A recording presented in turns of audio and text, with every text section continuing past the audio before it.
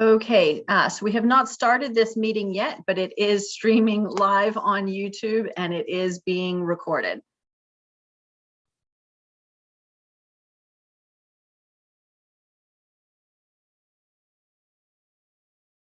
And the mayor is coming in as a panelist now.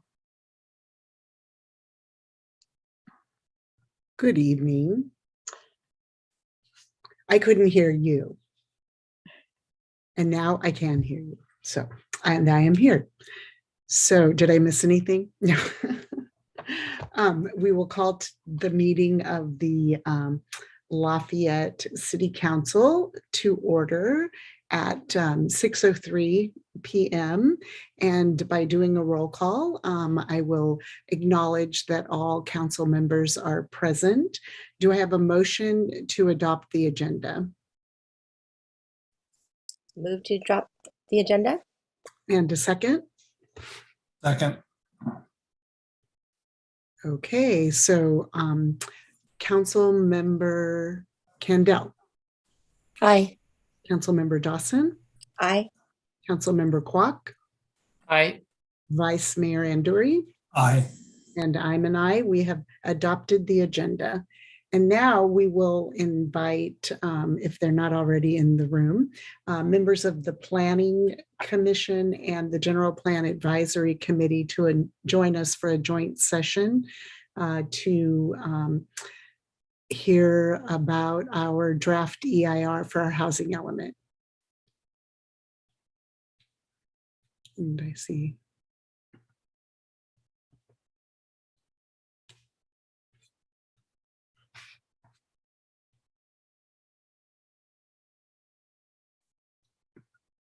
And once everyone is in,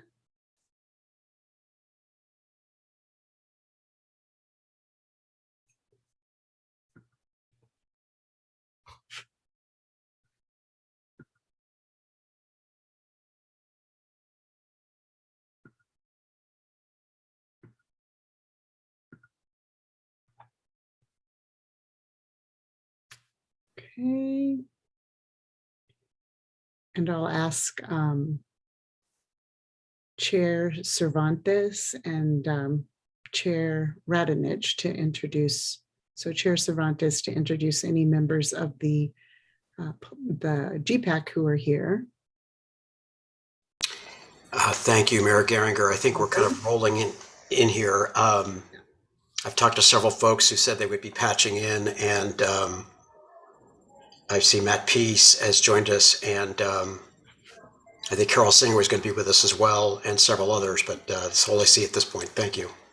Okay, well, and Beth then Needles just joined us. thank you.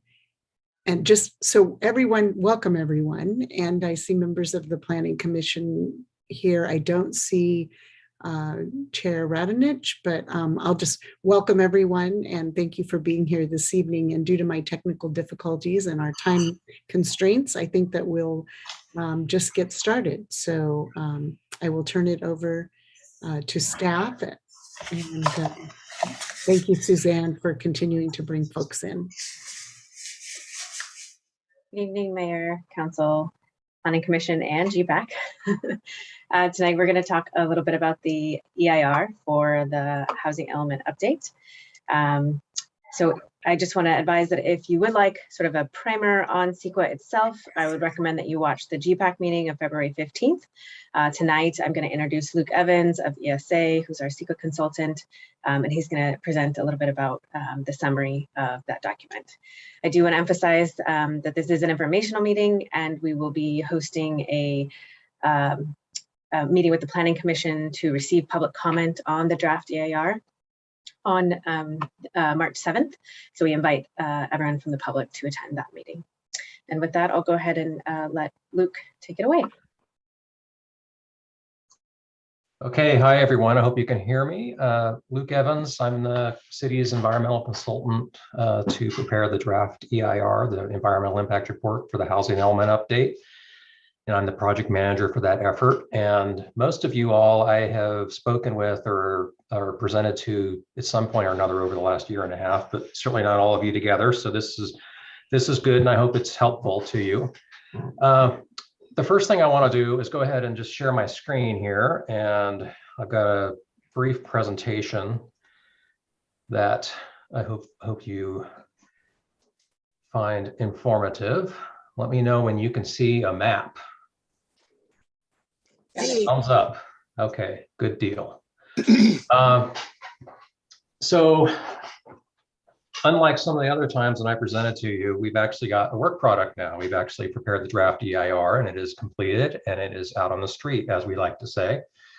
The circulation period started on February 18th and will run into April for a little bit more than 45 days. And the project, obviously, that the EIR is analyzing is the housing element update, which is the whole purpose we're here tonight. And it's something with which I hope you are all somewhat familiar, but I am going to start with a brief overview of what the project is, and then we'll go into some of these other things we're going to talk about, the purpose of the EIR under the law, California Environmental Quality Act. Going to give a brief overview of the issues we looked at in the draft EIR, and then I'm going to kind of touch on the highlights, the identified significant effects that we did find during the analysis, and then we'll have time for questions. So the project overview, as I'm sure most of you know, is ABAG presented to the city the regional housing needs allocation for the city. And during this cycle, which is the 6th housing element update cycle in the Bay Area, the city of Lafayette was allocated 2,114 housing units. And then to that amount, we have to add an appropriate buffer. And to account for instance, if a particular project site that is zoned for something at one level of density is actually developed at a lower level of density, the buffer ensures that there's still adequate housing sites available, that the city's RENA allocation can still be met. So when you add all that together, the RENA allocation of 2114 plus the appropriate buffer, we end up with a total residential unit requirement of about 3,400 units, plus or minus. We did look at 2 scenarios. The city, about a year ago, the City Council and Planning Commission directed us to look at 2 scenarios at an equal level of detail. Usually most EIRs just look at one project, and that's where they focus. That's where most of the analysis is focused. But in this situation, we looked at 2 and we analyzed them both at the same level of detail. The first is the housing element update with distributed sites. This would provide housing units and upzoning in more areas of the city, the downtown area, an area out on the west side of Mount Diablo Boulevard that is called the De Silva sites. Also an area south of downtown, a smaller residential area. And it would also include the BART properties, the BART parking lots north of the freeway, and also what are called the Deer Hill corridor, which is, of course, the area along Deer Hill Road. So the HEO, the housing element update with distributed sites, would cast a little bit of a wider net and would distribute the housing sites across a larger area. The downtown only alternative would put all of the housing downtown only, which is roughly synonymous with the downtown specific plan, but a little bit larger area. So the purpose of the EIR, some of you may be familiar with CEQA, California Environmental Quality Act, some of you may not. The purpose of the environmental impact report is to analyze the effects of the environmental effects specifically of a project. In this case, the project is the housing element update. We want to identify any potentially significant effects, and for those effects that we do find significant, we want to identify and prescribe mitigation measures to lower the level of significance for those impacts. And then the other purpose of all of this is the EIR is essentially an informational document for use by decision makers as they make their deliberations and make their decision about how or if or how they want to implement the project. But it's also for the public to understand what the environmental impacts are, and also to provide comments to the decision makers as they deliberate. So as I said earlier, the draft EIR is out on the street, went out about a week and a half ago, started on Friday, February 18th, and will run through April 4th. A key date will be March 7th, which is coming up, and that'll be the Planning Commission hearing, and that is when public comment will be taken. For verbal comments, there'll be another presentation and an opportunity for the public to weigh in. I just want to make it very clear that that's not the only opportunity to provide comment. You can provide you can provide comments via letter or emails anytime during the public comment period up through April 4th. Here are all the issues we analyzed in the draft DIR, and I'm not going to go through every single one of these, because I think what you all probably want to hear is the significant effects that we found. But these are all the topical sections in the EIR. And for those of you who may have a specific interest in one of these topics, I'd suggest you go to the draft EIR itself, which is available online. There's an executive summary in Chapter 2 of the draft EIR that lays out all these issues and goes through and summarizes all the impacts one by one.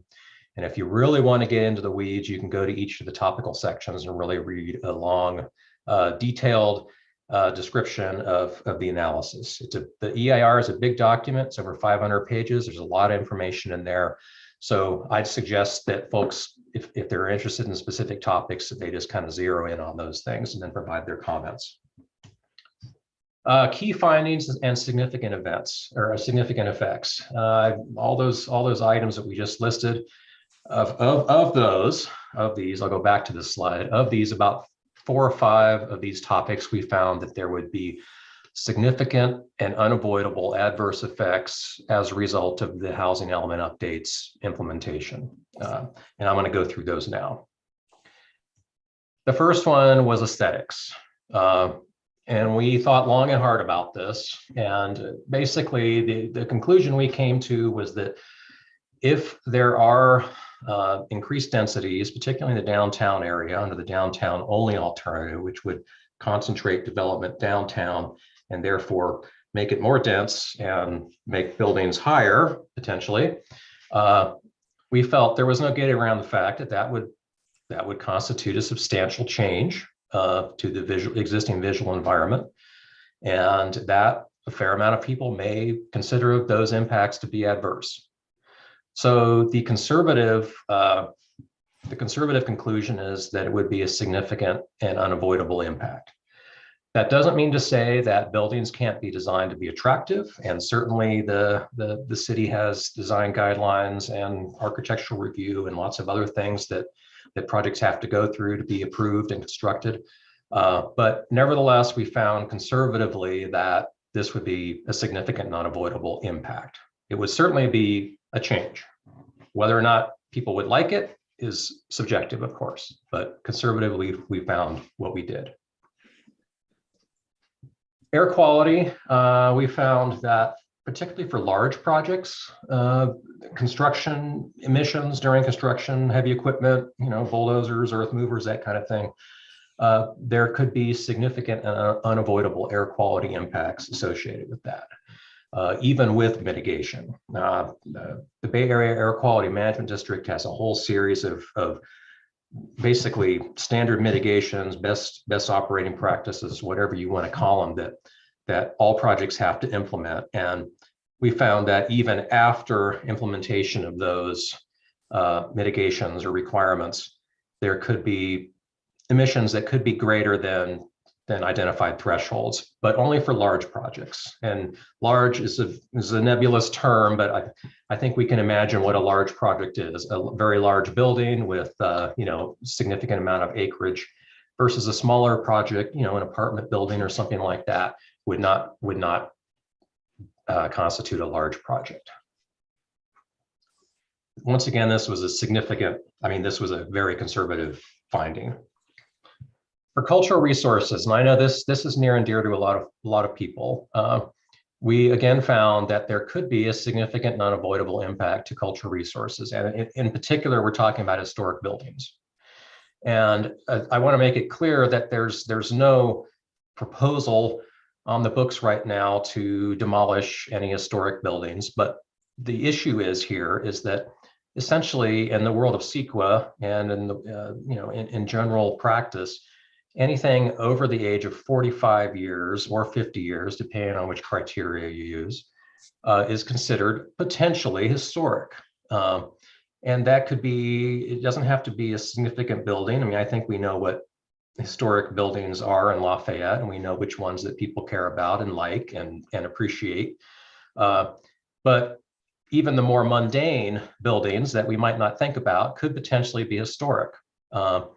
And so what would happen under those circumstances if, for instance, let's say a developer comes in and wants to proposes to develop a property with a higher density housing, and as a result, they would have to demolish the existing structures on that site. If those buildings were eligible, age eligible, then they would have to be assessed and analyzed, determine if they are in fact potentially eligible for listing on the California Register of National Historic Places or the National Register of Historic Places or the local register. And if that were the case, then obviously, if those buildings were in fact demolished, then that would be a significant and unavoidable impact. So once again, this is a conservative finding. We just don't know the extent of development at this time. We don't know where things are going to be specifically proposed to be constructed, or if they even are. And we just don't have the level of certainty to know for sure that we can guarantee beyond the shadow of a doubt there would be no historic buildings that would be affected by implementation of the HEU. So we went ahead and went with the conservative finding once again.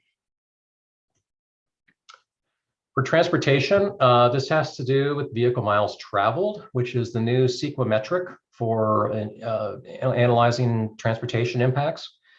As many of you who've been at this a while know that the previous metric was level of service. In other words, if a project is implemented, what does it do to intersection operation, for instance, or roadway section operation? That has been done away with through a change in state law a few years ago. And now we look at vehicle miles traveled, which essentially is the number of vehicle miles that are traveled on a per capita basis per day. That's the metric. And by law and generally by practice here in California now, anything with that is located with any project that is located within a half mile of what is called a high quality transit option. For instance, the BART station is going to be the one in Lafayette. A project that is within a half mile of that would automatically be presumed to be less than significant for vehicle miles traveled, or VMT. The idea being that people are going to hop on BART and get to work, et cetera. They're not going to get in their cars and drive many miles. However, both of the alternatives we looked at, the housing element update with distributed sites and also the downtown only alternative, proposed sites that are outside of the half mile radius around the BART station. And so potentially there could be, some of those projects could result in VMT that is higher than the threshold. Therefore, once again, you're going to hear this again, conservatively, we found potentially significant and unavoidable impact for that. That is the conclusion of my brief presentation. I just touched on the highlights. I can certainly answer questions about any of those other topics that were listed previously, or questions about anything I've said about these significant and unavoidable effects that we identified, or anything else related to CEQA. I'd be happy to take a crack at answering. So Sarah, I'm not sure how you all want to run the question answer part of this, but I'm standing by for whatever you all need. So first of all, thank you. Can we take the PowerPoint down? Sure. Thank you. So that we can see all the folks on the screen. So, and thank you, Luke, for that presentation, which having the binder sitting here is definitely the snapshot of what all of the work that has been done to date on this. So are there any members of the City Council, the Planning Commission, or GPAC who have questions or comments this evening? And I see Vice Chair Pease And I'm going to just go in order as the hands went up. So it'll be Matt, and then Chair Cervantes, and then Councilmember Kendall. Thank you, Mayor. Luke, I had two questions. My first one was on the air quality issue.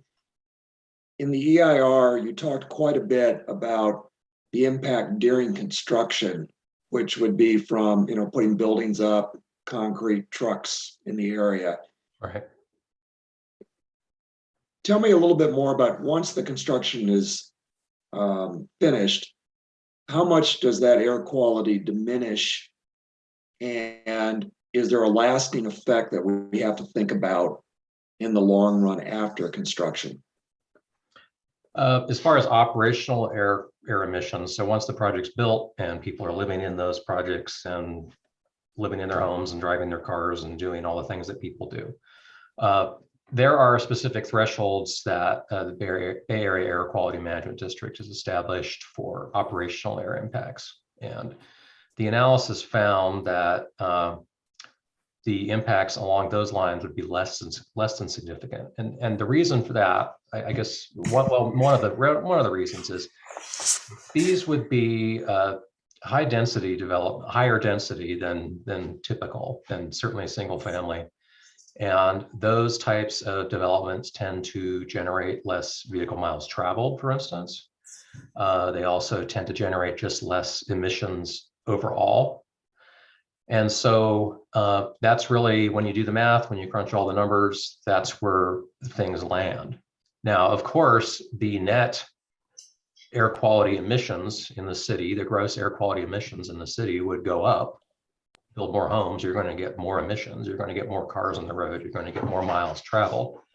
But on a per capita basis and on a per unit basis, it would probably actually go down, just based on the type of development that would be implemented as part of the HEU.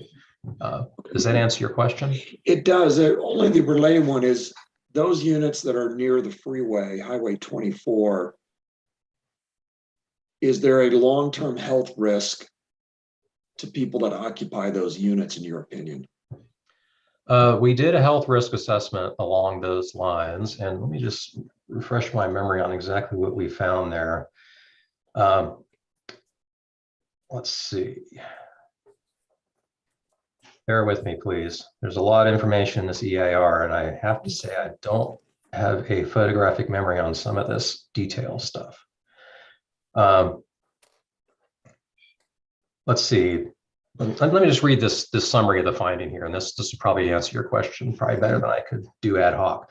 The largest source of toxic air contaminants and particulate matter 2.5, which is the really fine particulate matter, in the vicinity of the planning area is a State Route 24, as you mentioned, and existing receptors in the vicinity already experienced health risks and PM 2.5 concentrations above the cumulative thresholds. While development anticipated as part of the HEU would add to the existing emissions, given the small percentage of total risk and concentrations attributable to the projects, and that the projects would be below project level thresholds with the implementation of mitigation, the project's contribution is not considerable and the cumulative impact would be less than significant. That's a long-winded answer to your question. Okay. I guess basically, essentially, the answer is it's kind of diluted out. Maybe to use the then terms. my second question, Luke, is in the back, you had some alternatives. There's actually a third alternative, and that was it was development right at the transit center at BART, and it looked like it extended up into Happy Valley beyond the scope the city council had said. Is that really a real, I don't want to be rude, but is that really a realistic alternative, or were you obligated to just come up with an alternative? I guess theoretically it's realistic. And the reason we went with that alternative is one of the things you're supposed to do with alternatives analysis in any EIR is you're supposed to look at things you could do to the project that would lessen identified significant effects. And when you look at all the significant effects that I talked about a few minutes ago, Really, the only one that could be potentially changed would be vehicle miles traveled, which would have a lot of. If you could reduce vehicle miles traveled, you reduce traffic effects and air quality effects and a lot of other things. Now, if the idea is, as I said previously, if it is presumed that development within a half mile of a transit station, the BART station, if it's presumed that development within a half mile of that station would be less than significant for VMT, then that alternative could potentially eliminate that significant and unavoidable effect. Now, the reason that map looks kind of funny, I know what you're thinking. If you were to take a pin and draw a half-mile circle around the BART station and do a radius, it would look like a certain, it would be a circle. The thing is that kind of methodology wouldn't really take into account circulation patterns and the fact that, for instance, it's hard to get across the freeway. You can only go across it a couple different places. So what we looked at was half a mile by walking distance from the BART station. So that's why, for instance, that map that you saw shows the transit priority areas, what this thing would be called, extending up into the Hidden Valley, Happy Valley Road, and some of those areas that are outside of the planning areas that were considered previously. Okay. Does that make sense? It does. Thank you, Luke. I'm done. Sure. Thank you. Thanks, Jim. Thanks, Matt. And next is Jim and then Councilmember Campbell. Thank you, Mayor Geringer. I've got a question. It's maybe probably more for staff of the city attorney, which is with respect to downloading the EIR. I didn't have any issues with that. I did talk to a member of the public who indicated there was some broken link and he was not able to get at the document for a period of time until it got fixed. So I don't know how many people that impacted, but given the timeline for review of this and for the April 4th deadline, does that impact anything? Is there like an issue, a process issue under state law here, or something the city should be mindful of with respect to the April 4th deadline for comments? I'm happy to start and welcome the city attorney's follow on. We discussed this, yes, one member of the public. So the city has a dedicated webpage called planlafayette.org dedicated to the general plan updates, in addition to our standard lovelafayette.org website. And so the EIR, notice of availability, and all of the chapters and appendices are on the city's website, and a link in essentially a blog post on the planlafayette.org, kind of one of the multitude of outreach and notifications, said you can visit the city's website at lovelafayette.org/CEQA to find the document. And apparently when clicking that, it didn't work for this individual. And but when we posted it and tried it at lovelafayette.org/CEQA and put that URL into web browsers, it functioned for all staff. And so that was a few days after the 18th when it was published, and that's been resolved. But in speaking with the city attorney's office, we've met our obligation. That's not a requirement under CEQA to do it. It's a best practice to put it on our website, which we did, and it was available under lovelafayette.org/CEQA. That one glitch for one or more web browsers for one individual didn't work, but that doesn't jeopardize or cause any legal issues.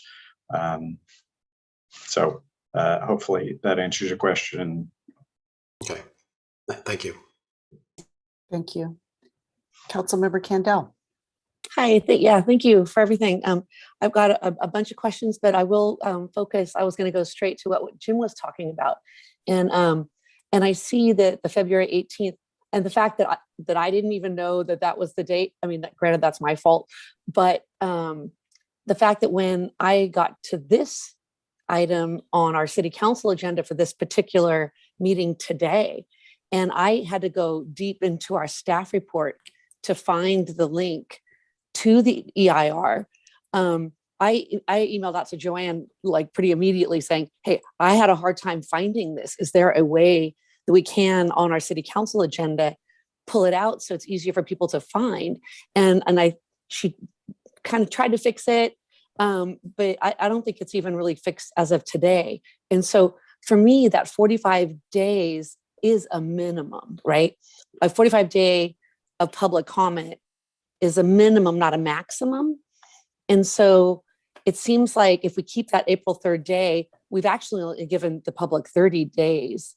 And so is there a chance, can we extend that and make it a 45 days like from today? Like, is that something that we're allowed to do? Yeah, CEQA prescribes minima, and we did publish it on the 18th, and we are having a minimum 45 day. I think it's a few extra days beyond that. Like most everything that we do, we go above and beyond in terms of notification. And I believe it's been in the weekly roundup and a multitude of social media and public outreach.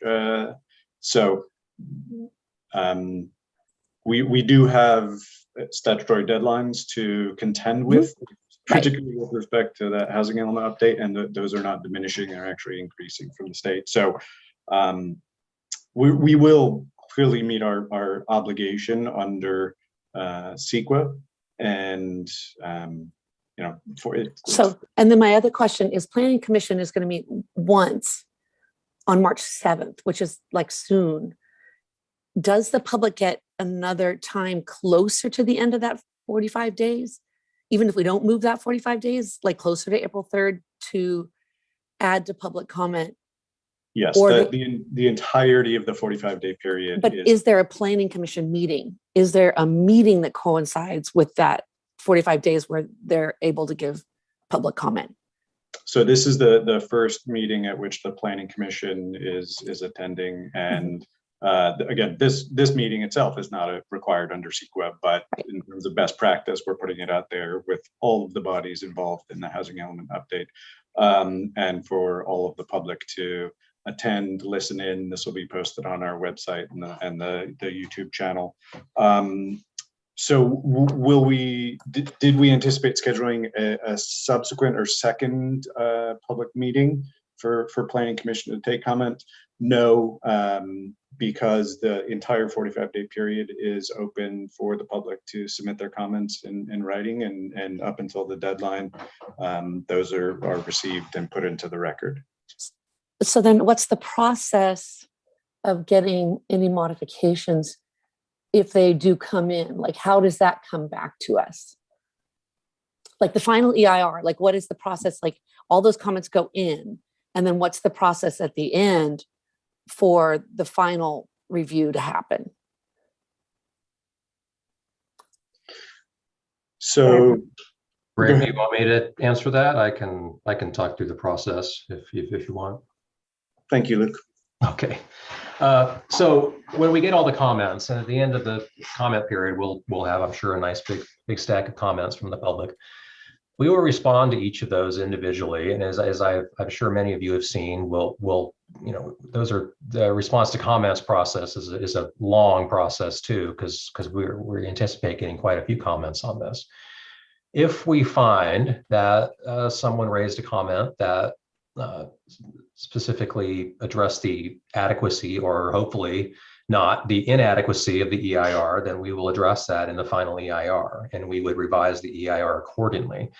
And so the final EIR takes into account all those comments and would make necessary revisions to the EIR before it's actually published, finalized, and certified by the City Council in this case. Okay. Okay. All right. So, so now I'll go on to my other more detailed questions. It was also what Matt was talking about. So we've had other EIRs, done for our city that talked about housing near our Highway 24 that came up with pretty different results, and came up with the people that live close to the freeway do have to have MERV filters in their houses, and they're deed restricted to know that they have to have MERV filters and change them every 30 days. And I don't see any mention of that here. So my question is not, but backing up those other EIRs, were real calculations, real simulations, real data. And I don't see anything like that in this EIR. Are we expecting to get that kind of simulated, kind of in this EIR, or is that just not what's going to happen? The answer to your question is yes. The health risk assessment is a very numbers data driven model. Right. And that information was, the health risk assessment was completed for this, and that information is available. It should have been available as an appendix to the EIR. I don't see any appendices. If it was not, we can certainly provide that to you or whoever wants it. But there should be appendices, and maybe just as a question for city staff, just to make sure that everything was in fact put up on the website. And there was an air quality appendix that had the results of the HRA health risk assessment in it. It's a lot of spreadsheets. Right. No, great. Thank you. I'm glad, and I'd love to know, because it wasn't in the links, I don't think, from this meeting, right? Okay. And is that? It is on the lovelafayette.org/CEQA. And then but is it a link? Is there any way to know that from this meeting? I get, because I didn't know that. I was looking for them and I didn't find them. But I'm glad to know they're there. How many other appendices are there? Well, let's see. We've got one for. Well, we have the notice of preparation and the comments you received on the notice of preparation. We have an appendix for air quality. We have one for biological resources, another one for noise, another one with a lot of spreadsheets. We also have one for transportation for the VMT analysis. Great, thank you. I'll make sure I can go find those. Separate, we had, so emergency vehicles and our response times. We had our Con Fire representative come and speak to us and say that with taller buildings, since we don't have a ladder truck, he wants to get a ladder truck in Lafayette. And his concern was, going up with higher densities, we don't have access to the buildings, especially with we're getting really tight setbacks. I didn't see any comment to that in this report. Is that something that we can ask for? I would say that well, you're probably not going to like this answer, but I'll just present it the way CEQA is spelled out.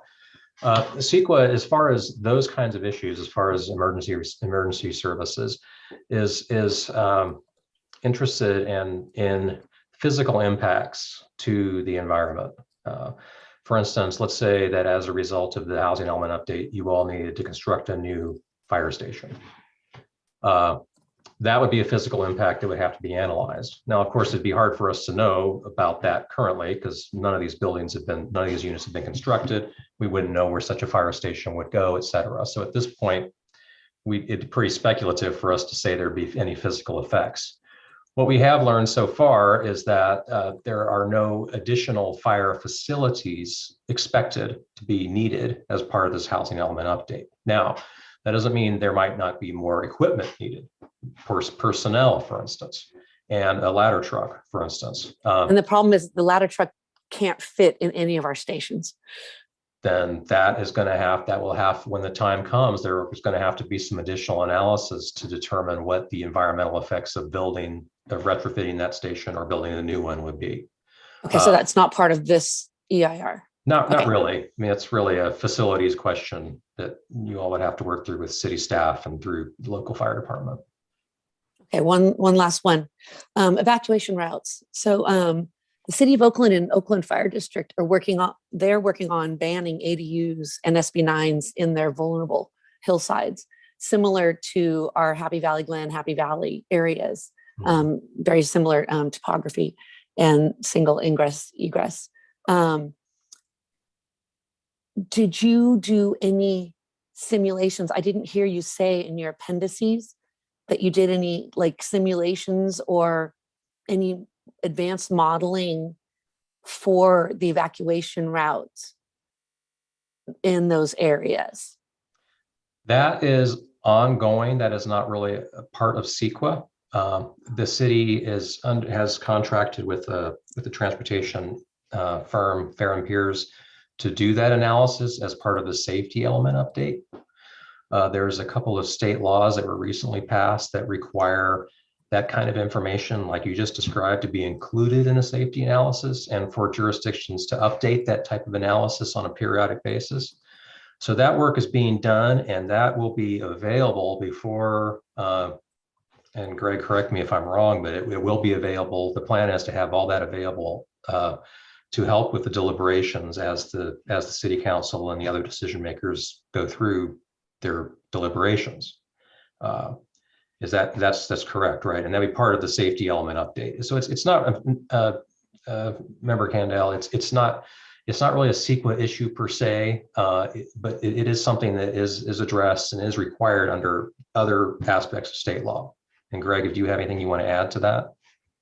No, it is forthcoming and will be part of the deliberations of the Planning Commission and Council on the housing element, so that they're fully informed environmental impacts, safety, and land use element updates to align to bring all of that, housing element programs and zoning consistent across those three elements. Right. And Member Candell, I might just add that these two state laws that I mentioned, there's Assembly Bill 747 and Senate Bill 99, if you want to look them up. They've got some really detailed requirements for jurisdictions to complete, that they have to do A, B, C, D, E, and really go into some of the details that you're talking about. So that information is going to be out there. It's just not going to be part of the EIR. Perfect. Thank you. Appreciate it. Thank you for all your comments. You're welcome. Thank you. Planning Commissioner Mason. Thank you. Question I have is, essentially the Planning Commission is going to be on the front line of taking the incoming fire on the EIR. People aren't going to like it. Is it possible, A, to either add a second meeting closer to the deadline, in some ways, because my fear is under the public comment periods, which starts every meeting, literally any meeting from now till the end of the deadline can be hijacked in discussing the EIR, and we won't get to our business. Alternately, can we switch the public comment period for the duration of this to the end of the meeting so we can at least get our regularly scheduled work done first? Because the fear is the questions are going to come in at a time we don't expect them. We're not prepared to respond. We may or may not have appropriate staff there to help us respond, and it will just lessen the credibility of the Planning Commission and the staff in the city of Lafayette. Thank you. Greg, are you? I understand the concern around it. CEQA requires us to have one public hearing with the Planning Commission to take oral public comment. But again, the entirety of the 45-day period is open for the public to submit their comments in writing. And yes, I understand the concern about members of the public coming to a meeting other than the March 7 meeting and voicing their comments. But again, they would be limited to the 3 minutes in the moment, consistent with our practice. So it's not.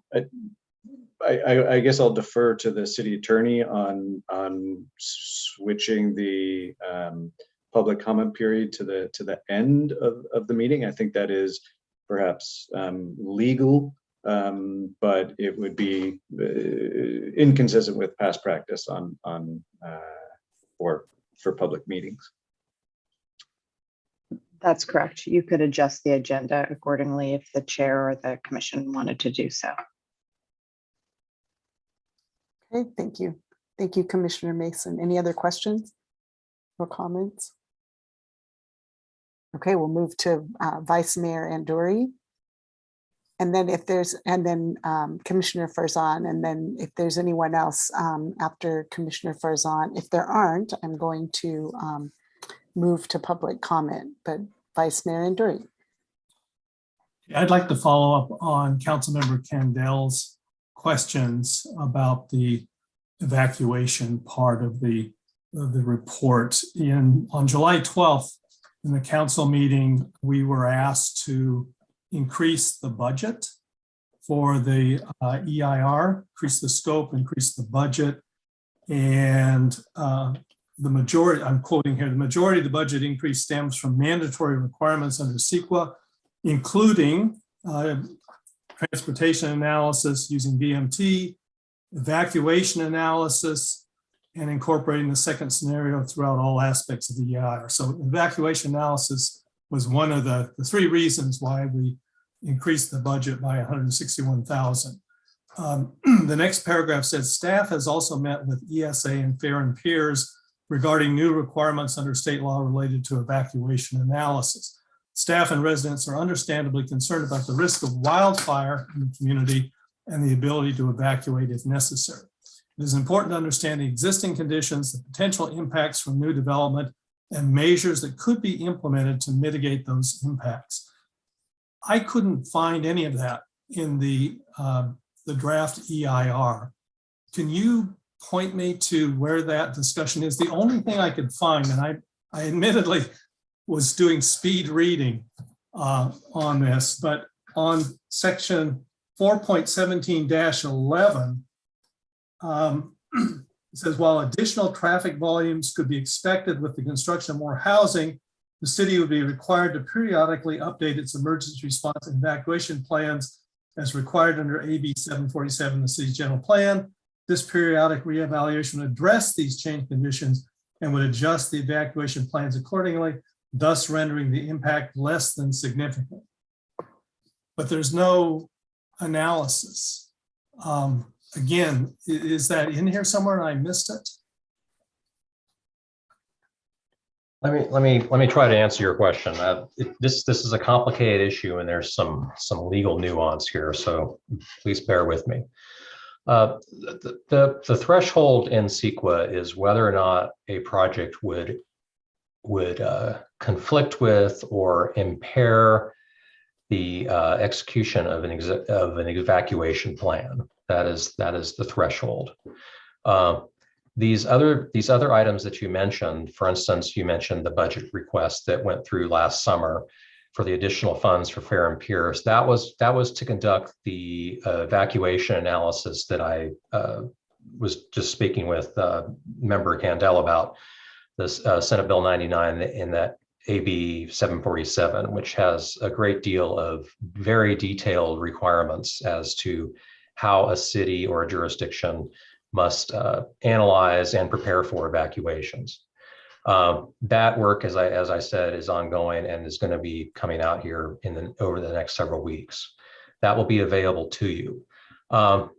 The question would be, would the EIR under its current circumstance, the housing element update under the current situation would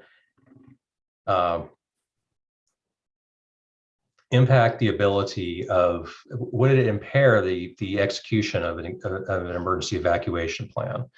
And when you talk about impairment, you're talking about things that would stand in the way. For instance, if you were to construct something, or if you were to, maybe during the construction process, if you were to hinder traffic flow or create some kind of an obstruction to an evacuation route, then that would be a significant impact.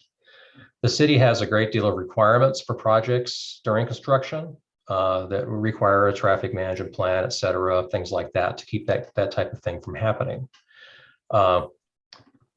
And as I said, as that analysis said in what you just read, every so often, as a requirement of these new state laws, every so often the city has to revisit its evacuation plans and see if conditions have changed and make changes accordingly.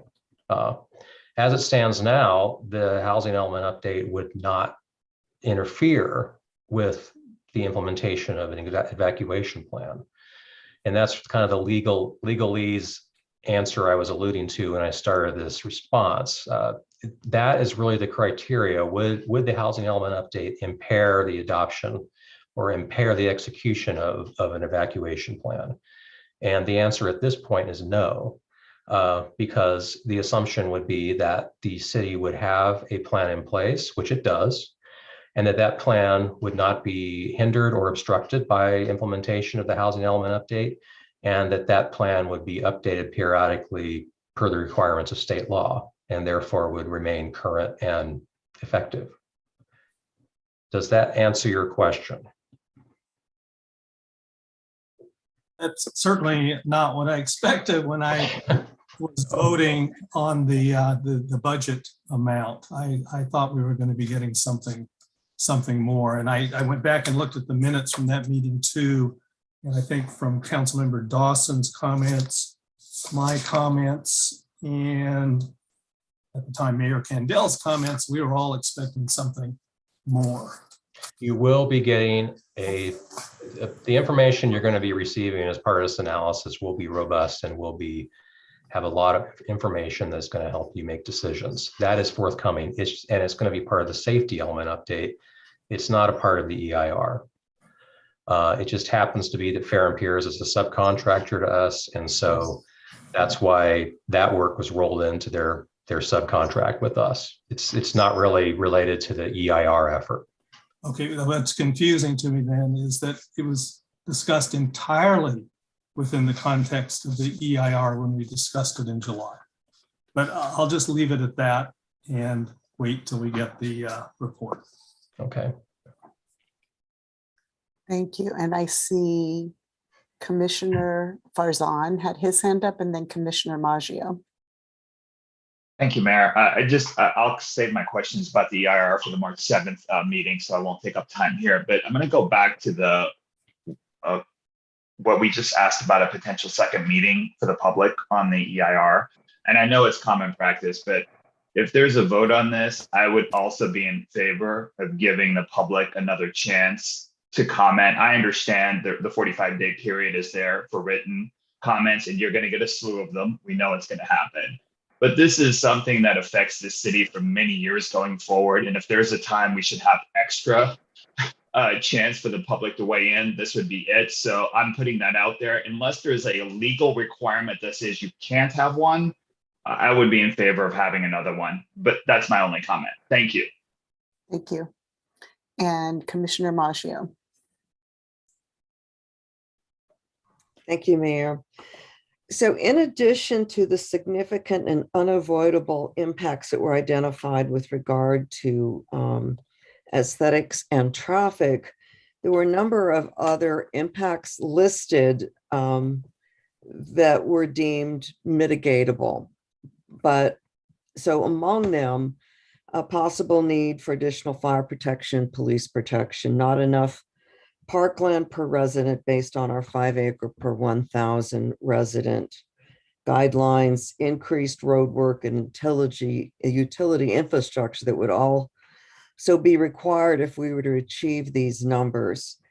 How is that decided? Is it decided by the city based on the development as it occurs, or how are we anticipating this utility infrastructure? Because it takes a long time to build infrastructure. And if we're waiting till the shovel's in the ground on a project, we could really be behind on building the infrastructure, could lag the completion of the project and pose an issue. So I'm wondering, what's the thought process and procedures for us to anticipate what we're going to need in infrastructure before the projects are built?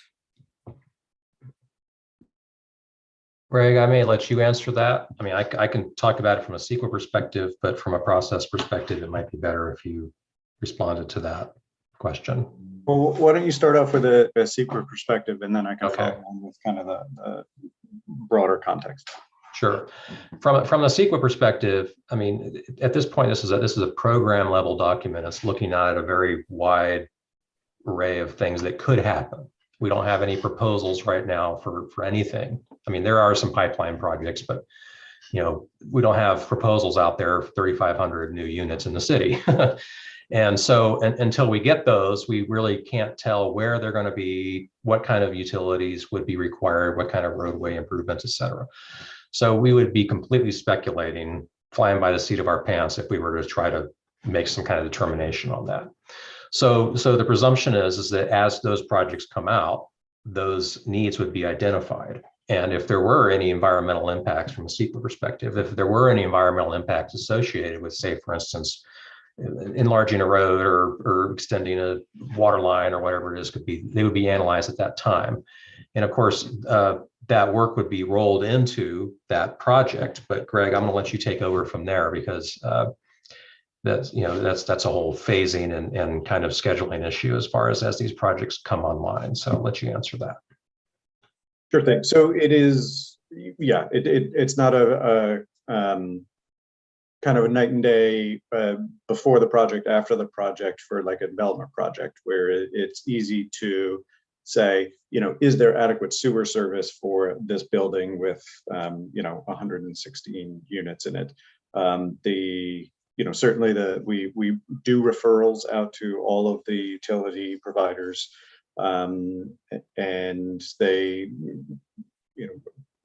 respond back to us, and we have ongoing dialogues with all of them, and so over an 8-year span, we have to plan for meeting our RENA plus buffer, and the utilities are aware of that and currently have that in their plans.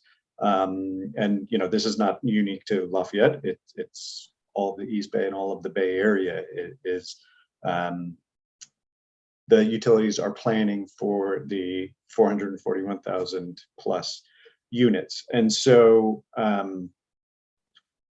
as part of the overall general plan update, we'll be having additional conversations with each of the utilities. To my knowledge, that we don't have detailed information as yet on basically a CIP or a capital project for one or more of the utilities that would be necessary to upgrade their facilities to accommodate it. Thus far, they've indicated the ability to serve, but that might shift a little bit based on where if and when a given project is proposed. Because right now, there's, I don't want to call it a homogeneity, but it's kind of larger areas with anticipated densities. But there are obligations at the time of a given project to extend a water main or a sewer main or an electrical service. And one of the things that we're doing is requiring undergrounding of overhead utilities whenever possible. So apologies for the long answer. It's an ongoing conversation, but there's no indication at this point that none of the providers would not be able to serve the anticipated growth. Okay, thank you. And I don't see any more GPAC or planning or council member hands raised. So Suzanne, may we go to the public for public comment? And I do want to recognize that as we're bringing folks in, I want to recognize that all members of the Planning Commission are here. I know at the beginning I had my little technical glitch, but I want to make sure Chair Radonich, commissioners, and Maggio, Sturm, Farzan, Mason, Heising, and Labage are all in attendance. And from the GPAC, we have Chair Cervantes, Vice Chair Pease, members Singer, Lee, Needle, Rasmussen, Blumenfeld, and Wotherspoon. And if I missed anyone, I apologize, but I wanted to state that for the record. And now, Suzanne, public comment. I see some hands up. Thank you, Mayor. Yes, the first person to speak on public comment to this item is Elliot Hudson. If anyone else would like to speak on this item, please use the raise hand feature in Zoom now. And as folks are coming in, just as a reminder, we're taking public comment at this time. We're not engaging in a dialogue. If questions are raised by the public, I will capture them and will ask staff to respond to those after we're finished with public comment. So with all of that, welcome, Mr. Hudson. Thank you, Mayor Geringer, and members of the City Council. I have one comment that came up during the discussion that just concluded, and that is concerning the fire evacuation. In responding to Council Member Enduri, Mr. Evans essentially assumed away the issue. He assumes that Lafayette's evacuation plans will be updated to comply with state law, and therefore there is no problem. But that's not realistic. With this amount of housing jammed into the downtown, it may not be possible to adequately evacuate some areas. So I would encourage you to reject an approach that wholly assumes away a very real problem. That is exactly what the city's or the EIR consultant did concerning the terraces, which the city unfortunately accepted. They assumed that buses could evacuate the high school, when in fact we now know those buses are not available. I can tell you as someone who lives in the Acalanes Ridge area, all those nice assumptions about what can happen are cold comfort when faced with an actual need to evacuate, as we had during the fire near the Lafayette tennis courts. That was a relatively small fire, and getting out was possible only because we could drive to Walnut Creek. The route past the high school was virtually impassable. The fact that the city might update its evacuation plan to comply with state law would have been totally meaningless. Other than that, I have only a general comment. That is that the direction of the housing element, the direction the staff is currently emphasizing to the GPAC and equally options staff is disregarding so far is extremely disappointing. It's urban planning 101 pointed toward uninspired, uncreative mass buildings. The adverse impacts outlined by Mr. Evans confirm that. He noted that larger projects have worse impacts, but that is exactly where staff is going. Large projects, urban, unimaginative, off the shelf. Walnut Creek, here we come. The housing element now under development needs a serious redirection. We need a far more nuanced and creative approach than is now occurring if we are not going to destroy Lafayette. So I hope that this EIR is adequate for such an approach. I would hate to be precluded from a more creative and better approach if the EIR is not adequate to consider it. Thank you. Thank you. Are there any questions for the speaker? Seeing none, thank you, Mr. Hudson. Next speaker is Cheryl M. If anyone else would like to speak on this item, please use the raise hand feature now, as there are currently no other hands raised. There's one more hand raised after Cheryl. Thank you.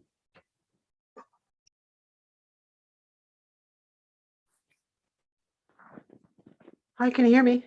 Yes, we can. Welcome. Thank you. I'll just say hello to everyone. There are too many to name. Thank you for all you being here and taking care of this situation and this topic. I just want to make a comment about what's been mentioned by, I believe it was Commissioner Mason and Farshad, about the Planning Commission and having another hearing. As a member of the public, I back that choice highly. I think having public comment on a situation like this is very important, and I welcome a second meeting. I respect the Planning Commission completely, and I don't want them bombarded with public comment invasions, and I don't want it also to be put at the end. I want to respect the Planning Commission, and I very much support having a second meeting where we can publicly be engaged in this process and speak in front of the Planning Commission, either in person or by Zoom. Thank you. Thank you. Any questions of the speaker? No, thank you. And thank you, Cheryl. Thank you. The next speaker is Maureen.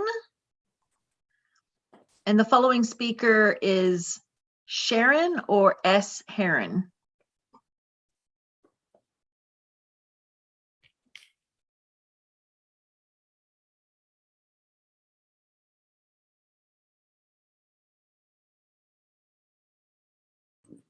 You hear me?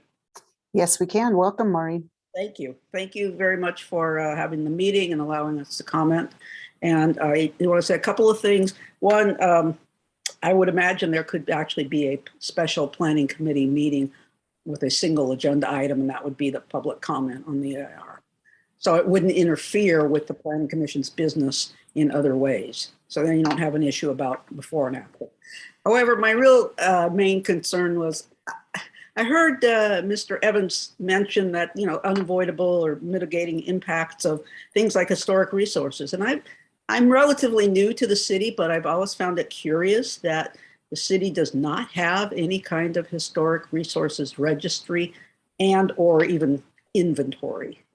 And that's something that I believe could be done relatively inexpensively as a database for all future projects. So I think it's worth considering. Take a look at, see what it would cost and what it would involve. And other than that, I say, we have more people, we have to have more housing, and let's continue to move forward. Thank you, Maureen. Are there any questions for the speaker? And thank you again, Maureen, for coming and offering your comments. The next speaker is S. Heron. And if anyone else would like to speak on this item, please use the raise hand feature in Zoom now, as there are currently no other hands raised. Thank you.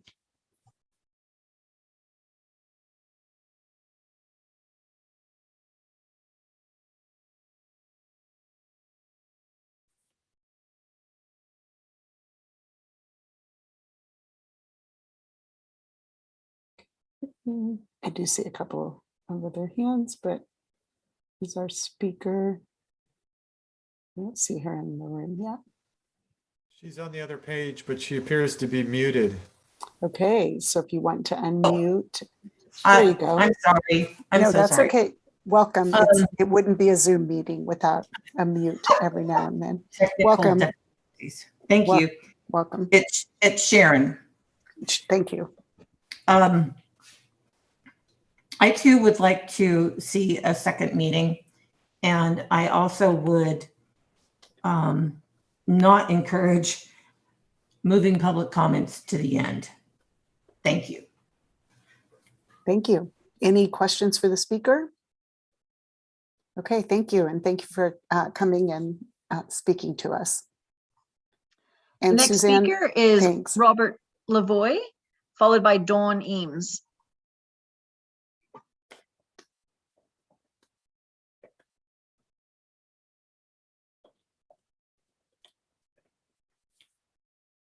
Welcome, Mr. Lavoie.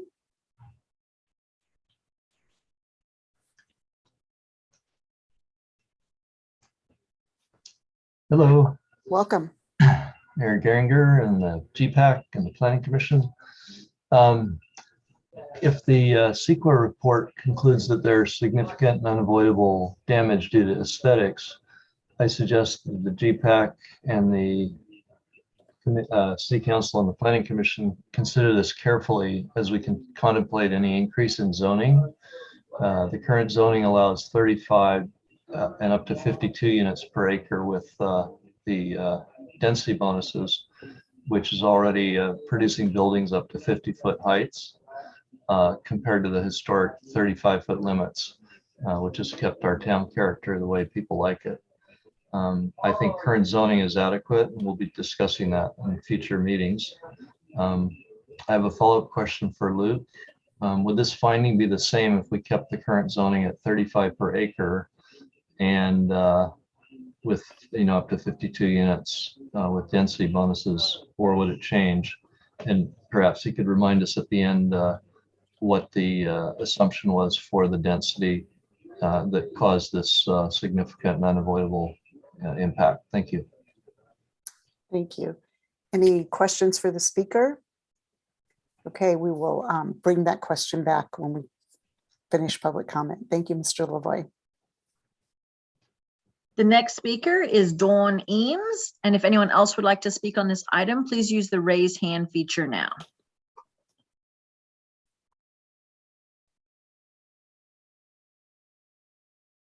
Unmute.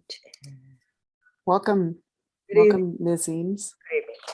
I just wanted to add that I'd like to see a second comment period for the public to comment on the EIR report in the future before the April 4th deadline.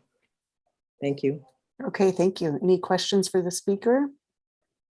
Not seeing any. Thank you, Ms. Eames, and thank you for coming. Thank you. Okay. Mayor, I do not see any other hands raised. Oh, I do. There is another speaker. Okay, and Potentially. just encouraging any speakers who want to speak, now is the time to raise your hand before we go back and conclude this particular session. So, Mayor, their hand was lowered. So we'll just give folks another moment. If there are no other hands raised. Okay, here we go.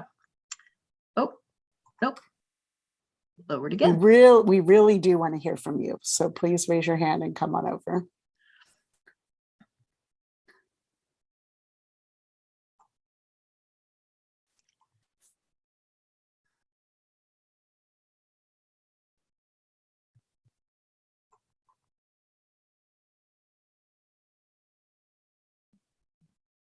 Do we have anybody? The hand was lowered again. Okay. Okay. Oh. Let's just try this one more time. Lynn Hedane, if you are interested in speaking on this item, I will move you in now. And if you are not interested in speaking on this item, you do not have to accept this request to be promoted to panelist.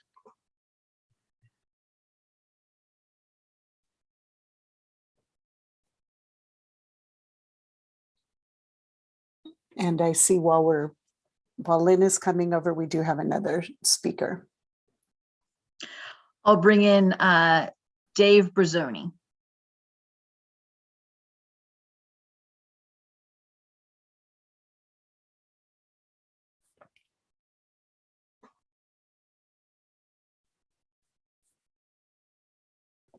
Hi, this is Dave Brazzoni, and hopefully you guys can hear me. Can you hear me? Yes, we can. Welcome.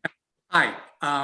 So I've been talking to my mom, Joan, and we're concerned with what's going to be happening at the BART station in terms of housing. And I know a subsequent agenda item will be talking about that. But we're talking about having 75 dwelling units per acre, and so we're not arguing against the development per se, but BART can't even accommodate its current traffic needs, let alone the additional parking needs that would be required for the apartment units. So we're concerned that the BART station right now has been overflowing and impacting our property, like in the Plaza Center.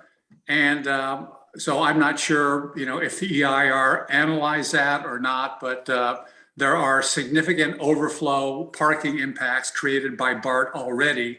And if they're going to be building on their parking lot, we want to make sure that they not only accommodate their existing demand, but the demand created by the apartment units. So that's my comment. Thank you. Any questions for the speaker? Thank you very much for those comments. And Mayor, I'll try one more time to bring in Lynn Hedane. Okay, thank you.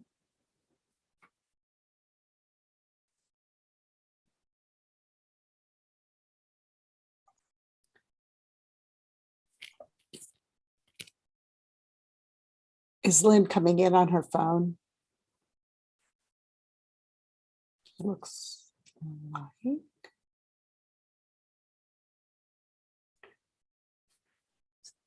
Suzanne, are you unable to mute? I can only prompt and ask Ms. Okay. Hedane to unmute, but should need to unmute herself.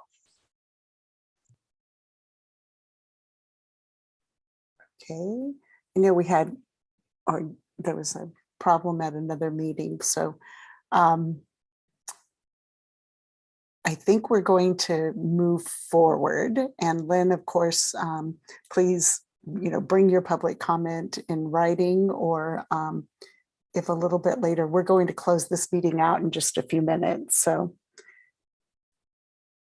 if we can't get Lynn in, we will, sorry, Lynn, Ms. Hedane will be closing the public comment and look forward to hearing your public comment at a future time. Oh, here we go. Welcome.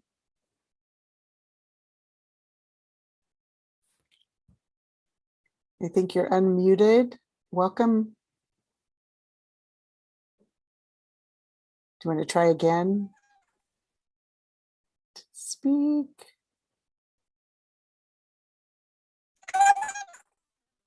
Yeah, I think that something with the speaker, and I know this happened at another meeting last week. So I think we'll work offline to figure that out. And as someone who had a little bit of technical difficulty in the beginning of the meeting, we all need help every now and then. So sorry, Ms. Hedane, but we're going to have to move forward without the comment.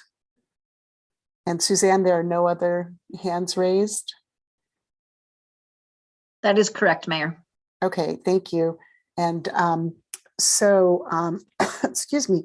So that is the end of our public comment. We did have one specific question for you, Luke. Lots of great public comment that would the impacts, and the speaker, Mr. Lavoie, specifically mentioned aesthetics, but would the impacts be the same if we kept it at the current zoning? And would you remind us what the assumption or criteria was that was used in the EIR on the zoning requirement? Yeah, that got us to these impacts. Okay, yeah. Thanks. The question, the first part of the question, the answer would be no. There would not be a significant effect, because essentially you would not be changing the existing conditions. The existing conditions, as you described them anyway, provide for 35 units plus density bonus up to a certain level, and that would not change. So therefore, there would not be an impact. So that's the answer to that question. As for the other question, let me just make sure I understand it. I think the question revolved around how did we land on the numbers that we did as far as the zoning that's proposed. I guess that was the question. And I did not create those numbers. The city staff and Diana Elrod, who is the city's housing consultant, worked through those. But I can provide an answer, and basically the numbers that were derived were the numbers that were needed to meet the RENA allocation numbers. I mean, that's the long and the short of it. That's the density that would be required to meet the RENA allocation requirements. If Diana or Greg wants to elaborate on that, that'd be fine with me. Greg or Diana? No. Okay. So thank you very much for answering that. And thank you again to Luke for the presentation and for staff in the work that's been done. I know that going forward, we do want to continue to encourage, hold on one second, Councilmember Kendall.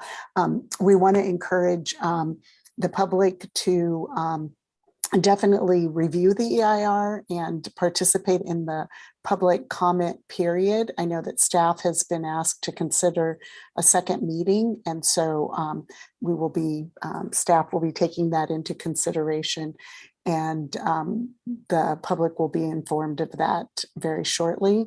Councilmember Kendall. That was what my actual question was. What is the process? Does City Council have to weigh in if we want another Planning Commission meeting, or how does that get resolved? And you're saying staff will figure that out, or does council weigh in? I have no idea.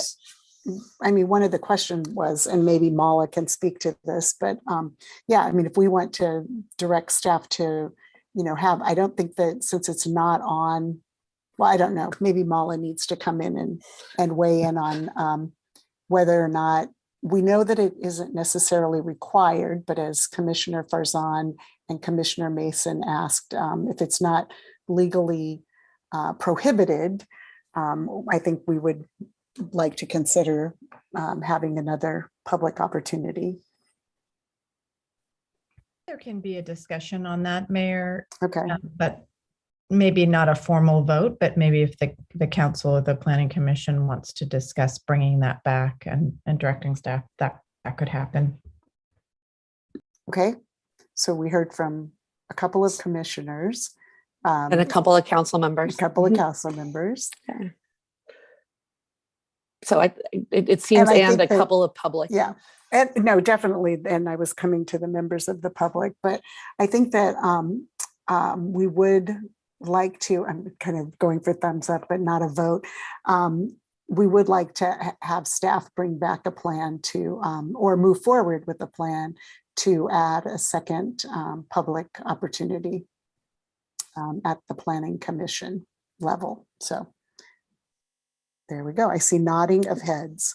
Yes. So, and hear applause in the public comment section. So, okay. So thank you all again, and we will close or move from this joint session into our regularly scheduled city council meeting. And I want to thank the Planning Commission and GPAC for all the work that you're doing, have done, and will be doing in the future. Thanks. Have a good evening. Thank you, Luke. And yes, thank you, Luke.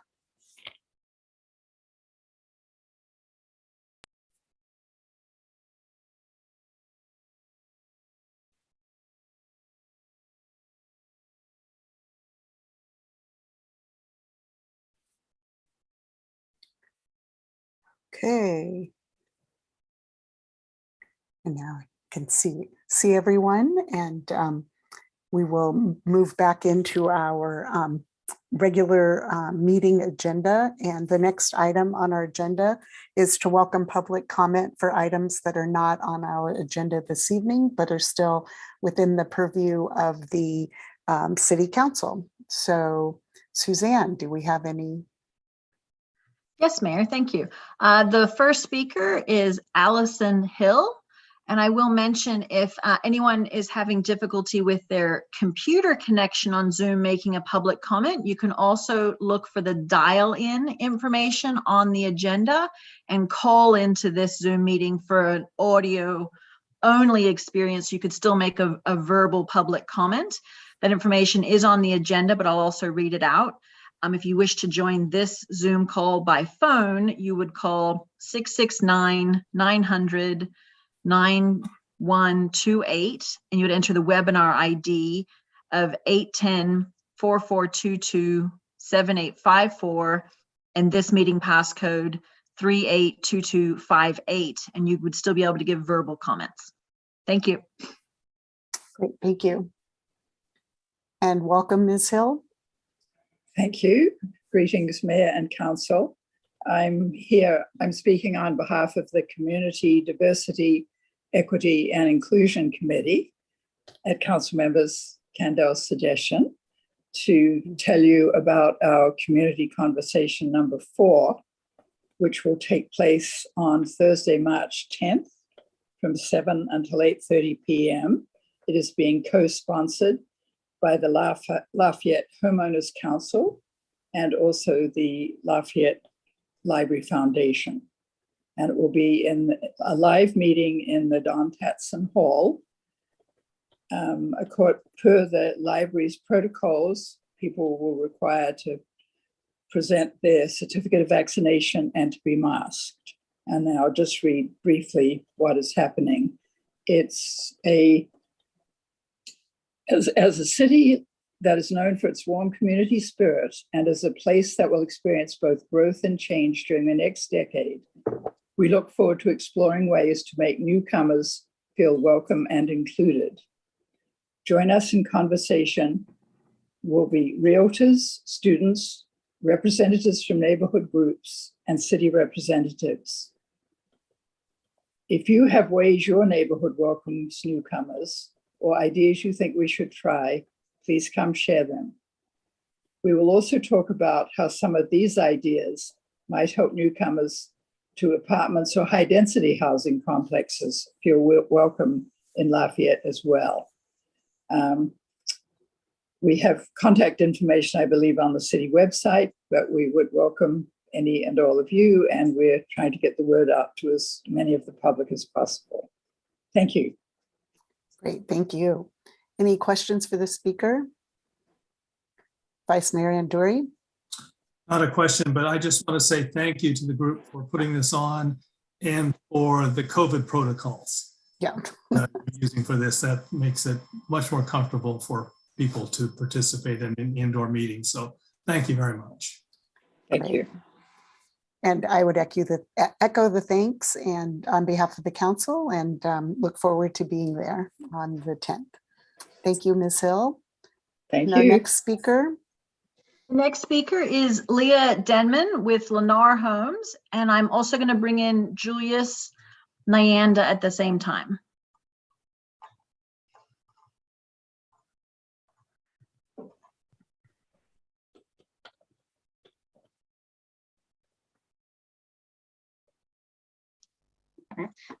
Hello, I'm Leah Denman from Lennar Homes, as I think some of you recall from the art presentation recently. I'm sharing this discussion with Julius, but we wanted to provide an update on the branch on Mount Diablo Boulevard. As you know, it's a mixed-use community that we are building at 66 homes, 2 retail spaces, and public parking, and a whole bunch of other amenities. But a relevant one is we have 10 below market rate homes that are being offered for sale to the community. So that is something that my colleague Julius will be discussing more, but we wanted to provide an update on those 10 homes that we are about to start offering in the lottery. So Julius, do you want to take over? And then I'll be available if there's questions too.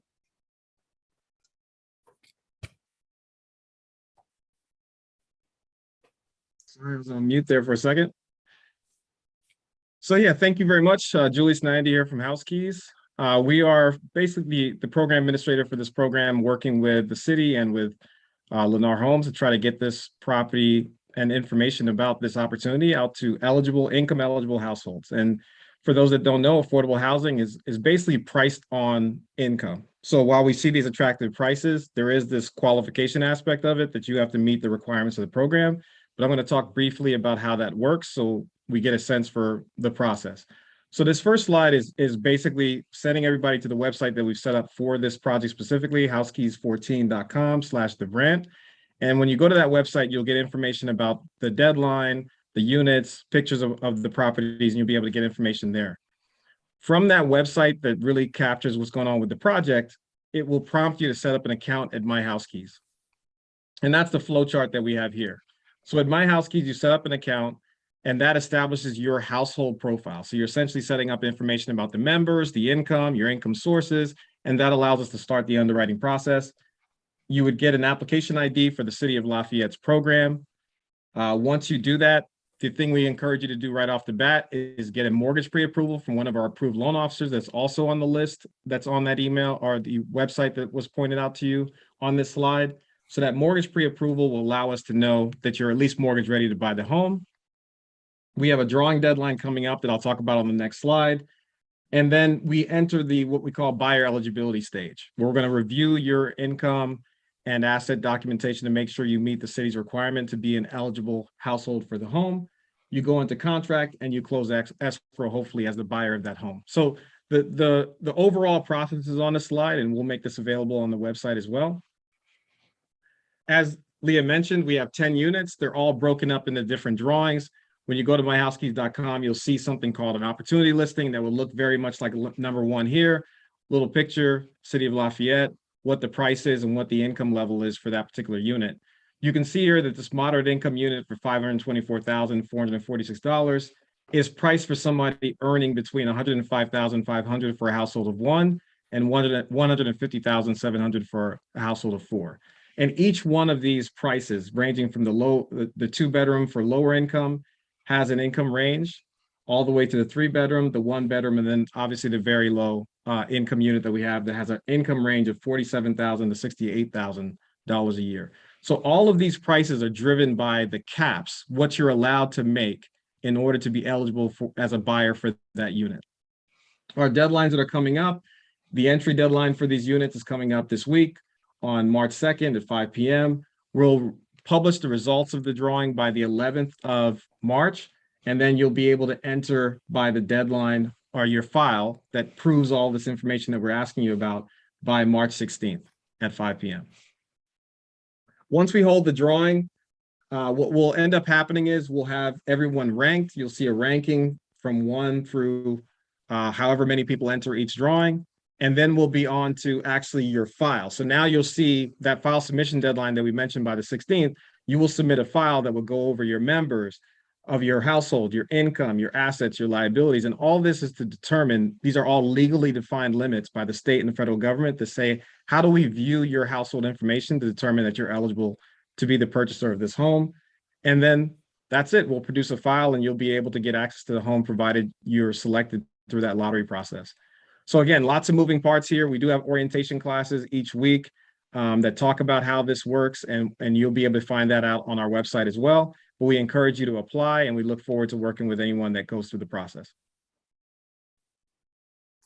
Thank you, Julius. And yeah, we're excited to be in Lafayette and to see this project moving forward. These units should be available later this year.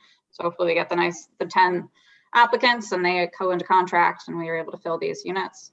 We're available for any questions, but again, we're excited to see this progressing this year. Great. Any question? Just really wanted to give some quick stats. So we have about 1,500 people that have entered for some opportunity for the program at Lafayette. About 118 people have specifically entered for these properties, and we've got about 220 people on the interest list. So there's a lot of, almost 2,000 people across those lists have done some activity towards trying to be a buyer for in the city of Lafayette. Great, thank you. And any questions from council members? Councilmember Candell? Yeah, thank you so much. I'm very appreciative that you're doing this process and very eager to hear back, if you can, at some form, when you rent these. But I do have to say, I have a question. I went to your wonderful, website, thehousekeys14.com/thebrand. And underneath all those things, it says the HOA dues are $743 a month. And I'm just wondering, do these low income tenants get any sort of discount on the HOA dues, or are they going to be required to pay those dues? And I'm not saying it's right or wrong. It's just a question. Just one item, I think Julius will go into specifics, but these will all be sold, so they will be deed restricted, so it won't be a rental, it'll always be ownership, and the HOA dues are just based on the unit, it's not based on income, so they have the same access to all the amenities that a non-BMR unit would have, but the HOA dues are part of their consideration for the cost, which Julius can probably explain more on. Part of the way that these prices are calculated is you take the income limit and make sure that the person at each one of these income limits is paying no more than 1/3 of their income towards the housing payment. And then included in those assumptions is the HOA. Oh, so good. It's not an added included. Cost it's not an exactly that's included. Also, like mortgage insurance, basic taxes, things like that are also part of the factor that goes into the price. So it's not as if they have a price and then on top of it, they would have to start figuring out the calculations for HOA and insurance and things like that. Appreciate that very, very much. Thank you. And if we could pull down the PowerPoint, any additional questions or comments? I also want, and great question, I had looked on the website earlier when we were sending out the outreach and the notices. So thank you very much. And we're looking forward to, as Councilmember Candell said, hearing the outcome, and glad to hear that there's so much interest. And I do want to point out, for those who are saying, wait, this was under public comment, we did invite them to come, and you notice that there was a 6-minute limit and was shared during that public comment for items not on the agenda. So thank you again, Lena and Julius, for coming this evening. Thank you. Thanks. And Suzanne, I see one more hand raised. Yes, the next public speaker is April Rivero.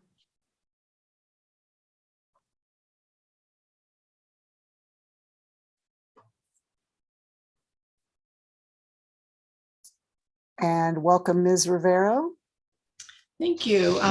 Good evening, Mayor Geringer, Vice Mayor Anduri, council members, and any staff we may have here this evening. So I am April Rivero, and I'm the chairperson of the Contra Costa County Meds Coalition. MED standing for Medication Education and Disposal Safety, as you can almost see behind me with the logo we have displayed here. So on behalf of our coalition, I want to thank you for, or just ask for your support, and thank you in advance for recognizing the month and for supporting Prescription Drug Abuse Awareness Month as the month of March. So our coalition basically is educating and performing the things that we do all through the year, but this month designation gives us an added opportunity for not just us, but all of us, all of our community members, to educate all of us around us about prescription drug safety and to take specific actions to curb our nation's substance use disorder and overdose crisis. And a public health crisis, it truly is. Nationally, overdoses have topped over 1 million people over the last 20 years, according to the CDC. And the provisional data out of the CDC, the most current data shows that between September 2020 and September 2021, there were 104,288 overdose deaths.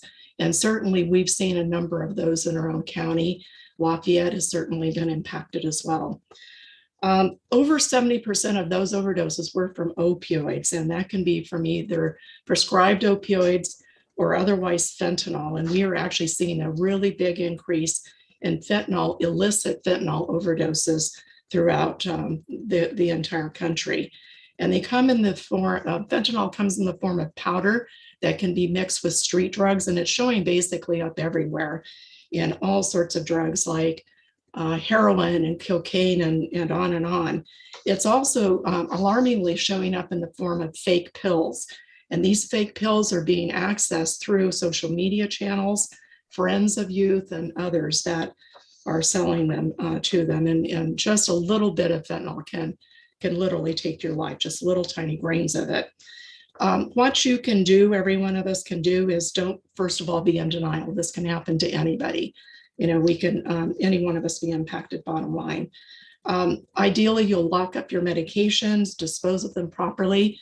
We have a lot of different disposal locations out there. Primarily our pharmacies such as CVS, Safeway stores now have boxes, and also police stations. And then you can visit our website to learn more. And we're doing a lot of things this month, so you can actually go there to find that out. So cccmed.org is our website address. So thank you very much.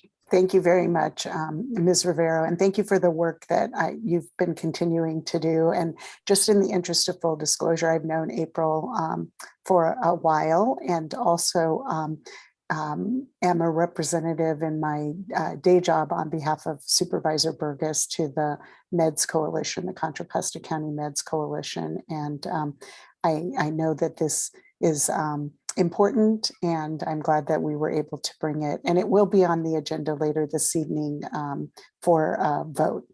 So thank you very much. And thank you for coming. Thank you.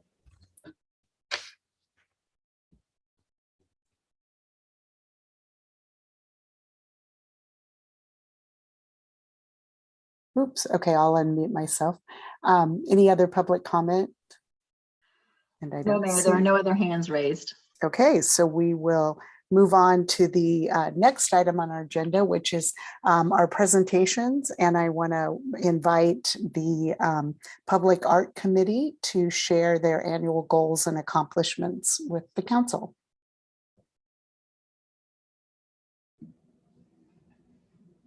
Hi there, are we all in? You can hear me?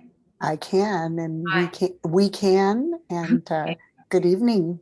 Great, thank you. Thank you, Mayor, Vice Mayor, and City Council members for inviting the Public Art Committee to talk about its work over the course of the last year.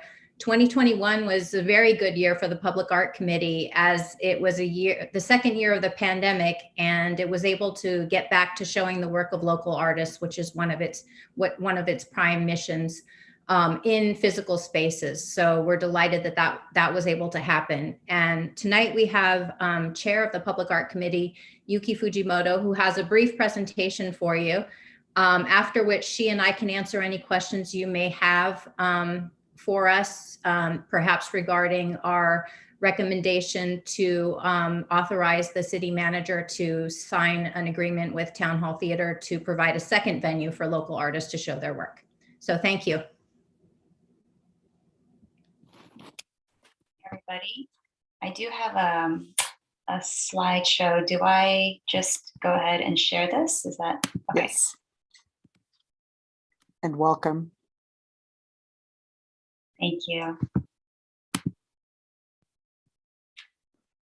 So I'm really nervous about public speaking. So everything is typed out and I have timed myself, try to keep it under 20 minutes or so, which I think I fall short of. So I'm sorry for the formality, but I wanted to keep myself on track.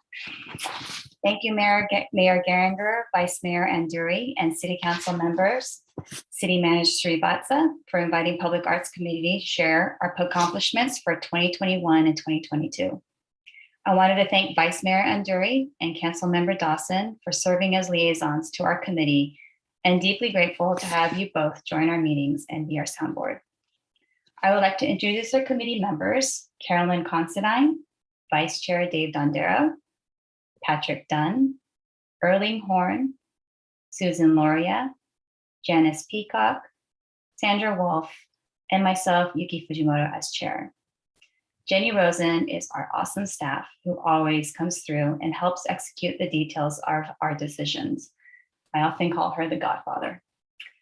Jenny's staff report has a detailed list of our accomplishments, and so in this presentation, I wanted to highlight a few of our projects from a very productive and genuinely collaborative year.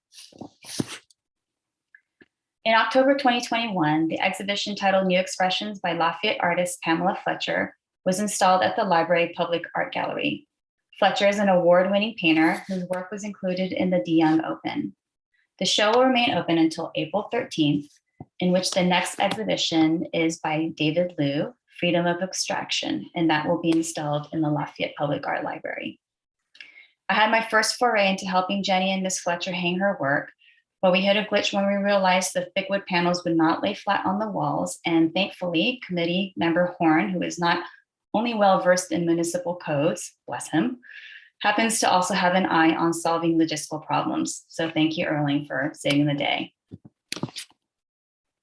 In last year's joint meeting with City Council, PAC mentioned finding a new gallery location in Lafayette to address the limited hours of the library gallery. In 2022, the historic Town Hall Theater may become that new venue. And as we have recommended and asked that the city manager consider signing a contract with Town Hall for their use of their property.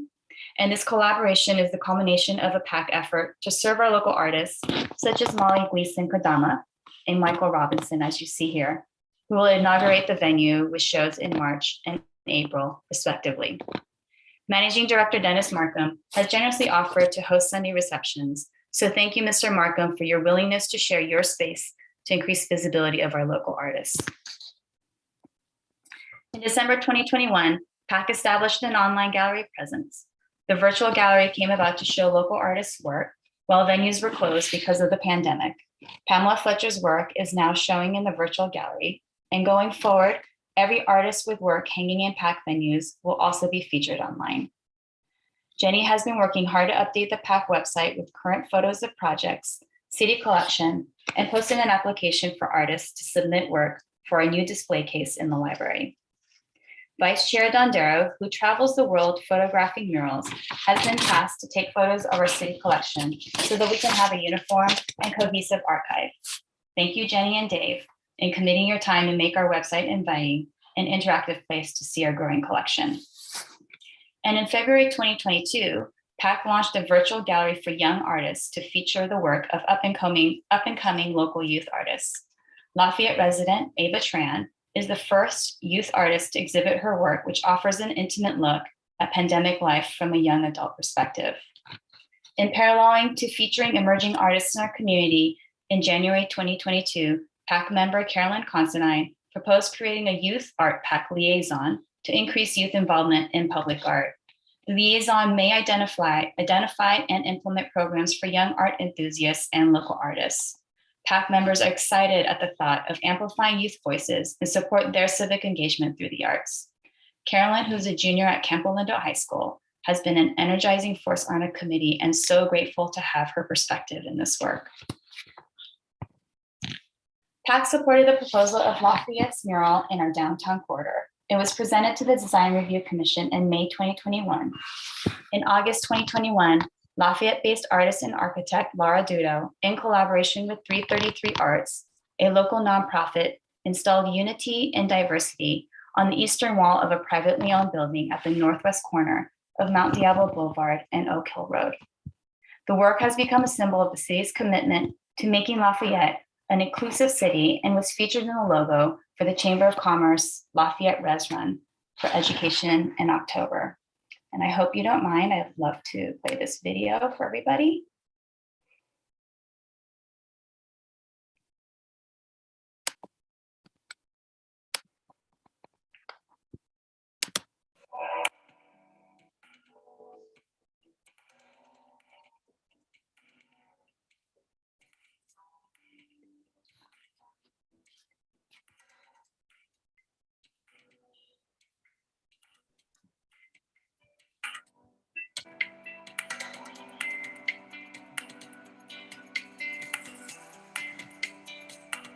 Yuki, I don't see the video.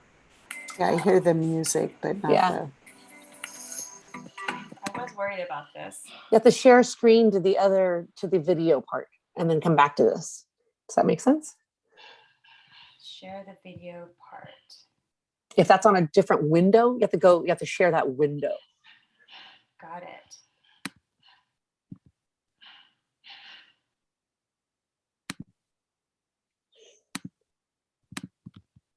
Let me try it again here. Do you see that video screen now? No. No. And Same. there are also some other settings, but that we can. I don't know if Suzanne was coming. Oh wait, hold on. Do you see it now? Yes. Yay, okay. All right. I'm not as tech ignorant as I thought. Here we go. Is it working? Yep. We see it. There we go. Now I hear the music.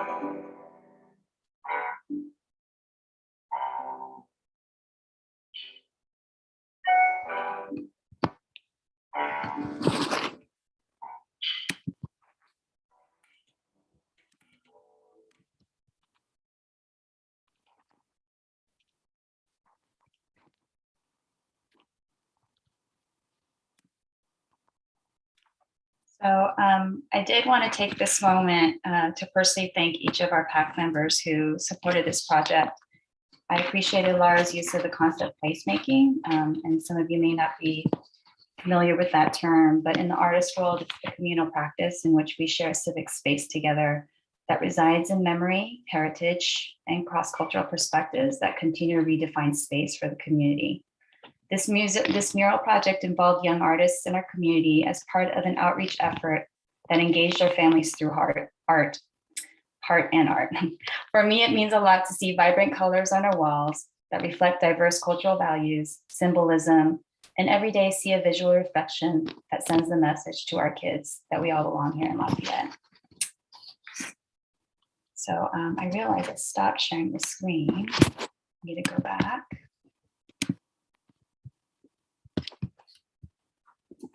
In April 2021, on the recommendation of the PAC, the City Council accepted Mr. Greg Muller's Birdhouse Artwork as a gift of public art to the city. The work is conceptually compatible with the surrounding natural environment, reminding residents of the species that live among us. In the 10 years that I've been living in Happy Valley, there isn't a month that goes by when I don't see Mr. Muller out there on our streets, planting daffodils, tilling the land, handing out bulbs and birdhouses to families. He even gifted me a bat house after one request. And of course, I have no idea how to install it. But thank you, Greg, for your commitment to beautifying our neighborhood. You're truly a valuable community member. And in May 2021, the PAC consulted with the Public Works Department Administrative Analyst, Francine Kuykendall, to design the look of the new Big Belly receptacles. PAC decided to stay simple and choose matte black.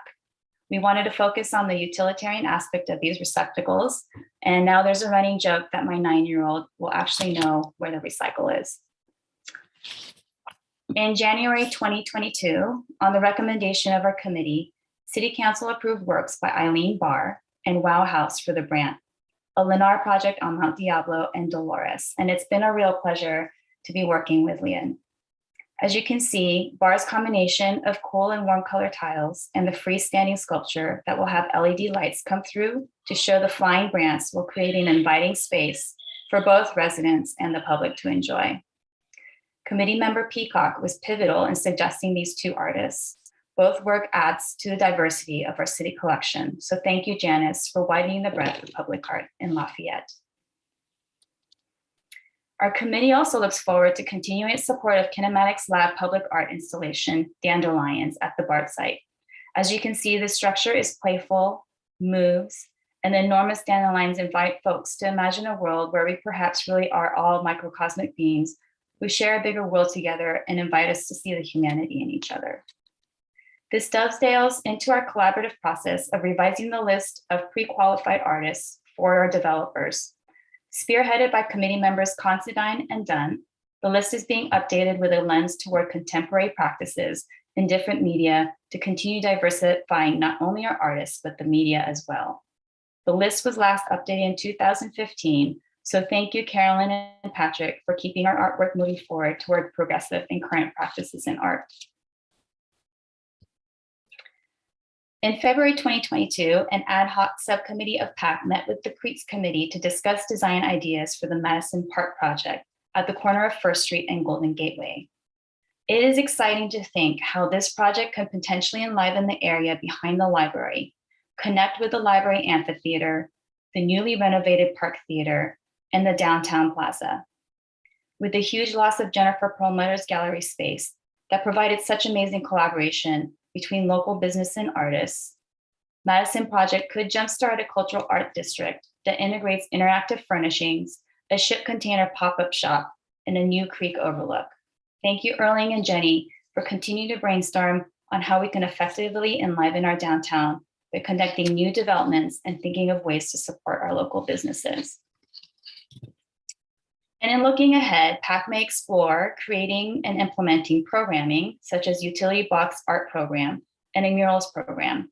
Currently, Patrick, Sandy, and myself have been collaborating with the Lafayette Historical Society on the possibility of new utility wraps along Mount Diablo, and Dave, Carolyn, and Erling discussing the possibility of a city mural program.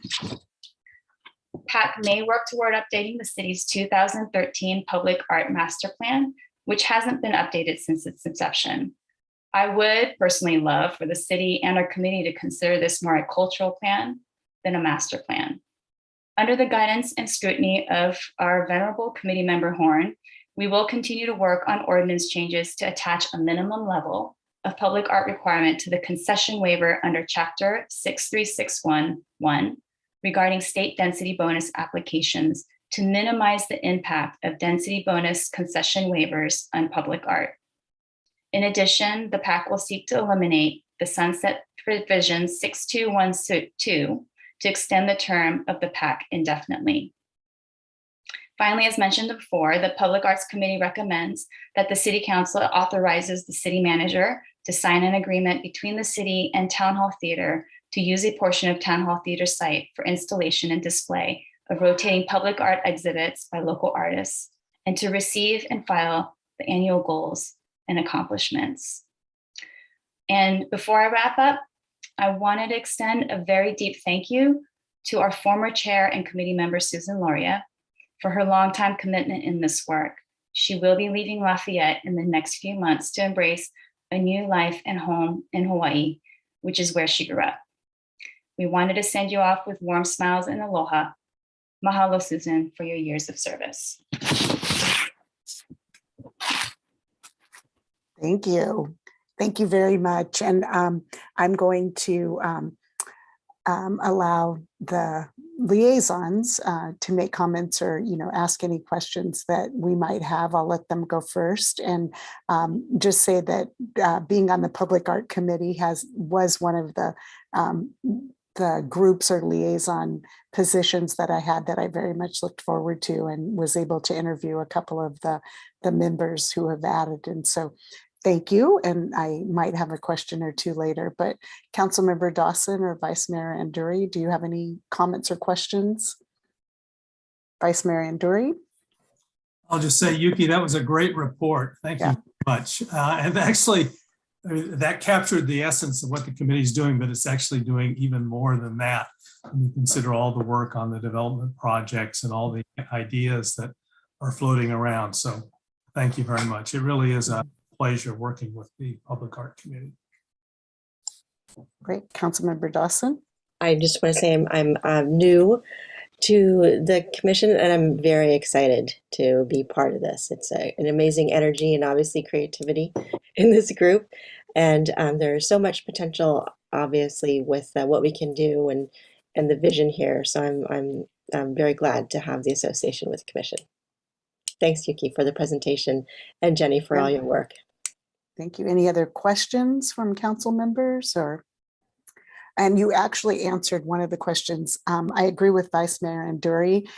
If you looked at the presentation, you're wowed and you did not seem nervous at all, Yuki, and did a great job. And but reading your report that was also submitted alongside just really shows how much you're all doing for the community and for beautifying the community. So I want to also add thanks to that. I had a question about who's responsible for placing the rotating art in the library and now potentially at Town Hall Theater, but it sounded like it's a staff/committee effort. And so I was glad to hear that, because I know that that's when there's the commission is doing a lot of work, it means also that the staff is doing a lot of work, and I get a real synergy and partnership between staff and the commission. So I appreciate that. And that was my question that you answered ahead of time. So, and if there are no other questions, we can go to public comment. And Ms. Erla, do we have any public commenters? Yes, Mayor. The first person to speak is David Clark. And if anyone else would like to speak on this item, please use the raise hand feature in Zoom now.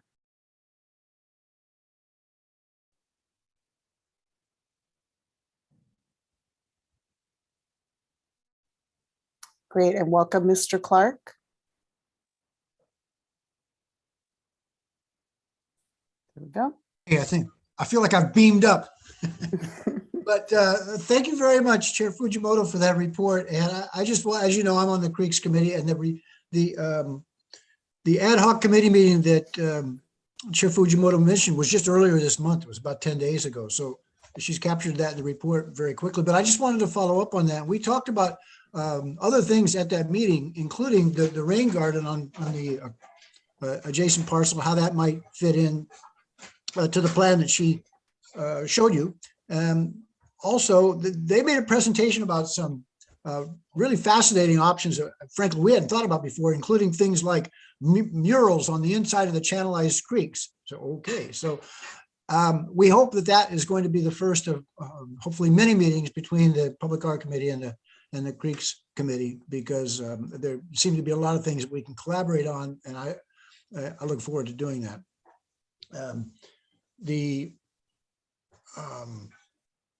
Well, enough said, but thank you, and we look forward to a continuing partnership. Appreciate it. Thank you, Mr. Clark. Any questions for the speaker? No, thank you. Thanks for Mayor, there are no other hands raised. Okay, thank you. I do want to note, and I did not do this during our joint session, that in addition to the opportunity to speak at our meeting, we also receive public comment, and I know all council members read all of those comments. So if you didn't want to speak at the meeting, we have read the comments as well. I see another hand up. Yes, Mayor. There are two hands up now. So Mary Ann will be the first person to come in, followed by Pat Horn.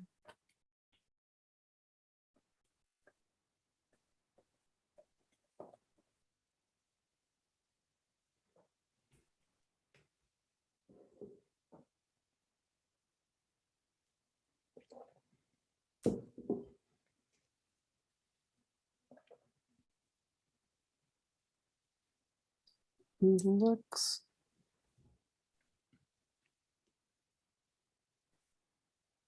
Great. Welcome, Ms. Hoisington. Can you hear me now? Yes, we can. Welcome. I don't mean to be rude, and I wish to thank the Public Art Committee very much for all of their work. However, I would like to remind everyone that art is how people see it. And people see art in different ways. I'm concerned about the mural. I don't enjoy the mural. I don't understand the mural. It offends me every time I drive by it. We've worked so hard to make the downtown Lafayette soft with our trees and our plantings, and the mural just fights, in my opinion, with that. I can understand if we lived in Oakland and things were really dreary, why we would want to have something cheery on the side of a building like that. But I don't think we want that in Lafayette. And I certainly hope we aren't considering any further, in my opinion, degradation of our town by putting murals. I think that your art on the inside at the library and also at the town hall is a wonderful idea, because it gives people a chance to hang their art, and we can go in and look at it if we wish to, but it doesn't bombard us every time we drive downtown. Thank you for listening to my point of view. Thank you, and thank you for coming and sharing it. And are there any questions of the speaker? Okay, thank you, Ms. Hoisington. And Suzanne, did we have another? Yes, I'll bring in Pat Horn now. If anyone else would like to speak, please use the raise hand feature in Zoom now. Great, thank you. And I believe we will be welcoming Mr. Horn. Welcome, Erling. Yes, Erling Horn. Pat Horn's, this is her computer. I must tell you that I have a comment. I was jolted from a nice sound snooze by the end of the public comment warning sign. So I like that. I think that's great. Thank you. Thank you. And thank you for all the work. I know that Yuki mentioned it. Chair Fujimoto mentioned it early, what an active role that you play in the Art Commission as well. So thank you very much. Well, it's a great deal of fun. Thank you for the opportunity. Thanks. Okay, so if there are no additional public comment or no additional questions, we will thank you again for all of your work and for the great update. And I believe that we need a motion. I see Vice Mayor Anduri raising his hand. Yeah, first, I would like to thank Dennis Markham and the Town Hall Theater for agreeing to be the second gallery. It's much appreciated. And then I'd like to move that we authorize the city manager to sign an agreement between the city and Town Hall Theater to use a portion of Town Hall Theater's site for the installation, displaying of rotating public art exhibits by local artists. Okay, do we have a second? Thank you. And so we have a motion by Vice Mayor Anduri and a second by Councilmember Dawson. I will conduct the roll call vote. Councilmember Kendall. Aye. Councilmember Dawson. Aye. Councilmember Kwok. Aye. Vice Mayor Anduri. Aye. And I'm an aye. And so we have unanimously authorized an agreement to have another venue for art. And so thank you all again. And thank you very much for the presentation and for all the work that you do. Thank you. Okay, so we'll move on to agenda item number 7, which is our consent calendar. And do we have any members of the council who want to pull an item? Seeing none. Suzanne, do we have any members of the public who would like to pull an item to comment on it at a later point in the agenda? Any members of the public would like to pull an item, please use the raise hand feature in Zoom now.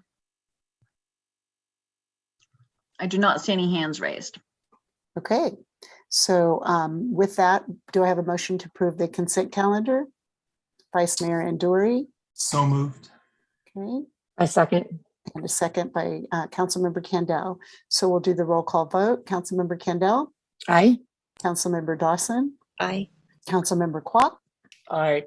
Vice Mayor Anduri. Aye. And I'm an aye. We have unanimously approved the consent calendar.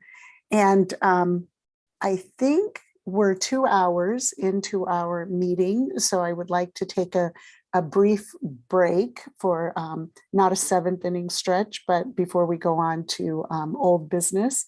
So we will, why don't we come back in 5 minutes, set your timers for 5 minutes. I think that comes up to 8:13 or so. Thank you.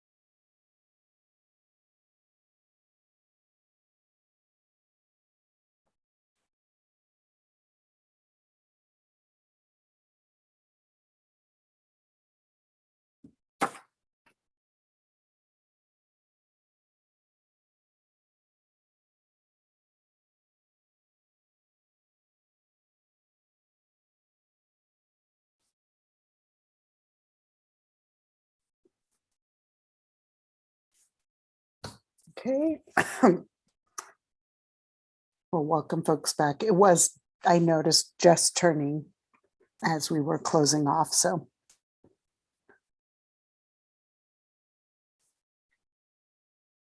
And as people are coming back, we'll begin to move to agenda item 8, which under old business, we'll have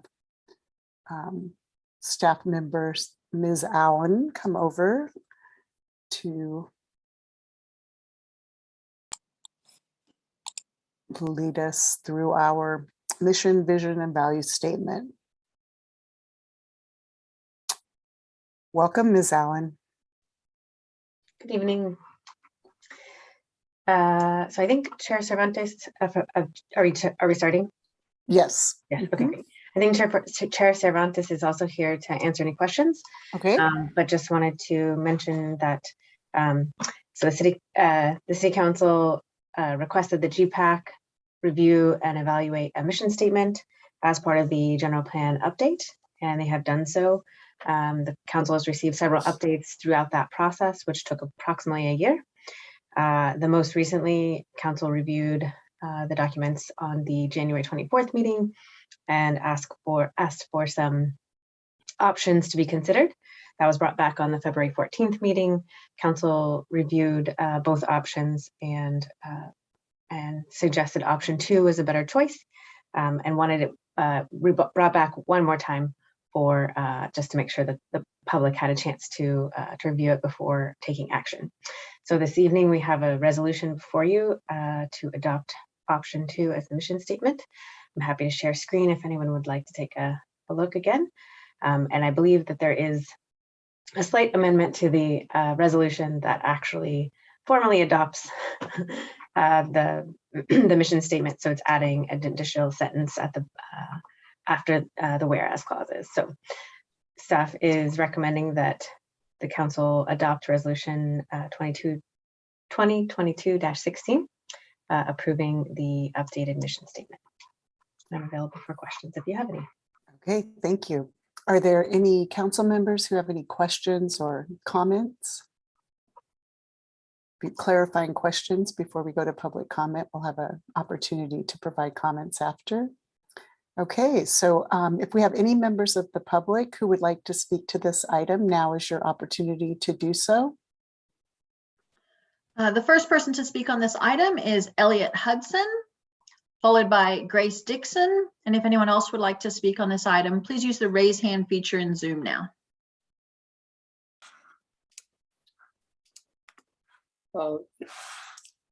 Welcome, Mr. Hudson. Yes, thank you, Mayor Garinger and members of the City Council. I support adoption of the statement. It has been the subject of intensive study.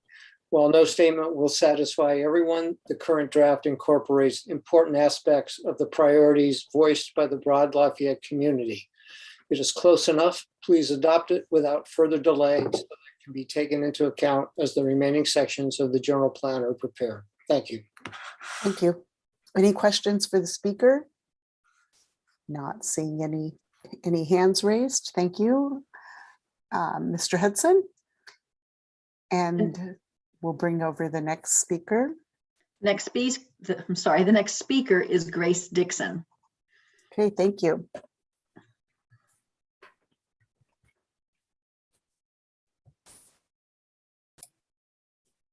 Good evening, everyone. Welcome. Thank you. So I have 2 suggestions and a comment. The comment is I do agree with Jennifer Russell's urging that the word recreation be included in the mission statement. And then my suggestions are, there seems to be in the 2 sentences at the top, modifiers that don't exactly tie to what I believe they're meant to be modifying. So I could be wrong, but when it says lifelong learning that respects, it seems like the learning is doing the respecting, and it says semi-rural ambiance that is guided. It seems like the ambiance is being guided. So I had some suggestions and edits that I'd like for you to consider, please. And they are as follows.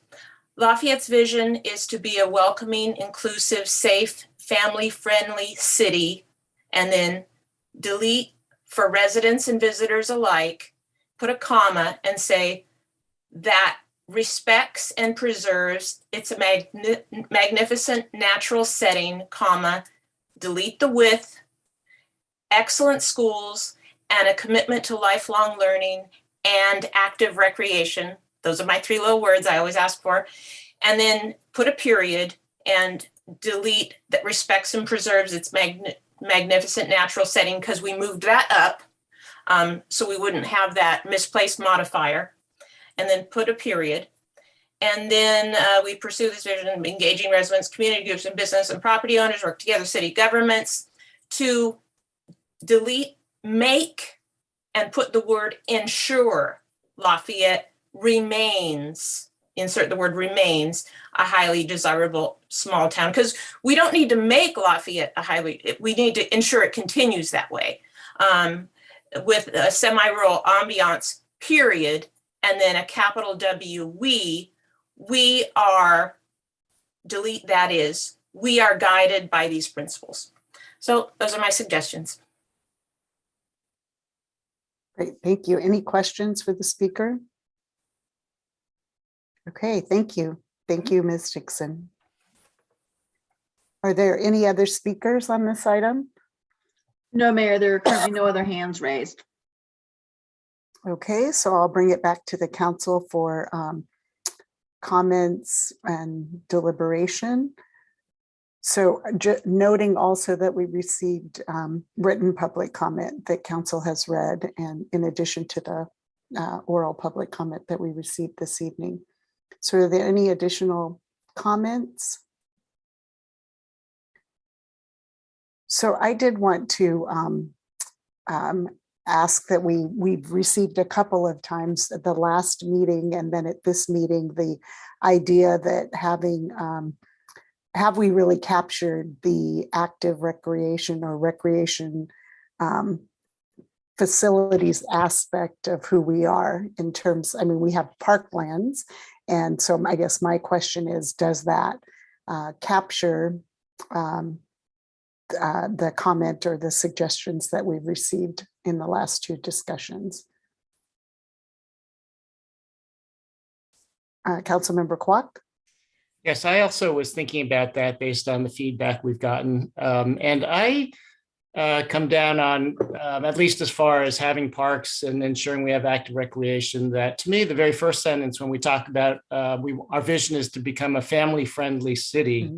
You know, I sort of feel that that encompasses the things that would make it family-friendly, parks and recreation, active, and so forth. Mm-hmm. And in addition, I think the bullet point that says build and maintain effective infrastructure, like recreational facilities, the infrastructure, those facilities that would be city-owned and operated, I felt that also that to me defines what the services the city would offer to provide a family-friendly city and include parks and so forth. I do feel like of course, those are elements that I would love to see, but the question is, should we keep adding more words onto this document, right? Because the more words you add, then it's more like everything you add, then you think about what was excluded, right? Once you add this, then what about adding that? And I do feel like some of the real challenge we all have is to how do you do something broad and inclusive, but sometimes less is more. And just conceptually, when we paint the picture of our vision and how we're going to achieve that, to me, some of these things that have been talked about are, I think, embodied in the language that is already there. So I'm happy with what we see as presented, and I don't think so I think we've really included these concepts already. Thank you. And thank you. I think that's very well put. I wanted to raise it so that we talked about it again, and we talked about, and the GPAC subcommittee talked about at some point you run the risk of excluding versus including, and I think that the language does pick up that we mean that infrastructure that provides, our parklands and all of that. And I very much appreciate how you described that, Councilmember Kwok. So any other comments? Councilmember Candell. I agree with Councilmember Kwok on that assessment, and also feel like it's covered. And with regards to Grace's possible changes, it might be, and I want to think about this, that we change and a commitment to lifelong learning that respects, instead of doing that, make it and, instead of making it that. That may, and I'll refer to Carl, who is the wordsmith of the group. If there is a modification that we may want to change, just to get rid of that possible issue. Mm-hmm. Okay, Vice Mayor Anduri. Well, I will admit that this is not see how it's raised. However, this is it's a grammatical sentence. It's a family-friendly city with excellent schools. Well, with that, I mean, those are the key things, and they're just lined up. They don't need a conjunctive. That's just the way it works. So that's the way I read it. And it's the same with the second sentence. And you just look at the words. It's to work together with our city government to make Lafayette a highly desirable small town community. With that, it's the same construction. With a rural ambiance that is guided by these principles. So okay. I defend the construction. Clearly defer to your superior wordsmithing. Why you raised that. And I agree completely with Councilmember Kwok's analysis. We don't have public art in here. There's a number of things that we don't reference. So with that, and not to cut anything off, I'll just raise it so it's on the table. I'll move that we adopt resolution 2022-16 as Sarah described the amendments. I can second. Okay, so we have a motion by Vice Mayor Anduri and a second by Councilmember Candell.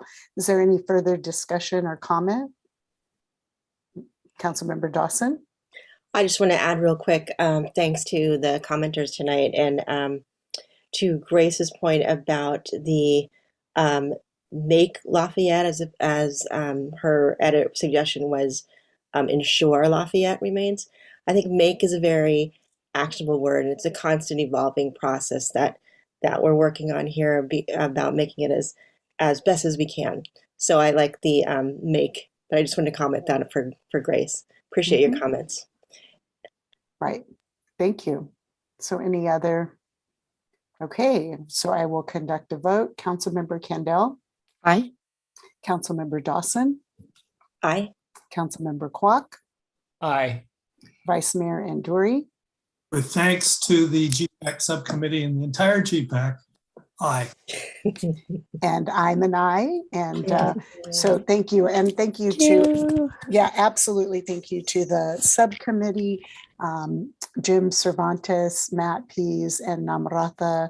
And I'm always, anyway, I just, the amount of work over the last year and all of the GPAC and all of the public commenters. And tonight I want to thank my colleagues also, because demonstrating through the deliberative process that we listen to our constituents and to each other. And I think that we came to a good place. And so moving forward, we have adopted our mission, vision, and values statement. So thank you. And Jim Cervantes, who for 3 meetings thought that this was the last time that he was going to be thanked and have to come. It's done. So thank you. And now we will move on to agenda item 9 under staff reports. And we have Jonathan Katayanagi, our Parks and Recreation Director. Let's see, I have goosebumps. That's to follow the mission, vision, value statement is just amazing. Congratulations, Council. Congratulations, GPAC. That was so exciting. And to get to follow that is just wonderful. Good evening, and thank you for hearing our item tonight. Let's see. So in your agenda packet, you'll find my staff report that outlines a potential fund for parkland in the downtown. It also outlines a number of limiting factors that the city faces anytime that we're acquiring parkland. Unfortunately, these are limiting factors that many of you are all too familiar with as we've tried to acquire several properties in the downtown and around Lafayette at different times, and we've run into these challenges. So the request this evening comes from the public's need and the Parks, Trails, and Recreations Commission's need to prepare and plan for these potential parkland situations. And with me this evening, I have the Lafayette Community Center, or sorry, Lafayette Community Foundation Board President, Cheryl Knoll, as well as Parks, Trails, and Recreation Commissioner, Grace Dixon. Grace has been a passionate downtown park supporter, and we're very happy to be able to work with Cheryl Knoll and the Community Foundation to consider establishing this fund to give the community a landing spot for these funds so that we could potentially prepare ourselves to be more competitive when it comes to being able to acquire some of this parkland. So this, as the Parks, Trails, and Recreation Commission was considering the solutions for acquiring parkland, they wanted to look at a multi-pronged approach. One of the things that the Park Subcommittee is working on is the Parkland Acquisition and Development Plan. That will allow them to track potential park properties for purchase and then work with those property owners and have that in place. They also will have, let's see, this fund as a potential fund that they could call upon in the event that we needed funds because we either just purchased parkland or if we needed to fill the gap in between the asking price and the purchase price on any property, as well as what the city is doing now with our CoStar system, where we're going to be receiving notifications about commercial properties that go for sale in the downtown as well. So we're looking at all the potential solutions that we can to capture these opportunities in what is a very competitive market. We have built a wonderful community. The properties go fast. And the commission saw this as a way of helping to give us a leg up. So what we've asked in the report is that the council consider giving us direction to work with the Community Foundation to work out the details on what this fund might be. We're not coming to you with a fully planned out or executed MOU because we wanted to come to you and find out if you'd like to give direction to staff to go establish this fund. It does come with the full recommendation, a unanimous recommendation from the Parks, Trails, and Recreation Commission, as they really want to get to work for the city and for the city council to acquire these parkland properties. Great, thank you. So are there, actually, before we get started, I do want to, Councilmember Candell and I both serve on the Lafayette Community Foundation Board. And so we reached out to our city attorney and asked her to weigh in on any potential conflict of interest. And so Mala is going to provide an update. Thank you, Mayor Geringer. Yes, both Mayor Geringer and Councilmember Candell sit on the board for the Lafayette Community Foundation. It is an unpaid position and the foundation is a 501c3. Given those two factors, there is not a conflict under the FPPC rules, and nor do we believe there's a conflict should we move forward with a contract or an MOU with the foundation, because there are exceptions under Government Code 1090 for a nonprofit unpaid officer when the foundation or the nonprofit in this case does work that primarily supports the city. And in this particular case, as you can see, this type of donation that might come towards the city would be for park purposes, which would support the city. So we did do that analysis, and both Mayor Geringer and Councilmember Candell can participate in this discussion and potentially vote on a future MOU. Great, thank you. So with that, are there any council members who have, excuse me, questions Vice Mayor Andori. So I know you're going to be discussing this if we decide to move forward, but let's just say there's a situation where we've identified parkland, the value is 100, the city has, and the appraised value is 100, the city has 80, and the community foundation contributes 20. And I assume that 20 would come to the city, and the city would then use it to buy the parkland. That seems to be the simple situation. But in the situation where the appraisal is 100, but the seller is not going to go below 120, I assume this is one of the situations that this fund is meant to address, and there's 20 in the fund, then how does that work? I assume in that situation, the community foundation can't contribute the 20 to the city, because then it would be city money and the city can't spend above the appraised value. If the community foundation were to put the money in separately, would the community foundation be acquiring an interest in the land separately, which I guess it could then later donate to the city, but I'm just wondering if that's something that's thought about.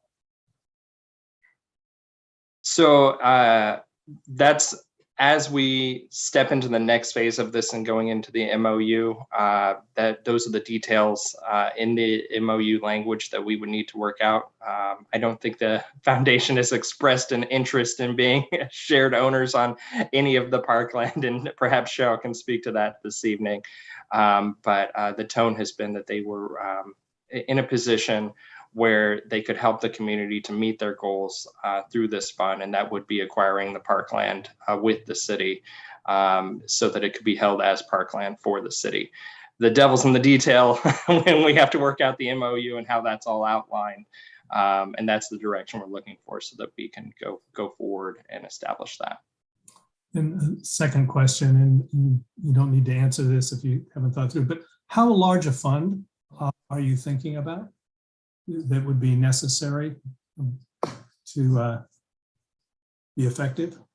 So we have not gotten as far as how large the fund could get. I'd imagine that the fund could grow to larger numbers as potential opportunities became available in the community. I think I've seen that with a number of the park projects around the community center when we've had specific features we've been fundraising for, and we're very fortunate to have the Community Center Foundation available and established where we could quickly fundraise for those opportunities and move forward with those. And that's part of the reason that we would like to look at this with the Community Foundation.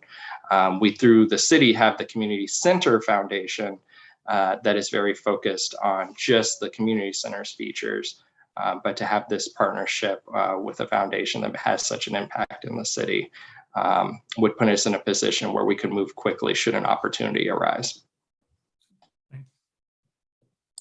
Hey, Councilmember Kwok, and then Councilmember Dawson.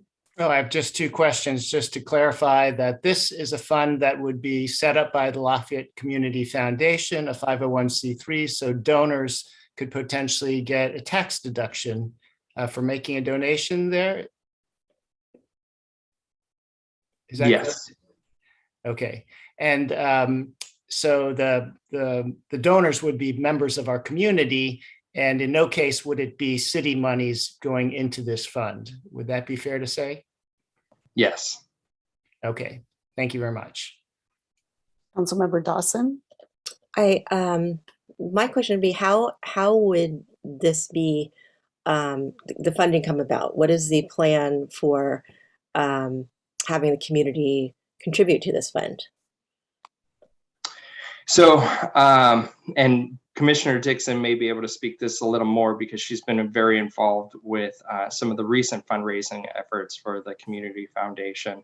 But the efforts could be, as I've spoken with the foundation, they have some of these funds set up right now where donors can send funds on a regular basis into those specified funds if they outline that that's where they want funding to go. There's funding that comes through events if it was designated to go into certain funds. as well as potential joint efforts and the city being able to help to promote specific efforts should an opportunity arise. I'll also let Commissioner Dixon, who's been involved in several of those events, if you'd like to add any comments as well. Absolutely. First, this is a brand new project, so I don't think that we have all of the different ways that we could raise funds ironed out, because we do need to take a look at the MOU. But some ways that are possible, and I'm not saying these will all happen, but we could, yes, we could say that this is there's an ongoing fund that should individuals, residents, families want to contribute $100 a month to, that they know that they are doing something. People desperately in this community want to do something tangible in order to make downtown parks happen. And this is, by doing this, you are facilitating a way that people can actually help bridge the gap. So, answer one is an ongoing fund. Answer two is, at our fundraising events, we could say, okay, this project, the Downtown Parkland Fund, you can give to this project. Answer number three is we've started to have family-friendly events. So we could say, okay, buy a ticket to this family-friendly event, and the proceeds will go to Downtown Parkland acquisition. So there's just three ways off the top of my head that this fund can start to grow. Okay. Thank you. Any other questions? Thank you, Grace. Any other questions before we go to public comment? President or Chair Knoll, did you have a comment that you wanted to make or a question before we go to public comment? Sure. Thank you. Good evening, Mayor Geringer and other council members. Thank you for having me. I just wanted, as you know, I'm president of the Lafayette Community Foundation, and wanted to let you know that we definitely support Jonathan's recommendation that we move forward with this. The LCF board has voted and in the past and has been behind this. To answer a couple of the questions, Vice Mayor Andori, we haven't gone through all of the scenarios about what the potential possibilities are, but we will certainly do that. I look forward to working with Mala to come up with an MOU, and certainly we will be trying to determine what some of the scenarios are, so that we can make sure that there's a clear avenue, if that scenario does indeed arise. As far as the funds, yes, the Lafayette Community Foundation has set up what we call directed funds in the past, and this is what this will be, is a directed fund for this particular parkland, and that's where the MOU is really important, so that we make sure that the public knows exactly where these donations might be going or will go, but then whether it's in downtown, and that was what we had talked about, I think the last time I was on the council meeting, to make sure we had very clear parameters. So that's what I think the MOU will do for us. The fundraising activities, that's something that will also come in the future, but that can be also partnerships with both the city and with LCF. So I think there's a variety of ways that we can manage and help this fund grow and be advertised. So if you have any questions, be happy to answer them. Okay, thank you. So we will now go to public comment. And Ms. Erla, will you? Yes, the first person to speak on this item will be Lauren Herpick, followed by David Clark. And if anyone else would like to speak, please use the raise hand feature in Zoom now. Thank you. And welcome, Ms. Herpick. Hi, Council. Hi, Mayor Geringer. I love saying that. So this is my first meeting with you now as mayor, so I'm glad to be joining you. As you know me as a former Parks, Trails, and Recreation Commissioner, I absolutely, and a downtown resident, I fully support this idea. I think I want to give major kudos to Grace and to Jonathan for kind of coming up with this idea. Grace especially. This is the out of the box thinking that we, I think, really need here in Lafayette to really bring us to sort of what our town is moving towards. I mean, Earlier tonight, we heard about our, housing, coming into Lafayette. We're already kind of at capacity. One of the things that makes Lafayette great already, there's so much that's connected tonight with our city council agenda, is a lot of the events that happen downtown. It's Rock the Plaza in the summer. It's a Wonderful Life in December. It's all these great events, but we're quickly outgrowing our small little patch at Lafayette Square. And so we clearly need to look at some additional park spaces, and especially for the downtown. I know there's conversation in the past of whether there should be a community-wide fund, but if downtown is really going to be the area that absorbs a lot of the new housing, and we also want to have Lafayette be a vibrant small town with a lot going on with the Park Theater, this just only helps it more. And it has really broken my heart over the past couple of years to hear about so many pieces of property that either we lost out to or we couldn't work out with the property owner because they'd rather work with a private buyer. And so there's just so much great opportunity. And I just think this is another, great out of the box way to think about how we can create solutions within our town. It's not only for kids. I mean, kids are definitely my number one priority right now. I've seen a number of Connor's classmates tell me, they live in the apartments downtown and they haven't really had any place to play over the last 2 years, with unfortunately Brook Street being closed, hopefully reopening soon, and with schools closed during the day, but also just our family and our community to come together. So I think this is a home run. I give 2 major thumbs up to it, and I'm hoping that you all support it. So thank you. Thank you. Any questions for the speaker? No, thank you very much. And thank you for coming and sharing your thoughts with us. Thanks. The next speaker is David Clark. And if anyone else would like to speak on this item, please use the raise hand feature now, as there are currently no other hands raised. Okay, thank you. And welcome back, Mr. Clark.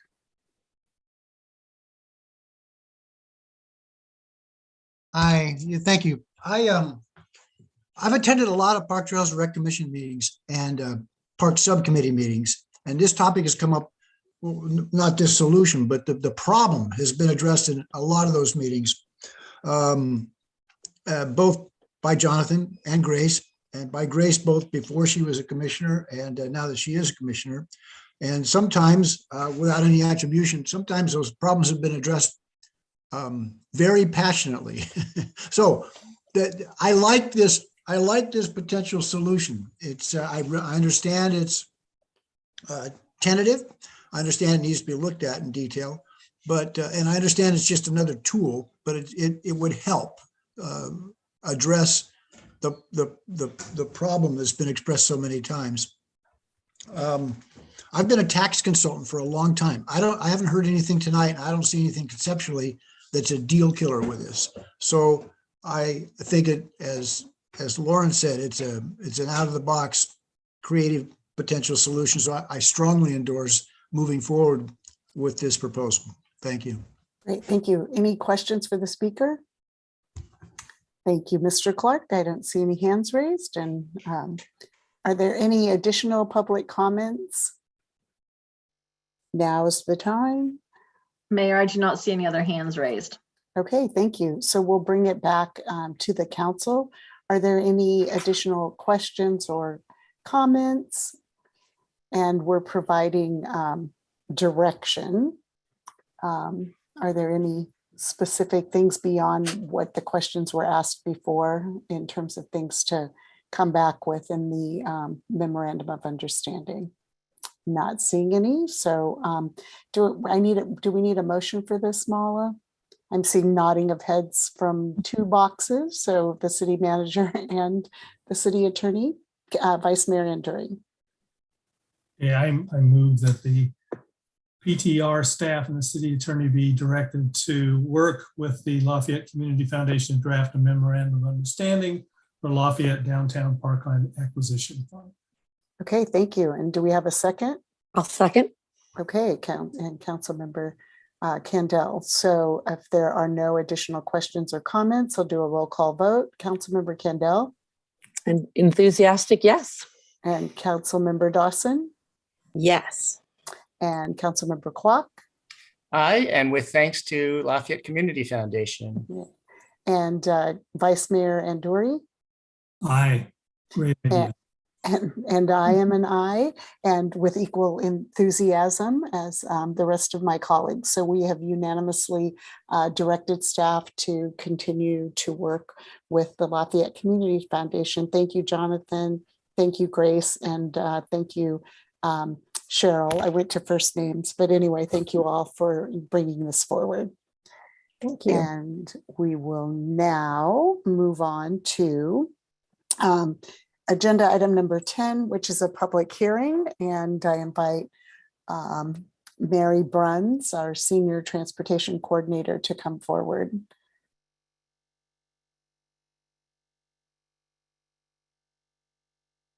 And talk to us about submitting grants for the Lamorinda Spirit Band.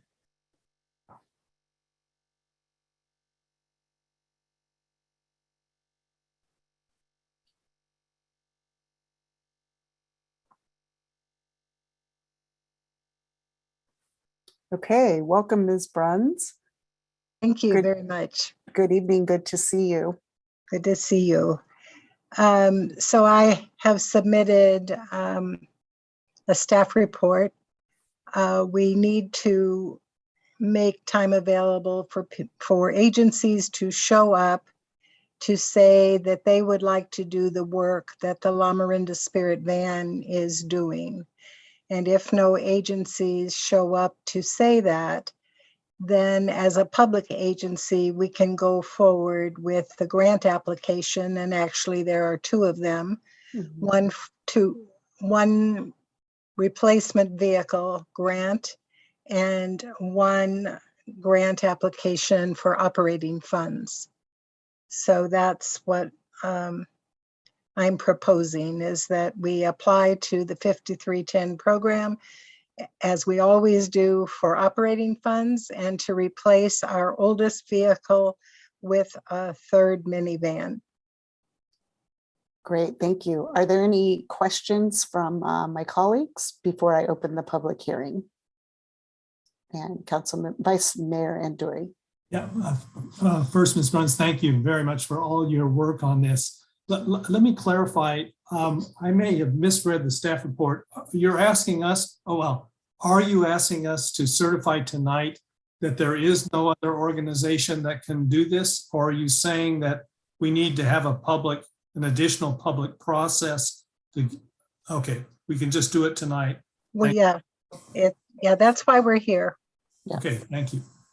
Yeah, and so in clarifying that, that it's another opportunity for any nonprofits that might be out there who are readily available to carry out the services. We need to have a public hearing to definitively state that there are no readily available nonprofits so that we can apply as an agency.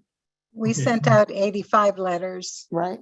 And a number of emails, and also posted it in the Contra Costa Times, inviting people to step forward and comment if they wanted to do what we are doing. And that would take us out of the picture.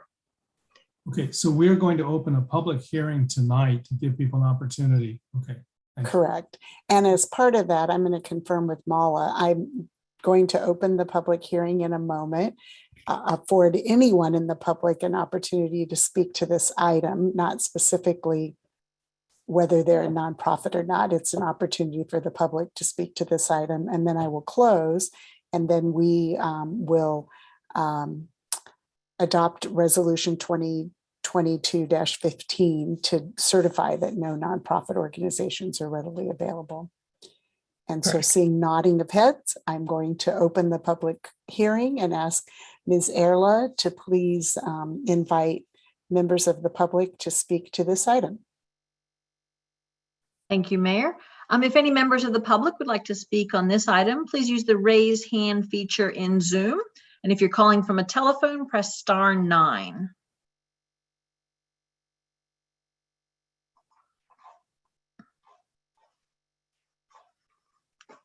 Mayor, I do not, oh, there's at least one public comment. Lauren Herpick. Okay.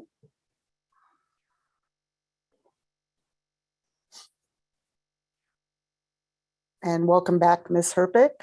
Hi. So I was not at all planning on even talking about this, but it was right after. I'm like, all right, I'm going to stick around for the Spirit Van. And so I'm really intrigued by this, and I'd actually like to learn more information about sort of what is needed for more funding. Because one of the things, and this could be completely not related to what the agenda item is tonight, but one thing I've learned kind of in talking to some of our, family friends and community members at Lafayette Elementary School is that there is a large contingent of families on the west side of town who would love to create some sort of van carpool from sort of the Highland Street area near almost the Lafayette Veterans Center, the Veterans Memorial Building, down to downtown to Lafayette Elementary School. I'm not sure if this is like a place to suggest this. Mary, maybe we talk about this offline, but just maybe another sort of revenue generating possibility for the Spirit Van program. So another way to maybe utilize the van. So anyway, just throwing out there, was not meaning to ever talk about this, but I just thought it was interesting and it was just something came up. So wanted to connect the dots. Thanks. Okay, So thank you. should I respond or no? Hold on one second. Are there any of my colleagues who have a question for the speaker? And Mary, we'll come back if there are any additional comments and have you respond to questions. But thank you. And thank you, Ms. Herpick. Are there any additional speakers? No, Mayor, there are no other hands raised. Okay, thank you. So we will come back to the council. And yes, thank you, Ms. Bruns, for responding. So, oh, wait, hold on. I'm going to close the public hearing. And now we will come back and we can answer questions and do. Thank you. I'd like to suggest that at some point, we will probably be having another gathering in order to implement the age-friendly community, the work that the Lafayette Senior Commission is behind. And that might be a great opportunity to bring this idea up because we're wanting to get the public involved in implementing the various domains of an age-friendly community. In terms of setting up a carpool right now, we would need to discuss that. We would have to discuss that. Yeah, thank you. So any other comments from my colleagues, or do I have a motion? Okay, I don't see any comments. Vice Mayor Anduri. I move that we adopt resolution 20-022-15. Okay, do I have a second? I'll second. Okay, Councilmember Candell. And if there are no additional comments, I will conduct the roll call vote. Councilmember Candell. Aye. Councilmember Dawson. Aye. Councilmember Kwok. Aye. Vice Mayor Anduri. Aye. And I am an aye, and so it unanimously passes. And go ahead, Vice Mayor Anduri. Well, and I move that we authorize staff to submit 2 5310 grant applications. Thank you. Funding of another van. And do we have a second? Second. Okay, so we have a motion by Vice Mayor Anduri and a second by Councilmember Dawson, and I will conduct the vote. Councilmember Candell. Aye. Councilmember Dawson. Aye. Councilmember Kwok. Aye. Vice Mayor Anduri. Aye. And I'm an aye, and so we have unanimously passed both items for this item. And just thank you very much, Ms. Bruns, for bringing this forward, for making sure we have funding and the vehicles to provide these services to our seniors. And thank you very much for all that you have done in the community. I know that we'll have other opportunities to sing your praises and thank you, but I just very much want to thank you for all the work you do, and not just in Lafayette, throughout the whole region. So very much appreciate you. Thank you. Thank you. Okay, and with that, we will move on to our next agenda item, which is 10B, under the public hearings, and I will invite Greg Wolf, Councilmember Quap. Oh, yes. Yes, hi, Mayor Garinger. I'd like to actually recuse myself from item 10B, since this matter relates to the upzoning of the BART, and my residence is located near the Lafayette BART station.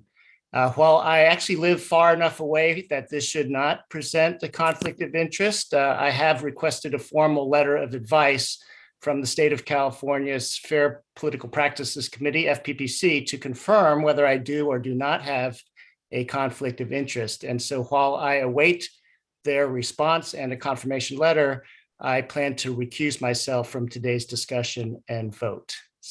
So I ask Suzanne to excuse me, and I will go turn off my video and join the public. And we will have you back in just a moment, but thank you for taking that extra step.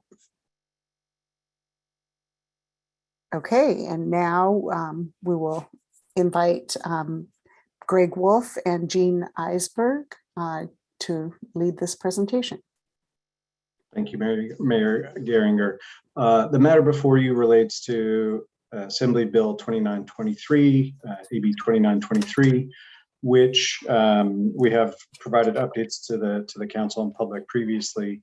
The statute requires that the city take action to implement the transit-oriented development standards as published by BART in its TOD plan by July 1, 2022, or if the city takes no action, that they would go into effect by default. And so the question before the council this evening is whether or not to direct staff to go ahead and prepare some draft regulations, zoning and objective standards that the Planning Commission and City Council can consider adopting or not adopting. The directing staff to prepare them would not obligate a decision on that one way or another. And then I also just wanted to clarify that there are two questions related to the BART station. One is related to AB 2923 and the implementation of those TOD standards, which is before you this evening. A follow-on and separate decision as to whether or not the city would like to identify those parking lots as housing opportunity sites. And that question is not before you. We'll discuss it and speak to it, but that question is a follow-on question that will come to the City Council once the General Plan Advisory Committee and Planning Commission have had the opportunity to complete their work and make a recommendation to the council on that. So with that, Jean Eisberg is here. She has presented to the council before and is helping us with this effort. Thank you, Jeannie. Okay, thank you, Greg. Good evening, Mayor and members of the council. Greg really teed up well the first couple slides here, so I'm going to keep it brief on these first couple slides, but we'll talk about the options for implementing Assembly Bill 2923 related to rezoning of the BART-owned properties, and then looking for your direction about whether to prepare draft zoning regulations and objective standards for the Planning Commission and Council's consideration. And so the two questions that we're looking for your feedback on: one, should the city proactively rezone the properties consistent with AB 2923, or, as Greg indicated, allow those standards to become effective by default on July 1st? And then second, should the city do any additional planning studies that are not required by the state law, but are good planning practices if we're looking for a project on these sites? And so if so, when should we do those studies?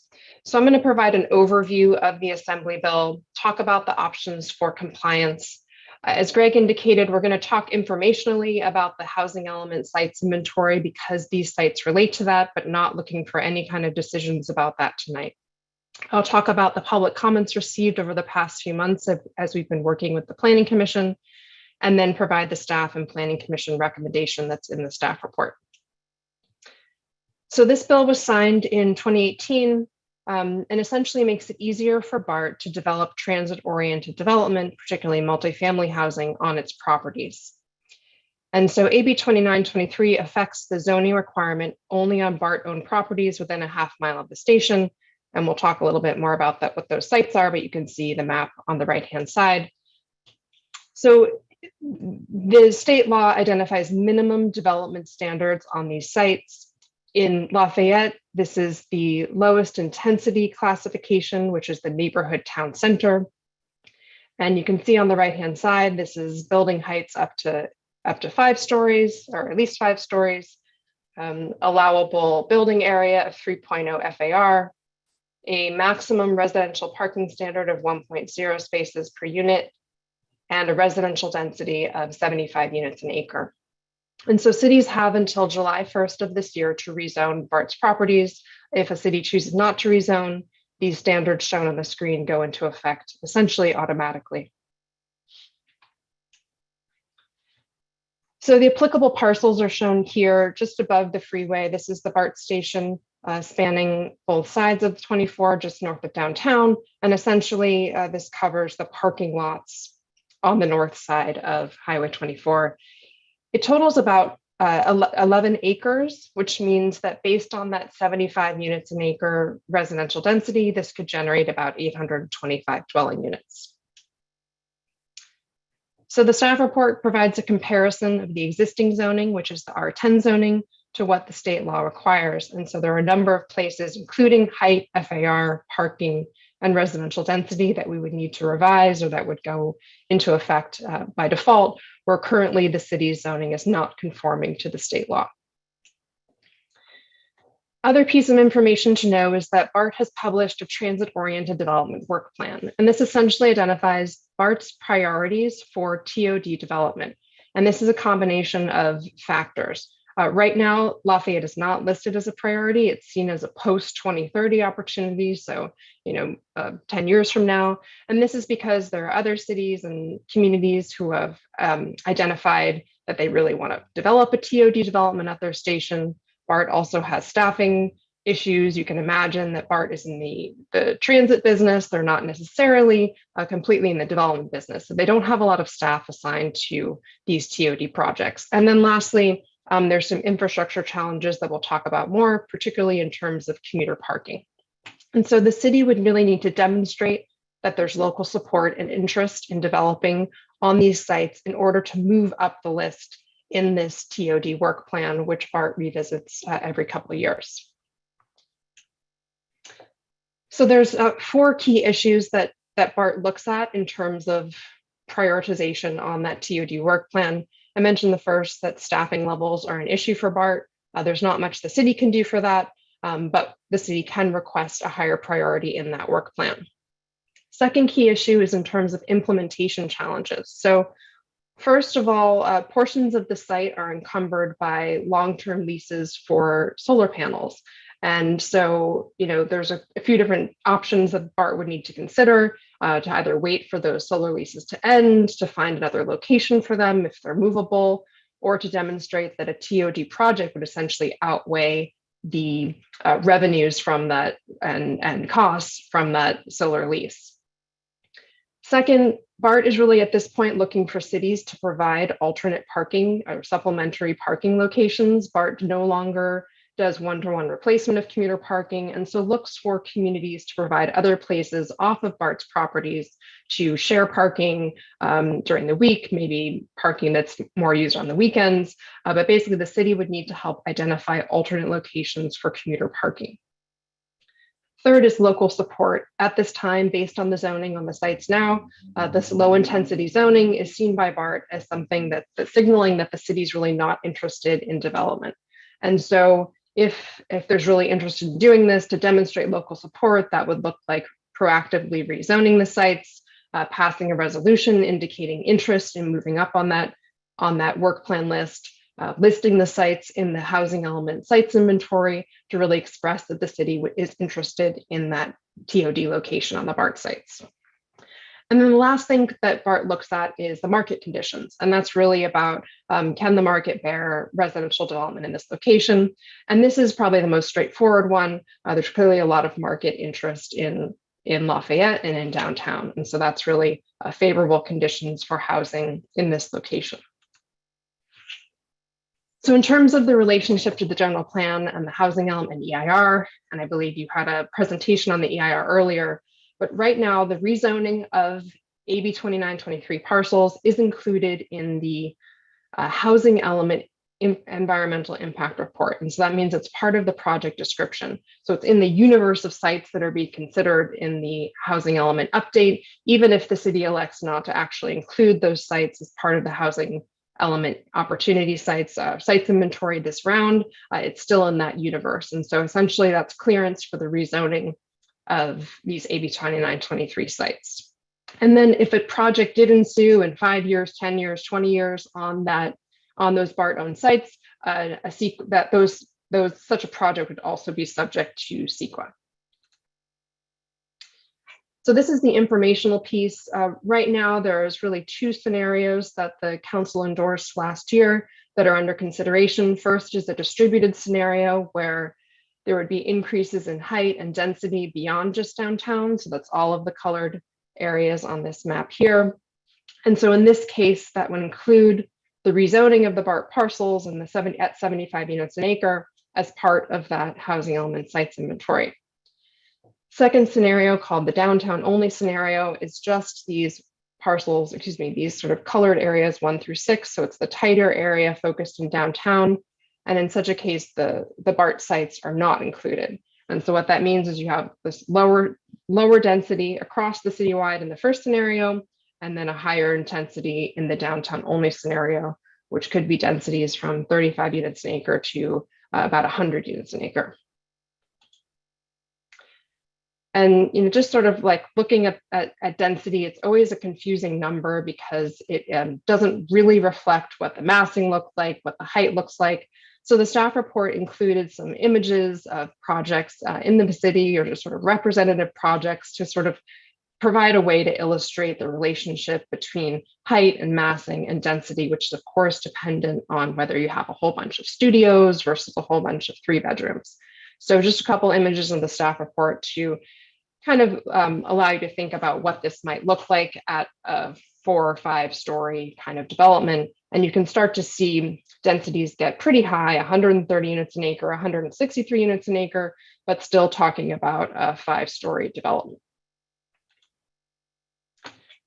So in thinking about the options, and we have a decision tree at the end of the staff report, which hopefully looks like a little fun kind of bingo or game, but really we have several different options here. So one, there's the do nothing option. You can just let the default development standards go into effect July 1st. Or you could proactively rezone. And so that would be map and text amendments for those AB 2923 parcels, bringing them into compliance with state law. This includes the standards for density, height, and parking. You could also additionally extend the existing design standards, those objective design standards that exist downtown, to the AB 2923 parcels. And then lastly, amending the general plan goals and policies to make sure that they're in compliance with those rezoning of the AB 2923 parcels. Other options, which are really longer term options, we could look at other development standards. Right now, there wouldn't be open space standards for these parcels, how much private open space, how much common open space, things like use regulations. Would you want to see ground floor retail services in this location, office uses? And then fourth, looking at different scenarios. So this is an example of the North Berkeley BART, but the city looked at various examples and configurations of what the site planning could look like, where there could be open spaces, new streets, pathways, connections to downtown, an opportunity to really test different development standards, different design standards, and then lastly, to look at options for replacement commuter parking. So this would be a helpful, more visualization for community members, for decision makers, and thinking about a potential project on the site. And then the last set of potential options for implementation, adding design standards in addition to the objective design standards that exist downtown, thinking about building design that may be appropriate once we're talking about slightly higher density and intensity multifamily buildings at 5 stories, thinking about the public realm, addressing environmental impacts related to potential fire hazard, noise related to the BART and Highway 24, things like that. 6th here is infrastructure and transportation. You can see on the bottom image, there's really a lot of grade change on this site. So thinking about how the site might be actually accessed on foot, by vehicle, to deal with those grade changes, looking at utilities, looking at pedestrian connections to downtown, particularly across the on and off ramps of the freeway. 7th is housing affordability. BART requires 20% set aside for below market rate income units. However, the city could consider increasing that if so desired. For example, the city of Berkeley has set aside several millions of dollars to get to, I think it's 35% BMR. And then lastly, thinking about options for that replacement commuter parking, again, which BART does not intend to replace on a one-to-one basis on the site. This is the fund decision tree that's in the staff report. So thinking through all those various options that I presented, and as Greg indicated from the start, you could, direct staff to prepare the ordinance, but then of course not actually adopt it. We can still default once we get to July 1st. And then, not making this decision on the bottom tonight, but thinking about the housing element sites inventory and whether or not to include those BART sites in the inventory in this round of the housing element update versus potentially reconsidering for the 7th cycle 8 years down the road. So we received a number of public comments between December and January through today. And generally, community members have not been supportive of rezoning or of high density development on these sites. There was concern about the proposed development standards, including the parking requirements, the taller heights and densities, concerns about impacts on parking, on traffic, on existing property values, and on schools. And then lastly, concern that the sites are in the fire hazard severity zone. We met with the Planning Commission twice, resulting in their action on January 18th. And this was the staff and Planning Commission the staff and Planning Commission recommendation. And so we're looking for you to consider and provide feedback on the options presented for implementation. And so in the next 5 months, the recommendation is to authorize staff to prepare the height, density, and parking standards to meet the requirements of AB 2923, develop basic goals and objectives, and to extend applicable downtown objectives design standards to the AB 2923 properties. And then wait to do the initial studies that I mentioned until such time as these BART-owned parcels are a near-term priority project. So just wanted to flash the questions that are for your consideration on the screen again. And again, just a reminder about the housing element opportunity sites. Those will be discussed when the GPAC and the Planning Commission make their recommendation to the City Council. That concludes my presentation. I'm happy to answer any questions. Thank you.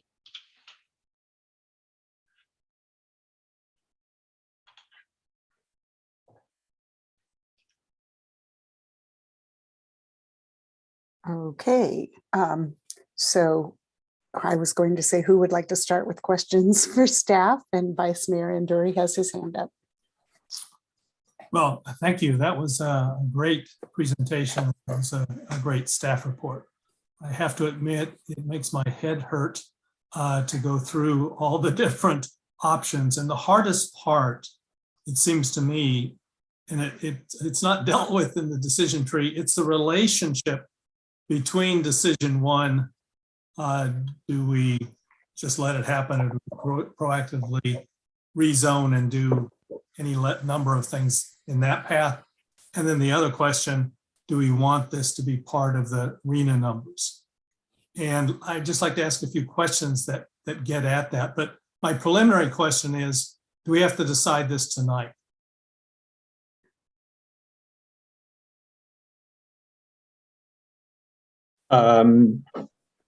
Short answer is no. We are facing a July 1, 2022 deadline. So understanding that you could decide at any point. Okay. Now, SB 330, one aspect of SB 330 is that if you upzone, then you can't downzone unless you find another place in town to upzone. So it seems to me, and please confirm that it's clear that if we were to proactively upzone to 75 per acre, and in the unlikely event that AB 2923 sunsetted without being extended, would we then be foreclosed from downzoning? I think the answer is yes. But so let me go on to the next part. If we let this happen passively, and then AB 2923 sunsets, given the fact that we did not proactively upzone, can we then downzone? I think Councilmember Anduri, that's going to be an untested question because this is a very unique situation in the law that requires it to be automatically upzoned whether we take action or not. So I suspect if we tried to downzone and say SB 330 didn't apply, we'd see if we could defend that in court, and that may prove challenging. Okay, so I just want to see if there's any any possible difference between those two situations. Okay, next situation. In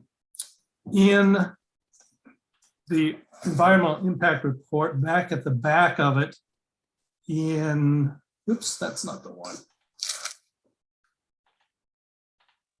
Well, in part of the environmental impact report, there is a statement basically to the effect, if the BART sites are not rezoned, this is on page 3-1, if the BART sites are not rezoned, BART's transit-oriented development requirements would still apply, but the city could not use the sites to accommodate any units to meet housing element requirement, and those units would therefore have to be distributed elsewhere. Is that your understanding of where we are? Because if that is the case, if this is true, then that I think has a big impact on our decision.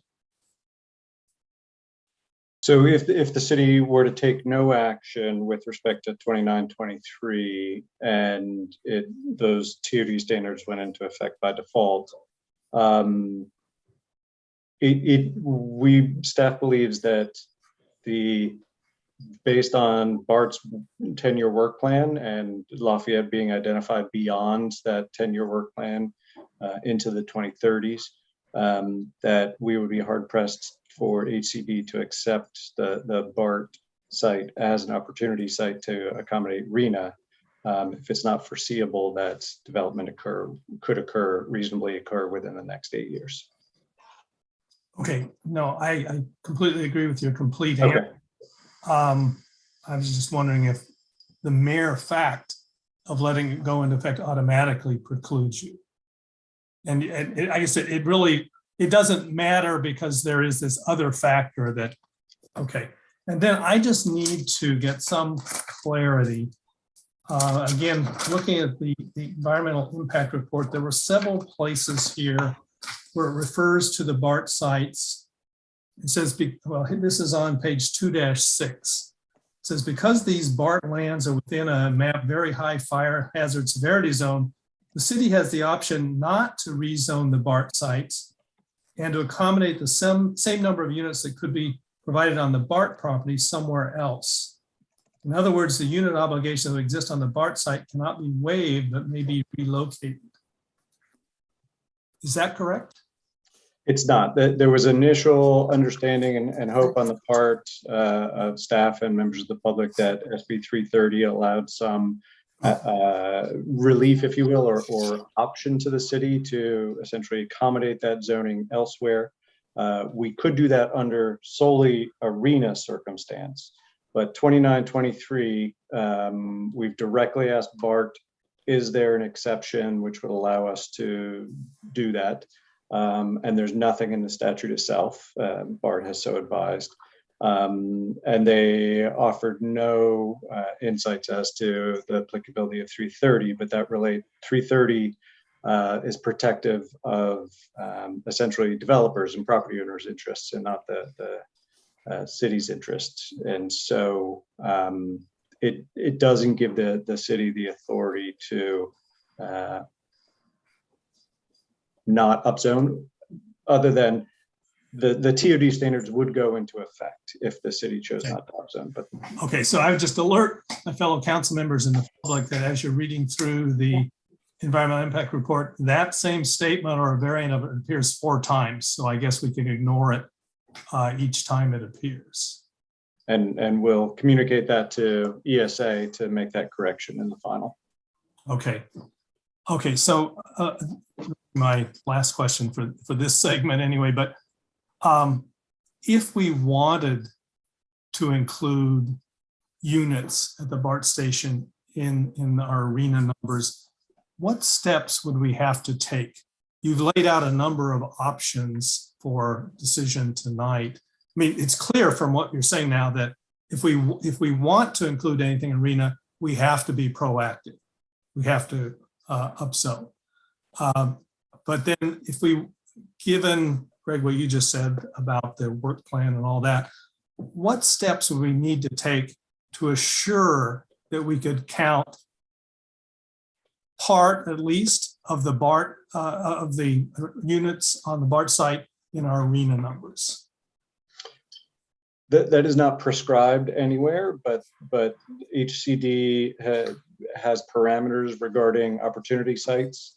And it's our understanding that we would need to approach BART to indicate local support for a project within the 6th cycle, and not continue to presume a future implementation that would be in the 7th or potentially 8th cycle.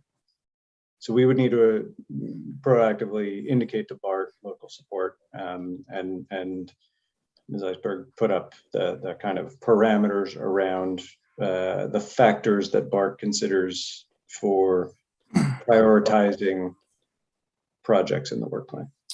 Okay, but is it BART saying, yes, we've moved you up, or who do we have to, if we want to include count the units, who do we have to persuade? Is it, I know HCD has to sign off, but if we were to go to HCD and say, we want to move forward, would they say, well, that's great, but we're not going to give you any credit until we hear positively from BART? How would that actually work out? And I realize nobody's been through this before, or at least I assume. I don't know if there are any other communities who have had this. But what do you think it would require? Because part of this is trying to gauge in making this decision how practical it is to get the result we want. Correct. To our knowledge, there's no other city which has dealt with this issue previously. It's not prescribed. AB 2923 only applies to Alameda, Contra Costa, and San Francisco counties, not the peninsula south of San Francisco, not the South Bay, Milpitas Way. So given that there's no prescriptive way of knowing, and HCD has advised that we've received some preliminary feedback on other sites. We were fortunate enough to get a meeting a few months ago on some potential opportunity sites. I'll go back and look, but I don't believe this was one of them. But the key factor of reasonably foreseeable for housing production in the next 8 years, BART, that I think is going to be the key factor in whether or not HCD is accepting of it as an opportunity site. So BART does have parameters around how to entertain unsolicited proposals that they haven't put out an RFP for example. But I think HCD will need to see some level of indication from Lafayette that the site is reasonably foreseeable for residential development in the 6th cycle. So that would mean that we would need to, the Lafayette would need to indicate so to BART. Right, because generally BART's process is they have you on the TOD work plan, and then they work with you to prepare a request for proposals to get developer interest. And so that's when the project actually becomes more real. And that's when their staffing issues come into play, because there's only so many of those that they can handle at one time or in 1 year.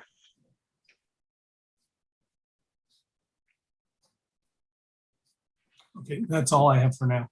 Okay, and next questions, Councilmember I'm sorry, Kendall. Mayor Geringer, Oh, before, sorry. I just wanted to clarify an answer I gave to Councilmember Anduri before we jump to additional questions. I was looking at the exact language of SB 330. This goes back to Councilmember Anduri's question about if we reduce density later under SB 330, would we have to upzone?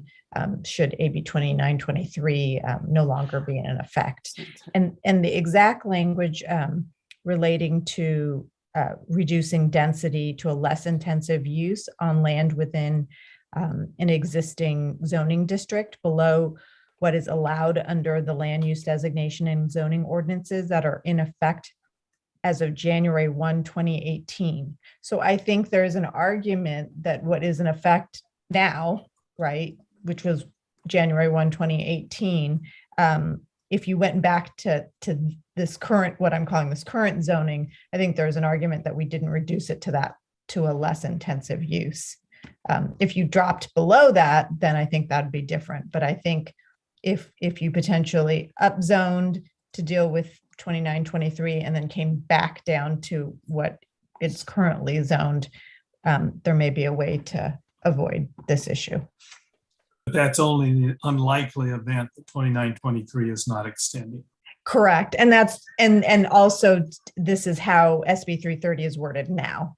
So, you know, there's potential for extensions, as you mentioned, and revisions to SB 330.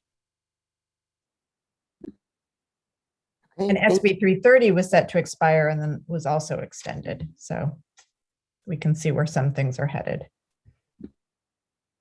Right. Councilmember Kendall. Great, thank you. Great questions, Carl. You really nailed most of the ones that I want to do, but I do, and also great presentation.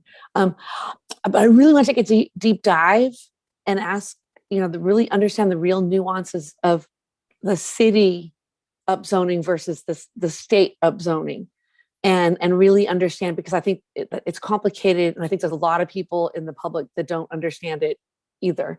And so I just kind of have some questions. So basically, what exactly are the benefits of us, the city, upzoning versus the state? This is not including the objective standards work, because I think that's a separate issue. Like, won't we still be able to enforce things like reviewing the project or in CEQA and talking to BART if the state rezones versus us rezoning? So CEQA is still required. And so the rezoning won't address CEQA per se. The rezoning won't address the discretionary process per se. I mean, although it is conceivably possible that a streamlined project would come in, it's highly unlikely. Basically, BART sees itself as a partner in this and is not trying to, you know, force something through. So although we want to have objective standards, that's part of, you know, how planning is being done now. You know, I think we could still anticipate that there's a partnership. And what we see from other communities is that the cities are weighing in on the RFP that BART is producing. And that's part of why in our recommendation, we suggest doing some goals and objectives that provide more subjective language around what the city's priorities are. In terms of the actual standards, there are some benefits to the city doing it as opposed to BART. For example, if we think about the 5-story height limit that's identified for Lafayette in state law, it just says 5 stories. Now, if the city does the zoning, you could say 3 to 5 stories. It's not that it has to be built at 5 stories, but the zoning needs to allow it. And so as another example, maybe you want to have some transitions on the edge of the site as you get towards, neighborhoods to the north or to the west. And so as long as we can still demonstrate that we're meeting that 75 units an acre, you could require some step downs on the edges of the site, put the density towards the middle of the site, things like that. And so it allows for isn't that part of like the objective standards?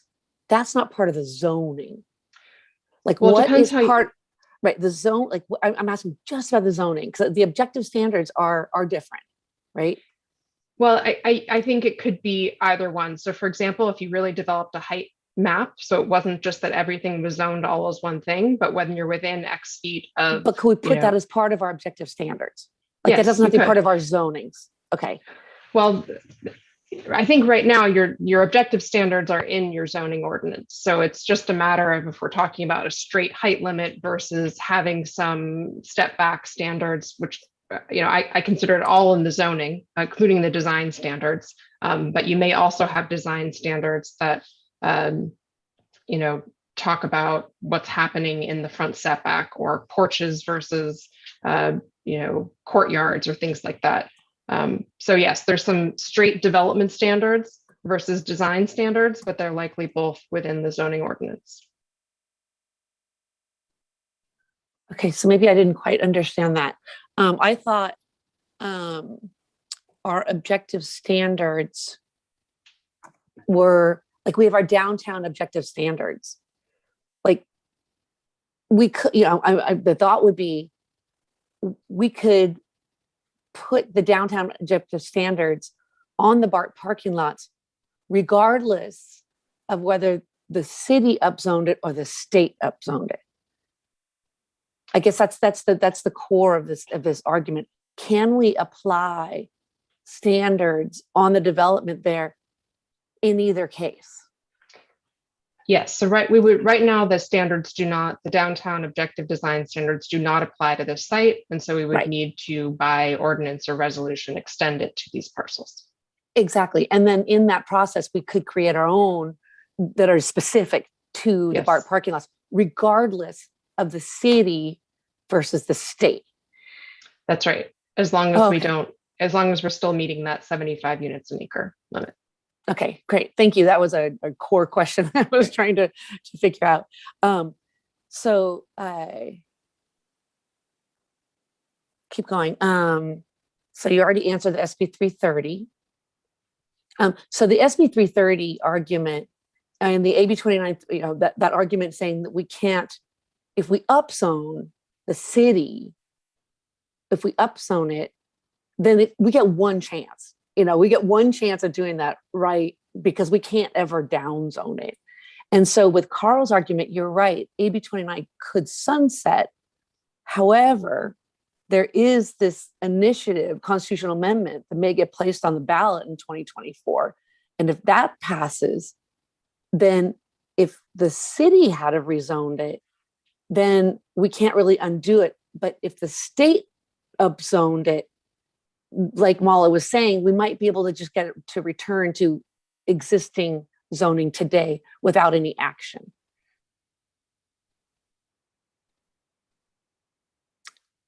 I think the city attorney advised that since the 75 dwelling units per acre and 5 stories was not in effect as of the effective date of 330, which was it wasn't the effective date of 330. I apologize. 330 was retrospective with respect to when the zoning standards were. So as of January 1, 2018, since the zoning in effect at that time was single family, which it currently is. I think in either case, whether the TOD standards go into effect by default or the city upzones, under SB 330, we could return to today's current condition and not be in conflict with 330. That's great. So it's great. And so it's not just the sunsetting of AB 2923. This constitutional amendment could also come into play in 2024. that would, if you have a state versus a local law that's in conflict, Right. if we didn't upzone it, we would have a conflict and ours would win. Correct. In Okay. theory, then you could, I think the type of constitutional amendment you're describing, which I presume is similar to what has been previously proposed, in theory, the city could adopt some regulation that would then supersede the AB 2923 requirements, is I think what you're thinking, which would then allow us to zone the parcel how we would want to zone it. Correct. You could do that whether or not you proactively rezoned. In theory, correct. Is what I'm hearing. Because SB 330 went back to 2018. Right. Great. Perfect. So I think it's either in that scenario, in order for that to happen, you either need AB 2923 to lapse or you need that constitutional amendment to come in. Right. Okay, cool. So, and you answered the very high fire hazard severity zone question. That was really good. And the question about whether, if we, as GPAC, if we go through this, we decide we only want to put parts of the parking lots into play. I think this is independent of that. That's not, this won't really affect it. Because if we're not going to upzone only parts of the parking lots, it would be, we're probably going to do this all or nothing. Whether or not we introduce we only use parts of it, that's a separate question, I think, is how I'm understanding it. Staff's recommendation would be to have the city's approach apply to all of the BART-owned land, whether it's to have it go into effect by default or to upzone, but not to upzone part of it. But the second question and follow-on question with respect to opportunity sites, you could parse that and say, we would not propose the full site build out at this time, but have it phased, for instance. Right. Okay. So, and then back to Carl's question about, do we have to do this tonight? Is this kind of premature because GPAC hasn't really weighed in on whether we are going to use these sites or not? And the whole public process around that's coming up like soon, the next month or two. And it sounds like it is okay for us to wait on this decision to see the outcome of the public process and whether or not we have interest in putting them into our housing element or not. It sounds like that process, we still have time to understand and let that process go and still come back and make this decision knowing what the will of the GPAC is. There's nothing that would force the city council to make a decision tonight on this. However, we will soon get to the point where we will not be able to implement it before July 1, 2022, given the lead times necessary to implement new zoning. There's the preparatory aspect of it, but then there's also the statutory noticing requirements and first reading and second reading and effective 30 days later, et cetera, et cetera. So at some point, could you come back to us and tell us what, give us that final date? I think pragmatically, we're within 4 weeks of that date. I think we would be pushing it at this point. We could aggressively pursue what staff's recommendation is, but given that, do we have to upzone it, the city versus the state, and get our objective standards in? Like, the objective standards are separate, and it sounds like the state is going in, and we can implement all these nuances in objective standards without doing the upzoning by the city. And so in that case, do we buy ourselves more time to do this right? Let the state upzone it, and we've bought ourselves, so the city doesn't upzone it, but we can base all of our objective standards and all this other nuanced stuff on the state's upzoning. So come July 1, the TOD standards could go into effect as the statute says, so that they would be pursuant to state law. And the city could choose at some subsequent date or just not decide to apply those objective standards. So yes, they could follow July 1. There's no requirement for the city to adopt objective standards applicable to the BART sites. That is just I think a best practice that we would recommend and are recommending. Right. Okay. Thank you. So Councilmember Dawson had her hand up, and then I see that a couple of us have follow-up questions, but go ahead, Councilmember Dawson. Thank you. It just seems to me like what we're looking at is like, could we have basically a trigger overlay kind of a thing, where we wouldn't necessarily upzone or apply these standards unless there was a reason to, and that would be if the state upzones or if the project ends up coming to us, because BART is looking for us to come to them. One of the things that I think this is kind of like our basically just exactly like our EIR, we're considering what it would look like. We want to have a vision for it. I think being proactive and putting those thoughts together makes a lot of sense alongside of staff's recommendation. And I did hear Jean say that, of course, we can put aside that decision to upzone. So being proactive would be, I think, the right thing for us to do, because that's a conservative thing. We have little time. It's March and this is July, just a few months coming up, and we know we have staffing issues. So another question that I would ask is to put these objective standards into place to put in front of Planning Commission. I would think, similar to Berkeley, we'd maybe need a consultant. Is that something we should be considering for this too? Because this is a major piece of property, has many implications to what we're doing and what even GPAC will want to consider, let alone planning. So is that something we should be considering along with everything else we're looking at tonight? Yeah, I'm going to invite Ms. Iceberg to comment on that as well. I think in part it depends on how the city desires to approach it, which is if it's pulling from our existing downtown objective standards, there's less involved there than crafting from whole cloth a new objective standards only applicable to the BART station.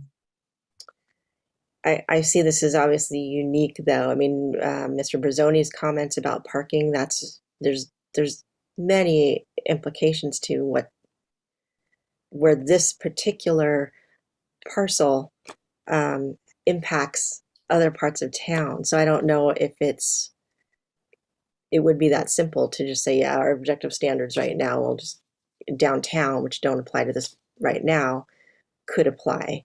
I think we would need to go to the unique properties, basically.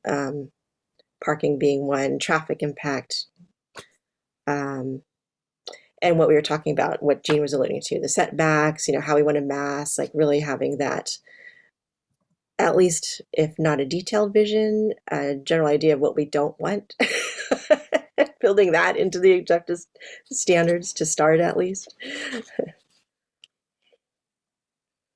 And that's, that sort of second level is what we laid out on page 11 of the staff report. And there's some sort of general cost estimates that would be likely from consultants. I mean, that is a level of work that we couldn't do in the next few months. And so that's part of the recommendation would just be to comply with AB 2923, look at extending standards that made sense from the existing objective design standards downtown. But you're right, that what's indicated on page 11 is really that next step of detail.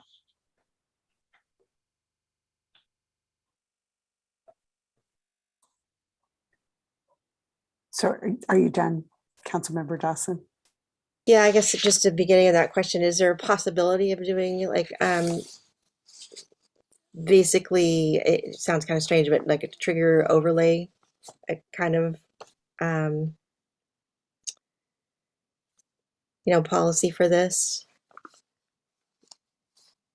Basically, once the state upzones or we decide to upzone, that automatically we'll just have whatever we're putting into place now for the next couple months, what we're observing. I mean, excuse me, what we're working on in terms of objective standards for the short run, could that go into place as necessary? Like I'm not making sense right now, so let's go on to the next one. That's okay. Carl, do you have additional question? Yeah, I have three questions in a sequence. I just want to be clear. My understanding, this could be wrong, is that if we sit back and let the state let it go, we aren't proactive and it goes to 75 per acre, and the BART TOD requirements go into effect. Say that happens. My understanding is we then cannot change those in a way that, I'll use the word, weakens them. We're stuck with those requirements. Is that correct? I believe that we need to comply with the TOD standards either proactively or retroactively. That the timing of it is not the issue of degree of compliance. It's regardless of whether the city takes steps in advance of July 1 or after July 1, that whatever the city would impose would have to align with and allow for those TOD standards. But it could adjust them. It could be different than those standards. It could be more refined, I'll say. Yeah. So, Okay. yes. So if the BART TOD passively go into effect, can we then refine them later? Yes.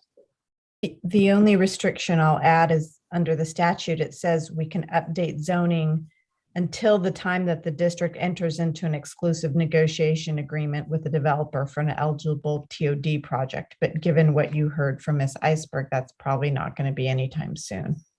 Okay. So second question, if we proactively upzone and we do, let's say a baseline, a modest amount of objective standards that we want, is it correct that at any time in the future we can expand on those? The answer, as I understand it, is yes, with the caveat that the city attorney just laid out. Okay, and this may be following up on what Councilmember Dawson was going to. What would be the downside of now? Let's say March 15th, I understand the GPAC will make its final decisions. So if we were to defer our decision, we would at least be making our decision on the meeting after the GPAC. So that would be March 28th, which would still give staff three months to prepare the zoning measure. But if what would be wrong if we wanted to use part of the GPAC, part of the site for arena numbers, of starting now on a specific plan that basically, which we would not enact before July 1st, so we have basic standards and then we'd work on this. So that would be what Lafayette would like to see on the 11 acres, which would be a much more detailed plan, maybe even, design plan for what we want. Let's say we want more family housing than single housing, so that, and that we want more parking than might otherwise be allowed. And we want to limit it. We want more, I'll refer to open space, plazas or parklets. If we were to do that design, and then take it to BART and say, this is what the Lafayette community really wants. I mean, what would be the downside in doing that? And I see no downside in the more specific plan. The only downside to delaying a decision on whether to implement some baseline zoning and objective standards is the timing of it and their effectiveness before July 1. And they could follow on after that date. BART has obligations. We have obligations to BART. BART has obligations to the state to report on local jurisdictions' level of compliance with 2923.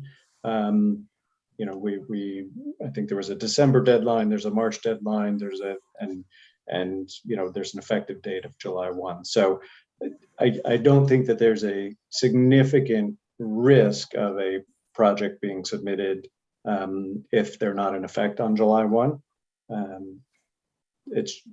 But if that is our intended compliance date and wanting to have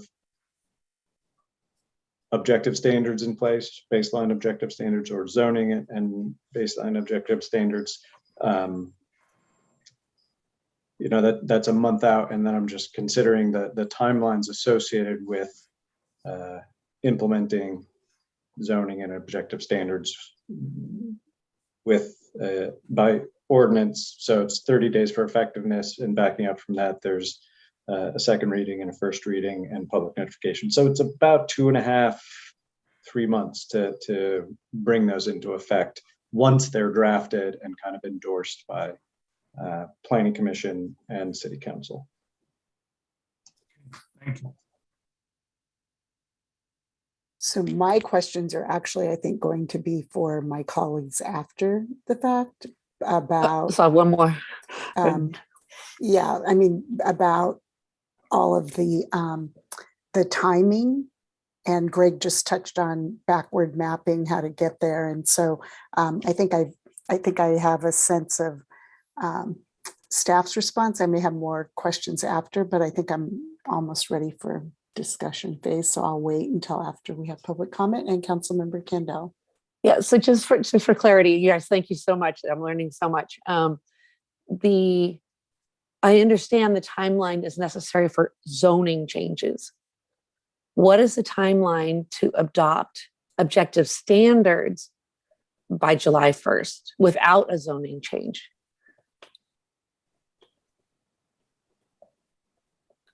So we're not required to adopt any objective design standards. The only things that were required are really those development standards that are listed in the statute. So BART is open to objective design standards, as indicated that they will honor them as long as they that a project can still meet that 75 units an acre threshold. So we're not required to do any of that by July 1st. But I'm saying if we want to get those in place by July 1st, they don't have the same legal requirements for adoption like a zoning change, like all the public announcements and all that kind of stuff, right? What's the timeline for those? Maybe Greg can clarify how you adopt your objective design standards by ordinance. I would have to go back and check, but I'll ask the city attorney.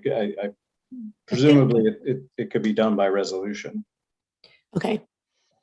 I think we've typically done it by ordinance, and so it would follow the same process that Greg just mentioned earlier.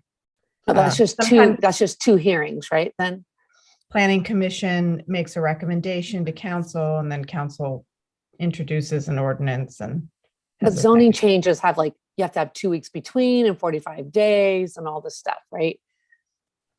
But the ordinance is shorter. No, it's the same process. Ordinance, whether it's zoning change, or ordinance, whether it's objective standards. The ordinance is the basis for those timelines. Oh, okay. A city council resolution doesn't have those timelines associated with it. Okay, thank you. Councilmember Dawson. Just a quick question. Does this have any bearing like on HCD or non-compliance with AB 2923, showing that we're not upzoning per, this law, this bill? Would it have any effect, do you think? Well, the state will be notified by BART as to the city's efforts or non-efforts regarding and what our zoning is as of today and July 1, and whether or not it conforms with 2923. So the state will be notified. However, there's no indication that there would be enforcement action on the part of HCD or another entity, because the TOD standards go into effect regardless of city action. So it's certainly, I think the whether or not the city acts could be used to characterize potentially other actions or inactions by the city, but in and of itself, I don't think that is a matter for enforcement. Okay, thank you. Okay, any other questions for staff? Seeing none, we'll go to public comment. And so, Suzanne, will you please invite members of the public to come forward? Sure. We actually already do have a speaker for this item. So the first speaker will be Elliot Hudson. And if anyone else would like to speak on this item, please use the raise hand feature in Zoom now.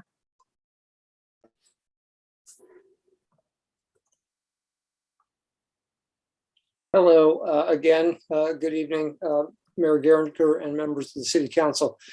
I really appreciate the thoughtful discussion that's occurred about this topic. I submitted a letter suggesting that you might proceed with drafting a provisional zoning regulations.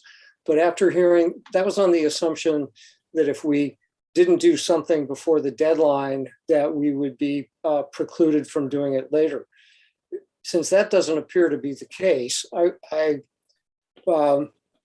withdraw the suggestion. If something has to be done, then I would go back to saying it be provisional only if and for so long as AB 2923 mandatory zoning is effect. But if we don't have to, we shouldn't. I would just note that one factor for BART in prioritizing sites that it may rezone is whether a community wants to develop it. Accordingly, we need to make it as clear as possible that we don't. That means not doing anything that you're not absolutely required to do. I wouldn't worry about what might happen if AB 2923 is extended. That's not a foregone conclusion. There are other ways that AB 2923 might not apply in the future, such as a voter initiative overriding it. So please do not deprive us of the potential benefit if AB 2923 does not apply to us in the future. The chance that we might lose the opportunity to downzone is just too great a risk to take. And so I'd urge you to do the absolute minimum that you can do. Thank you. Are there any questions for the speaker? Okay, seeing none. Thank you, Mr. Hudson. Next speaker is Cheryl M. And if anyone else would like to speak on this item, please use the raise hand feature now, as currently there are no other hands raised after this speaker.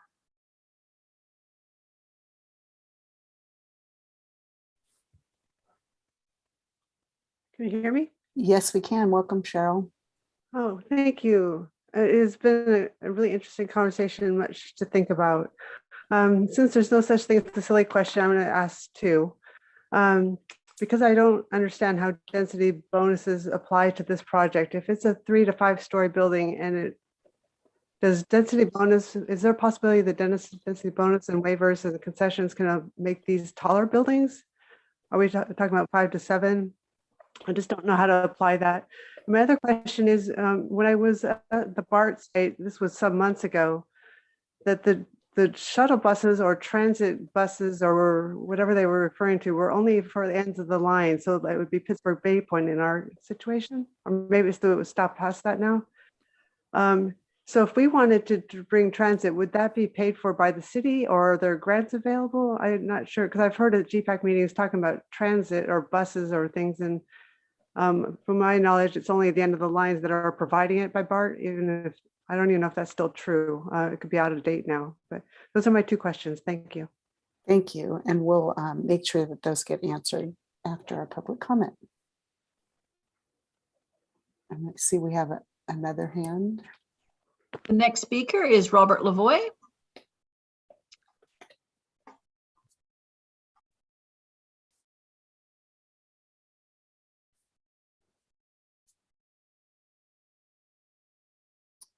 Welcome back, Mr. Lavoie. Thank you, and welcome again. I had a couple of questions. If we're considering the distributed scenario, do we have to increase the density outside the BART parking lots as well, or can we just upzone the BART parking lots? Because I thought we couldn't do spot zoning. So if we could clarify that, that would be helpful. Because if we don't need to, I mean, if we have to upzone a whole area, then I would say it would be a very strong motivator not to be proactive about upzoning. If we allow the default zoning, then I assume it would just be the BART parking lots because they don't have authority over anything else. So that might be preferable. We keep the very high density in one place. We already don't have enough parking downtown. The developers are competing for any available lot to build housing on. And I think we have a sufficient number of houses in our that we can cover our arena allocation without the BART with current zoning based on several models that I've looked at. Let's see. I thought I had one other point. Oh, the idea of shoot. I lost my train of thought. Sorry. If it comes back, I'll come back. Any questions for the speaker? Okay, and we'll respond. Staff will respond to your questions after. Great, thank you. Any other comments? Now's the time to. Mayor, I do not see any other hands raised at this time. Okay, thank you. So coming back and to Cheryl's question, yes, under state density bonus law, the height could go up. And then the other question on shuttle buses or transit buses currently being only for the end of the line. And when folks are talking about transit at the BART station, do we have a sense of how that would take place? Who would pay for it? I think was Cheryl's question. I could speculate, but. With respect to bus and transit associated with the BART stations, it's our understanding that BART provides bus bridges when the tracks are being maintained and trains are not running for some reason, or whenever there's a train interruption, planned or otherwise. So the bus bridge happens, but I think it just skips the stations and the area of affected track. Lafayette, my understanding, there is CCTA, Country Coastal Transportation Authority bus service between County Connection, thank you, between Lafayette Station and Orinda Station, 106 or 206 via St. Mary's College, essentially. So it goes back and forth between those two stations. And so additional transit in the form of bus routes throughout the community. And there have been additional bus routes in the past, but those have been cut due to service cuts, would be operated by County Connection and funded by County Connection and various entities that they pursue revenue from. And then, thank you. And then Mr. Lavoie's questions around what one was a statement not to be proactive, but do we have to increase the density outside of the parking lots under the distributed scenario, and that we can't do spot zoning? And I think some of these are all, well, to hear what staff's response is, but that the BART zoning is going to, upzoning is going to take place by statute, whether we do anything about any other parts throughout the city is how I would respond to that. But does staff have additional? Correct. So when staff proposed growth geometries for the council's consideration, I think we identified 15 different areas, and 12 of those I think were put forward into the EIR. We identified the 2 BART parking lots as area 7. So envision that as being its own discrete area subject to zoning and density and other standards. And then the area to the west, north, and east, the Deer Hill corridor, being area 8, and that being essentially step down zoning from the higher intensity BART station, a step down zoning in area 8, and then going and maintaining the existing single family zoning from that point out into Happy Valley and areas surrounding. So no, there's no obligation to upzone outside of the BART parking lots under the distributed scenario. Okay. Thank you. So I think, unless another council member heard other questions, I think those were the questions that we had. Council Member Dawson? I'm sorry if I missed it, but I think it was Cheryl asked a question if the density bonus applied to. Oh, I thought I answered that. Oh, yes. you did? Okay, I'm sorry. Yeah. Okay. Yeah, no, that's okay. I just jumped in as we were coming back and then gave staff the opportunity as well. So so one of my questions was trying to understand the Councilmember Dawson, when you were talking about, being proactive, and as the public commenter earlier in the email had suggested, moving forward with what we need to do in terms of, or what we believe we need to do in terms of having staff move forward with bringing back a provisional, make sure I have the right language, zoning and a draft for implementing the zoning and objective design standards for further consideration, which is what we're being asked to decide tonight, right, on one of the questions.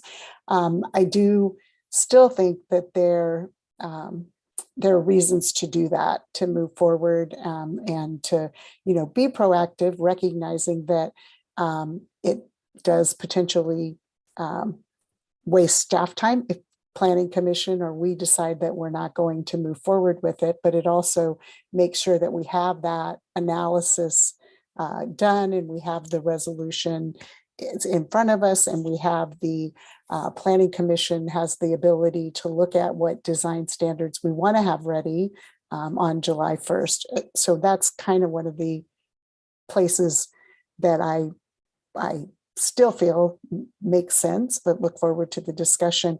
I wasn't sure I understood in doing that work and moving forward and then having a trigger. So those things would be there and there would be a trigger.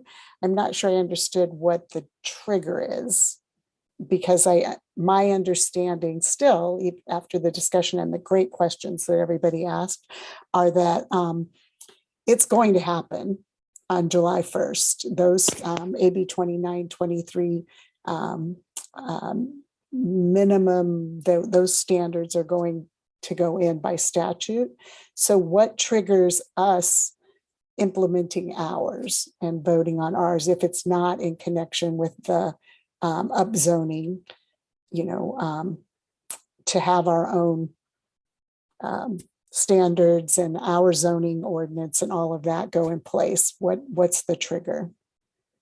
And I might be rambling too, but I didn't understand the trigger.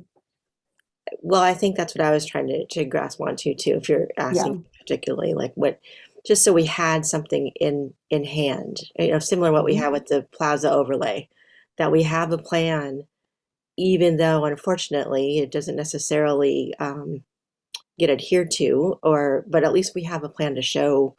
I know we're not on Bart's list, but we are an attractive community. I can see where if we let the idea be known that there may be interest or there may be necessity, depending on what comes out of the, where we go with arena decisions with GPAC, that's already in motion, that there's some planning in place. So I don't know what the triggers could be, various things. Okay. And Councilmember Kendall? Yeah, so to me, my trigger to do this the right way is the results of this whole GPAC, thing that they're doing right now, right? They're going and getting out the community feedback. They're going out and figuring out these numbers and opportunity sites and finding out if there's interest and there's need to develop at the BART stations. And to me, I can't make my decision up on what we do with this thing until that all happens, right? I think, to me, I'm still super premature in terms of, I know it's going to get upzoned. I totally get that. But how we position ourselves is based on the results of all the GPAC work, and it's not done yet. And so I don't think, it doesn't sound like we have to get it done by July 1st. I mean, we're not, we don't have to get our zoning done by July 1st. We can get our zoning done by September, and I think we're still going to it's still going to work, right? I mean, it's all, we'll rezone it, we'll get our standards in, everything will be consistent. We'll set ourselves up for success for GPAC, depending on what they want us to do here. And anything we do right now just seems like we don't quite know what we want to do yet. We're getting ready for something that's kind of an artificial deadline. It feels like a deadline, but it sounds like legally it's not really a deadline. We can tell BART we would have loved to get it done by July 1st, but our process hasn't gone through what we need to know on how to do this right, based on our community, based on our GPAC. And there's interest in doing this. I get that. And I understand that. I just want to set us up for success and not have to do it once and then have to revisit it because, well, GPAC didn't really want us to do it this way. They wanted to do us another way. And so to me, I don't know, it sounds like we're not legally at risk by just waiting for that GPAC process to vet in order to rezone and get our objective standards out, even if it's after the July 1st deadline. Is that true? So yeah, I mean, I don't know, Jean, if you want to. That's Jean and Mala, right? Respond to that, because and I heard Jean earlier that the zoning and the objective standards in the way that she's looking at it, and sort of the way staff came to this recommendation, is that they are part of all of the same thing. And so when you're saying we can wait, we don't have to be done by July 1st, for our standards, our zoning, I mean, what you our said zoning was and our standards. So, but our zoning and our standards, the ship will have sailed. I mean, January 1st. No, I get that, in terms of, and actually that was one of my questions but my understanding is we can come back in and we can do standards and, all of those things. What I am curious about is how much control we really have. I also don't believe BART's coming because of all of the criteria they have and what they already went through and didn't put us on the list that they're coming. But on July 1st, the zoning happens. We're just coming Oh, it back totally in does. with It totally standards. does, Yeah. without a doubt. But And if we do something after July 1st that involves zoning and objective standards on the BART site that obviously have to comply with BART's 2D, 100%, Right. and we have to do that. Yeah. The July 1st deadline, we don't have to get it done by then. And is that true? So we could make changes after July 1st. We don't anticipate, as Greg indicated earlier, we don't anticipate that there's going to be a project that suddenly materializes on July 2nd. So, we're not really at risk of that. So yes, we could adopt standards in September. Great. And we can be on our way on July 1st. And so at least BART knows that we're looking at this and doing stuff, right? Because we're going to. Okay, so, and I just feel really strongly about letting GPAC get the process through, right? I don't know how to do this right now. So I don't know. That's to me. Councilmember Dawson. I know what you're saying, Councilmember Kendall, because the other issues I'm sure GPAC's looking to us about, there's this question of between the distributed and downtown only alternatives. If you do not include that BART site, you're looking at up to 115 units on acreage in downtown. And when you're thinking about what is, ground zero of transit-oriented development, it's at BART. So it's just kind of one of those things. It's like the chicken before the egg, there's pressures on either side. But, I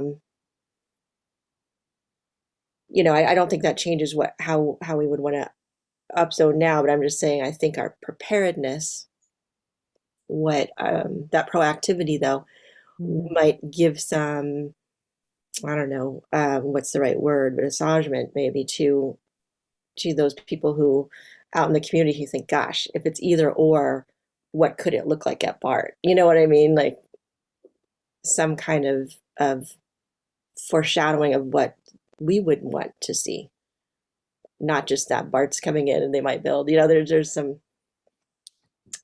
those objective standards, or at least the beginning of that process, I think would be important to show, regardless of when it happens, July 1st, September 1st. I think we if the question before us is the recommendation to kind of start working on these, I think it's a good, no matter what, in the future of Lafayette, there's probably going to be a feasible, whether it's in this cycle or next, it's going to be something that's going to come up.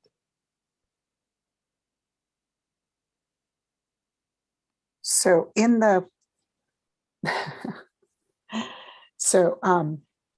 no, absolutely. I mean, the question is, how far do we go? And what I'm hearing, part of where I still feel that there's not a downside to having staff come back to us with the material, with the analysis, with the zoning, the design standards, at least on that first part that they recommended relative to the, height, parking stand, that kind of what we would do in a 5-month timeline. The other piece, so I'm still there, and it doesn't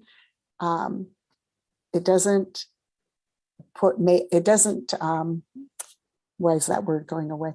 It doesn't obligate or encumber the Planning Commission or us to do something by January 1st, but it gives us the opportunity to be moving. And I think it actually sets up the process, because remember, we're being asked to look at them separately.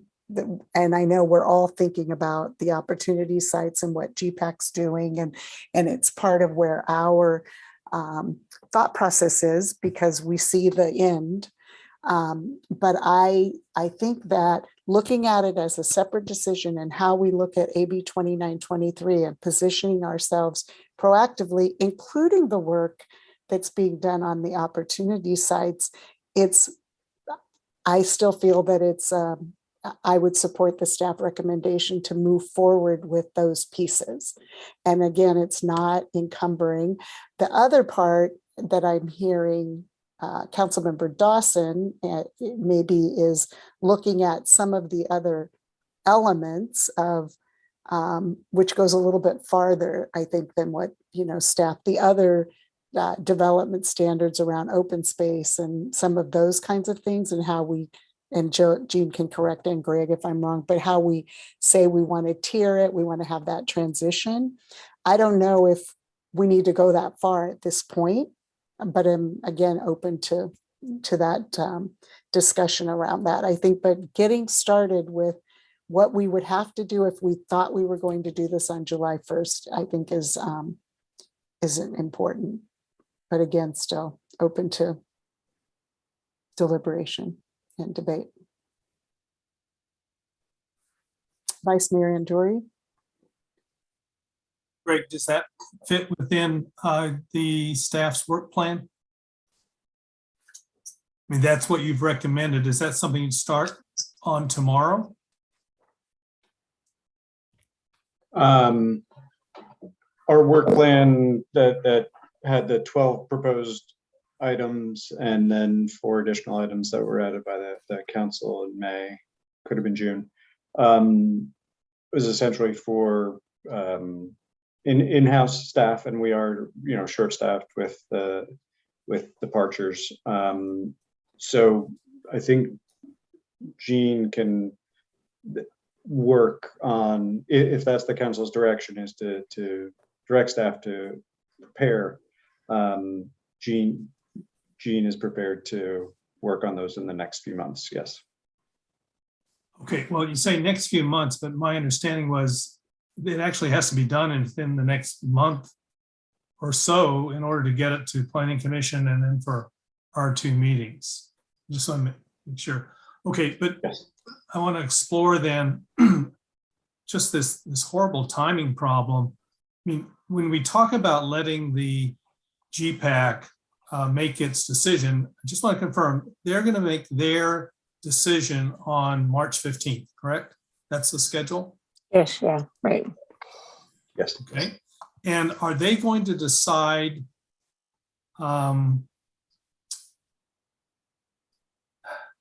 yes, we want to include 825 units on BART? Or are they going to say we recognize it's zoned so that there's a potential for 825 units, but we don't think Lafayette should have that many units there, so we want 300? I mean, what kind of decision are they going to make on the 15th? Because okay, that's one question, but there's a number of other questions, because it's going to come to the Planning Commission. The Planning Commission could have a different view, and then it comes to us and we could have a different view.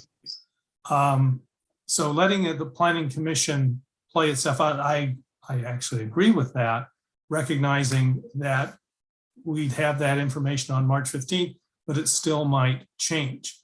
And then coming back to my very first question, my understanding is that if we just let the zoning go into effect without us taking any action, my understanding is we can't count on any RENA units, right? I mean, we can't count on any of these county RENA. So if no, that's not true. Well, that's what I asked my very first question and was told that that's the case. That was what I read from the environmental impact report. I think are you saying that if we don't do this by July 1st, we can't count them for RENA? I think that isn't true. Well, that's what as long as it doesn't have to be by July 1st, we have to do it by the time we certify our housing element, right? We have to convince HCD. So we have to do it before we submit our housing element to HCD that we're committed. Oh, let me ask. That's why let's get clarification. Again, we've got the consultants that did the environmental impact report telling us that if it goes into effect automatically, we can't expect to count those. So, and I thought I got, Isn't there a window between putting in our housing element that we could rezone and put all this stuff in there after July 1st and still be able to use them for our arena allocation? I guess that's the core question. that may be a question. All I'm saying, the environmental impact report clearly answers that no. I don't, but the EIR has other mistakes. I'm asking Mala and Jean if that's true. Like, as long as we get that rezoning in before we submit our housing element as part of our housing element story, it still counts. But we have to take the additional steps. I'm sorry to jump in, but the additional proactive, because so and ask Bart to do all the stuff. Yeah. I mean, we let it get upzoned based on AB 2923, or we do it unless we take those other steps to say we want this to be in this cycle. It doesn't count. So I would almost say, that's maybe where the EIR goes as well, that it requires these steps, not just July 1st or whenever the upzoning takes place or whoever does it. There are other steps that have to take place before HCD will accept it as an opportunity site. I agree with that, Teresa. And it doesn't depend on the July 1st date. Right. I'm having a difficult time trying to find out. I'm just trying to get an answer I can depend on as I try to make a decision here. I would also note that if GPAC, they want to use 825 units for the RENA number, and I mean, this is just a fact of life. If in August HCD says no, we're not going to count it, and then we come back and we either mount a counterattack to try to persuade them. But if we can't persuade them, we've got to find those units somewhere else. I just point that out as a fact of life. Yeah, that's basically the difference just about between the distributed and the downtown. We'd still need to find those units if we didn't use that number in the distributed plan. So I guess what we're saying is if we go with the distributed plan, somebody's got to come up with a fallback then, because we're not going to have much time to change course if HCD says no. But this is assuming that GPAC is going to recommend that we use BART for some of the units, the opportunity sites. So we're back to, do we want to direct staff today to come back to us? I mean, so the recommendation that was on the staff report to prepare the draft implementing zoning and objective design standards for future consideration by the Planning Commission and City Council at public hearings following public notification, one option on the table. Do we want to push this to some, point in the future? Not triggered, I don't want to use that word. Based on where, I'm really trying to keep them, what GPAC is doing separate from this moving forward with AB 2923. And I've got notes all over my report and all of those things on how this is all very tied together. But do we want to wait and have it come back after March 15th? I've already expressed my support for moving forward, with the staff recommendation, stating again that I'm not saying I support absolutely having the city be proactive and do the upzoning, or letting it just happen, because I'm sure I can make arguments for both, but I am supportive of moving forward. And then getting questions answered along the way that are coming up. Yeah, I That think is that's the very key. good. I will support that approach with the understanding that this sort of a rolling process. I support that approach because that allows Greg and Jean and the department to start working on this. I think that's where we'll end up, but I'm not for sure. But then that lets us look at it again on, let's say, the second meeting in March 28th, which would be after the GPAC has made their recommendation. And maybe we should put it on the agenda for that meeting. Or whenever after they've made a recommendation. Yeah. I still think it's premature. I still don't see the July 1st as a deadline, as anything that we must do. And think that we're possibly sending off them to do work that they may not need to do. And that I have a hard time justifying that, especially with the staffing, even though it is Jen. Yeah, Jean, as great as she is, I think there's other work that's going to be taken. So I would wait until after we hear from the community and GPAC, and then push this process through. But that's how I would do it, just not to waste any effort. And not to say that I don't support it. I think we're going to do it. It's just the timing. So staff, oh, sorry, Councilmember Dawson, go ahead. No, I'm sorry. I was going to say this is a tough call. I know what you're saying about the staff time under our particular circumstances. I think this is so important, though, and to be able to have the information, in place. I guess the important thing is to get clarification on these questions. Primarily if we can include these numbers in RENA or not, depending on when we comply.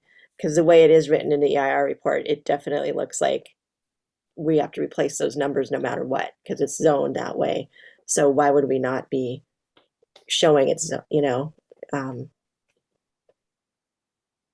anyway, I would suggest with Mayor Geringer that we kind of just move forward as much as we can. I know that I think Councilmember Candell, you're concerned about the timing and GPAC and kind of pressure on them, but I think necessarily we need to work along that tight timeline.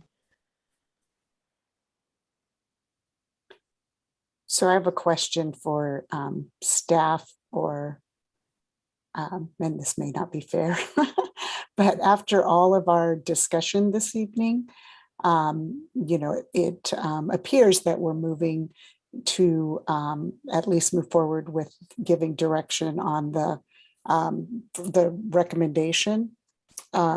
Would you, based on our discussion tonight and the questions that we've had, change your staff recommendation? And I also read all the questions the Planning Commission asked, and I'm sure everybody did. I'm sure all of us went back. But would you change your recommendation based on discussion tonight? We understand that both questions related to the BART sites and the one before the council tonight and the one forthcoming after GPAC and Planning Commission recommendations. I don't believe we would change our recommendation given the discussion tonight. That said, we believe that it is a relatively low risk if we don't meet the deadline of July 1. So staff can go either way, but I think our recommendation would hold. Okay. Any other questions or discussion? And we're going to discuss our protocols and things this weekend, but in terms of, making a motion, I don't know if we have a motion to direct staff to,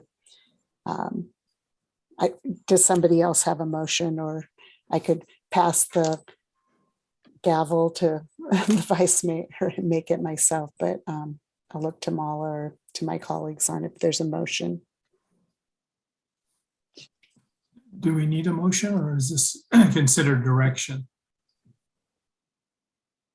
I would think we need a motion, but I'm looking to our our city attorney. Greg, do you prefer to have a motion for the Or record? just direction. Yeah, it looks like, I think on this, it would be helpful for staff to have something more formal. Okay, I'll move that we direct staff to begin preparation of a draft implementing zoning and objective design standards for consideration by the Planning Commission and the City Council.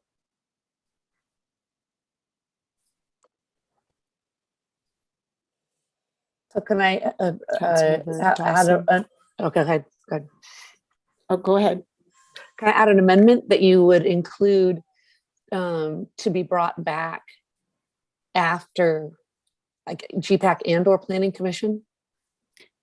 Well, I think it's all, it's up to the motion maker. I think it's all. Right, part I was all the part recommending of the the motion. Yeah. Yeah, I would just say that I think that part of the process is that we can ask that it come back at, different points before it goes to Planning Commission. But if we wanted in a motion that it come back after GPAC does their opportunity, I think they're, and anyway. Yeah, no, I let me change my motion. But you can, I agree with that. The begin preparation, that I move that we direct staff to begin preparation of a draft implementing zoning objective design standards to be brought back to the council for further consideration before the Planning Commission after the GPAC meeting on the 15th. Well said. I can second that. Oh no, Mal, I do. I'm sorry. I'm not sure, Vice Mayor Anduri, that Jeannie would be ready with the draft in March because she's just getting started. Staff can come back and give you the answers to your questions and do a check-in with you. And you may decide at that point to tell us to stop working, but we may not have the draft itself. Oh, no, that's fine. I just thought there was. That's with the process. That's fine. Okay, Yeah. Yeah, because that'll happen after when we know what the GPAC is done. So that's fine. So I think it's not bringing back a draft, then it's just checking back with the council on the 28th. Okay, so we have a motion and a second. Are there any other questions or comments? Okay, I will conduct a roll call vote. Councilmember Kendall? Aye.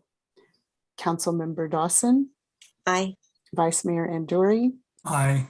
And I'm an aye. And so we will move forward, but have things come back along the way. So, yeah. Yes, Vice Mayor Yeah, Anduri. I want to apologize to staff because I mean, this is a difficult issue for me, keeping all these different elements in line. It's like dimensional, whatever. And so it's confusing. So please, I apologize for my meandering on this. I second that. And me too. You guys did a really good job, though. Thank you. I think all of our understanding has risen quite a bit tonight. So thank you. Yeah, and I think, I mean, it's always good to, show appreciation to staff and apologize where necessary. But I also think that staff did a great staff report. Yes. And answered our questions. And we still have some questions because we've just received the EIR and, processing all of that. And so thank you to staff and again, to my colleagues for having the debate and to the public for coming forward with the comment. So with that, we will move forward to, I'm now through all my notes we don't have any items that have been removed from. Oh, thanks, Jean. And welcome back, Waitai. I was just going to say, and we need to bring him. I actually almost today dropped off M&Ms for while you were over in the green room, but The council commission reports. Do any council members have report on activities and consideration? And Vice Mayor Anduri.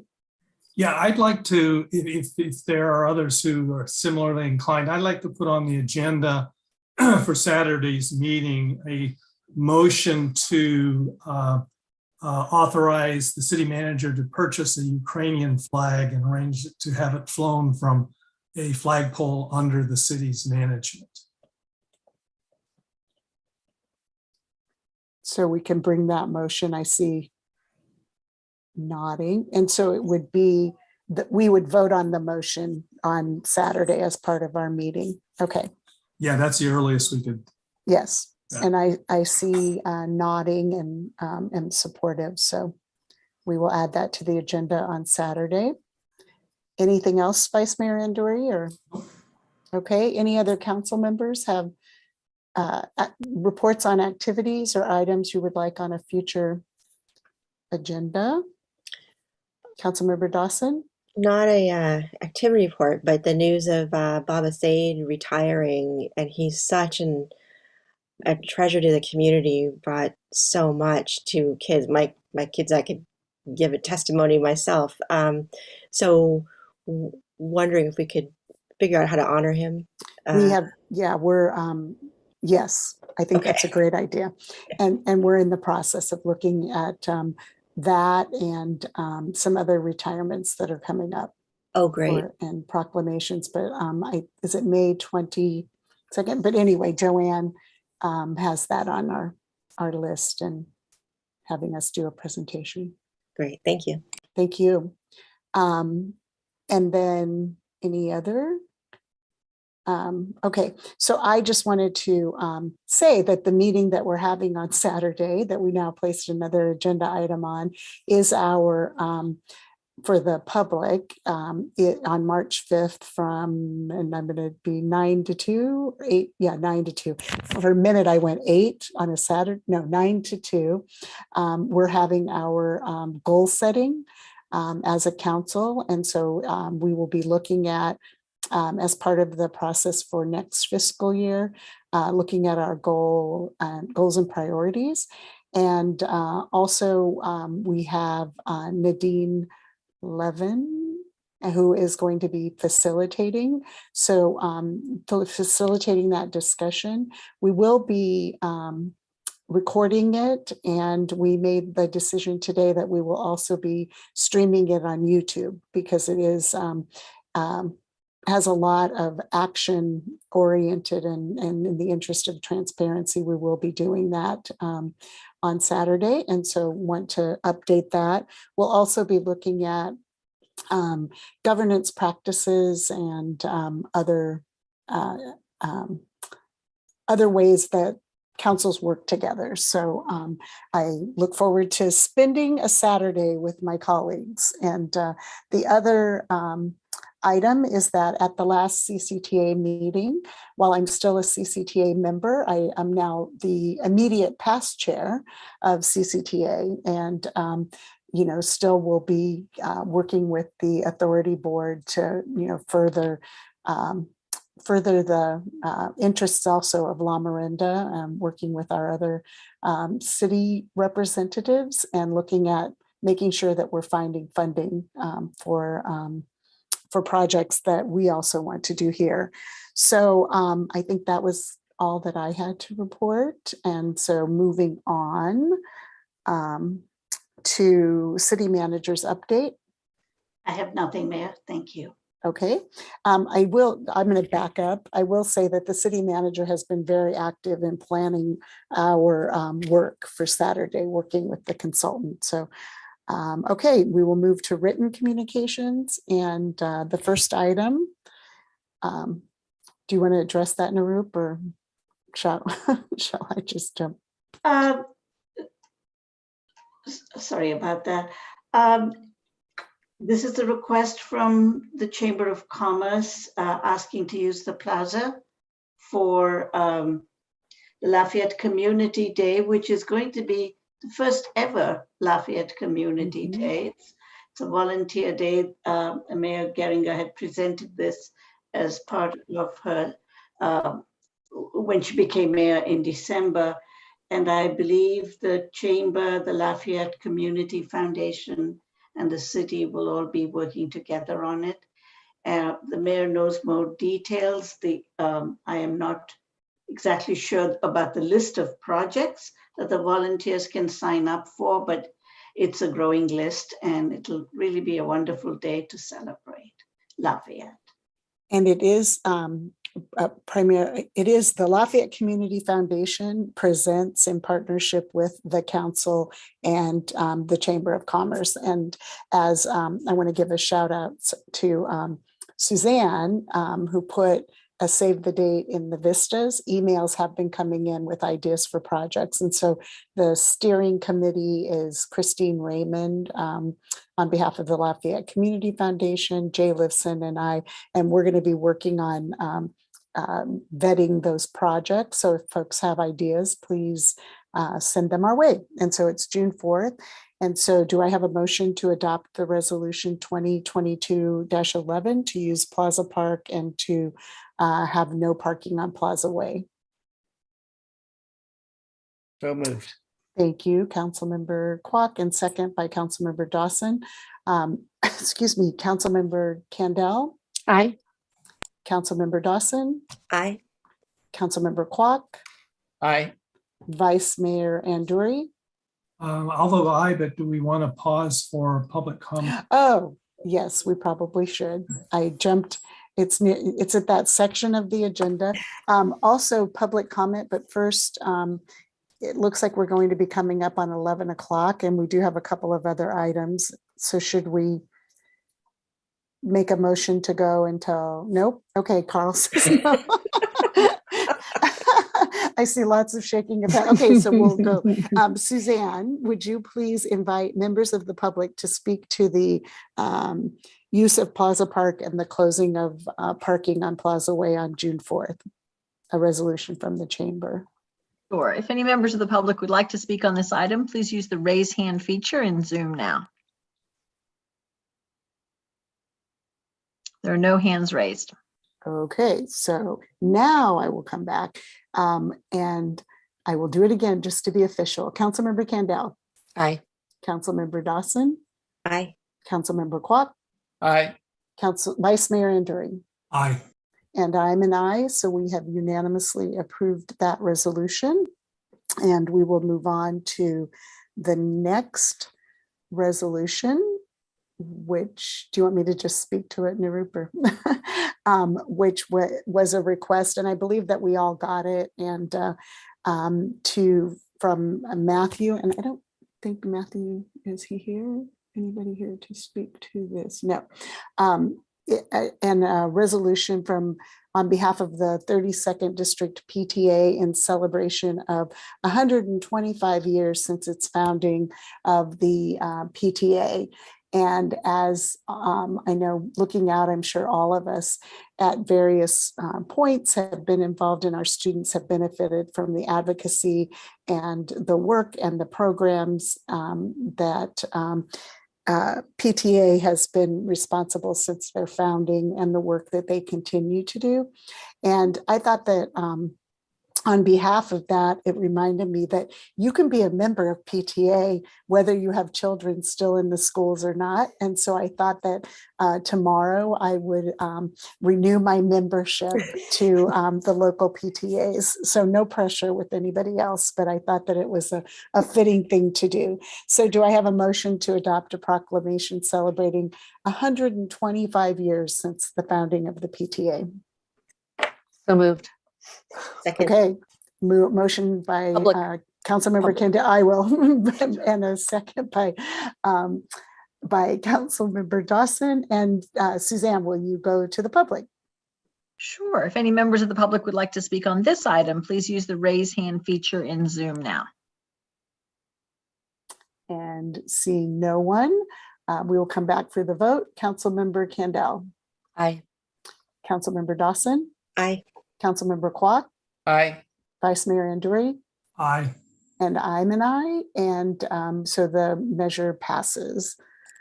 And then last but not least, we have a request from Clove Cross requesting a proclamation recognizing March as Prescription Drug Abuse Awareness Month on behalf of the National Coalition Against Prescription Drug Abuse. And this is under our new policy that we're in the process of still updating, is that when nationally recognized and regionally recognized organizations bring a proclamation, we are bringing this. And do I have a motion to accept it before I go to the public? Because I do see that Mr. Cross is here.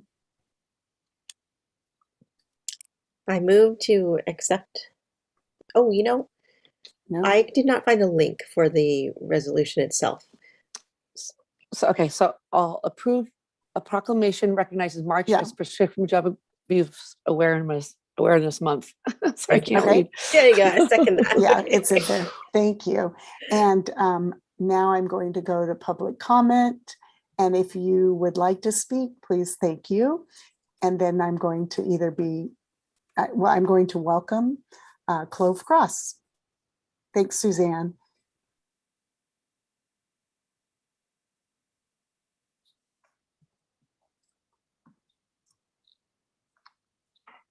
As Mr. Cross is coming in, if anyone else would like to speak on this item, please use the raise hand feature now. Okay, and welcome.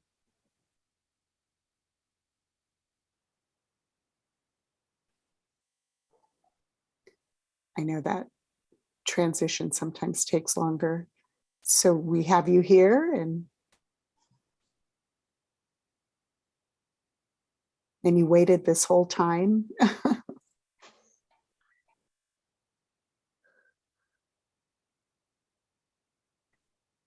Suzanne, did they accept being a panelist? Yes, Mr.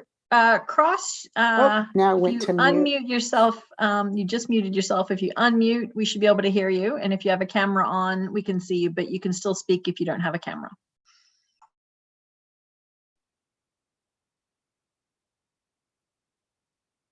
Welcome.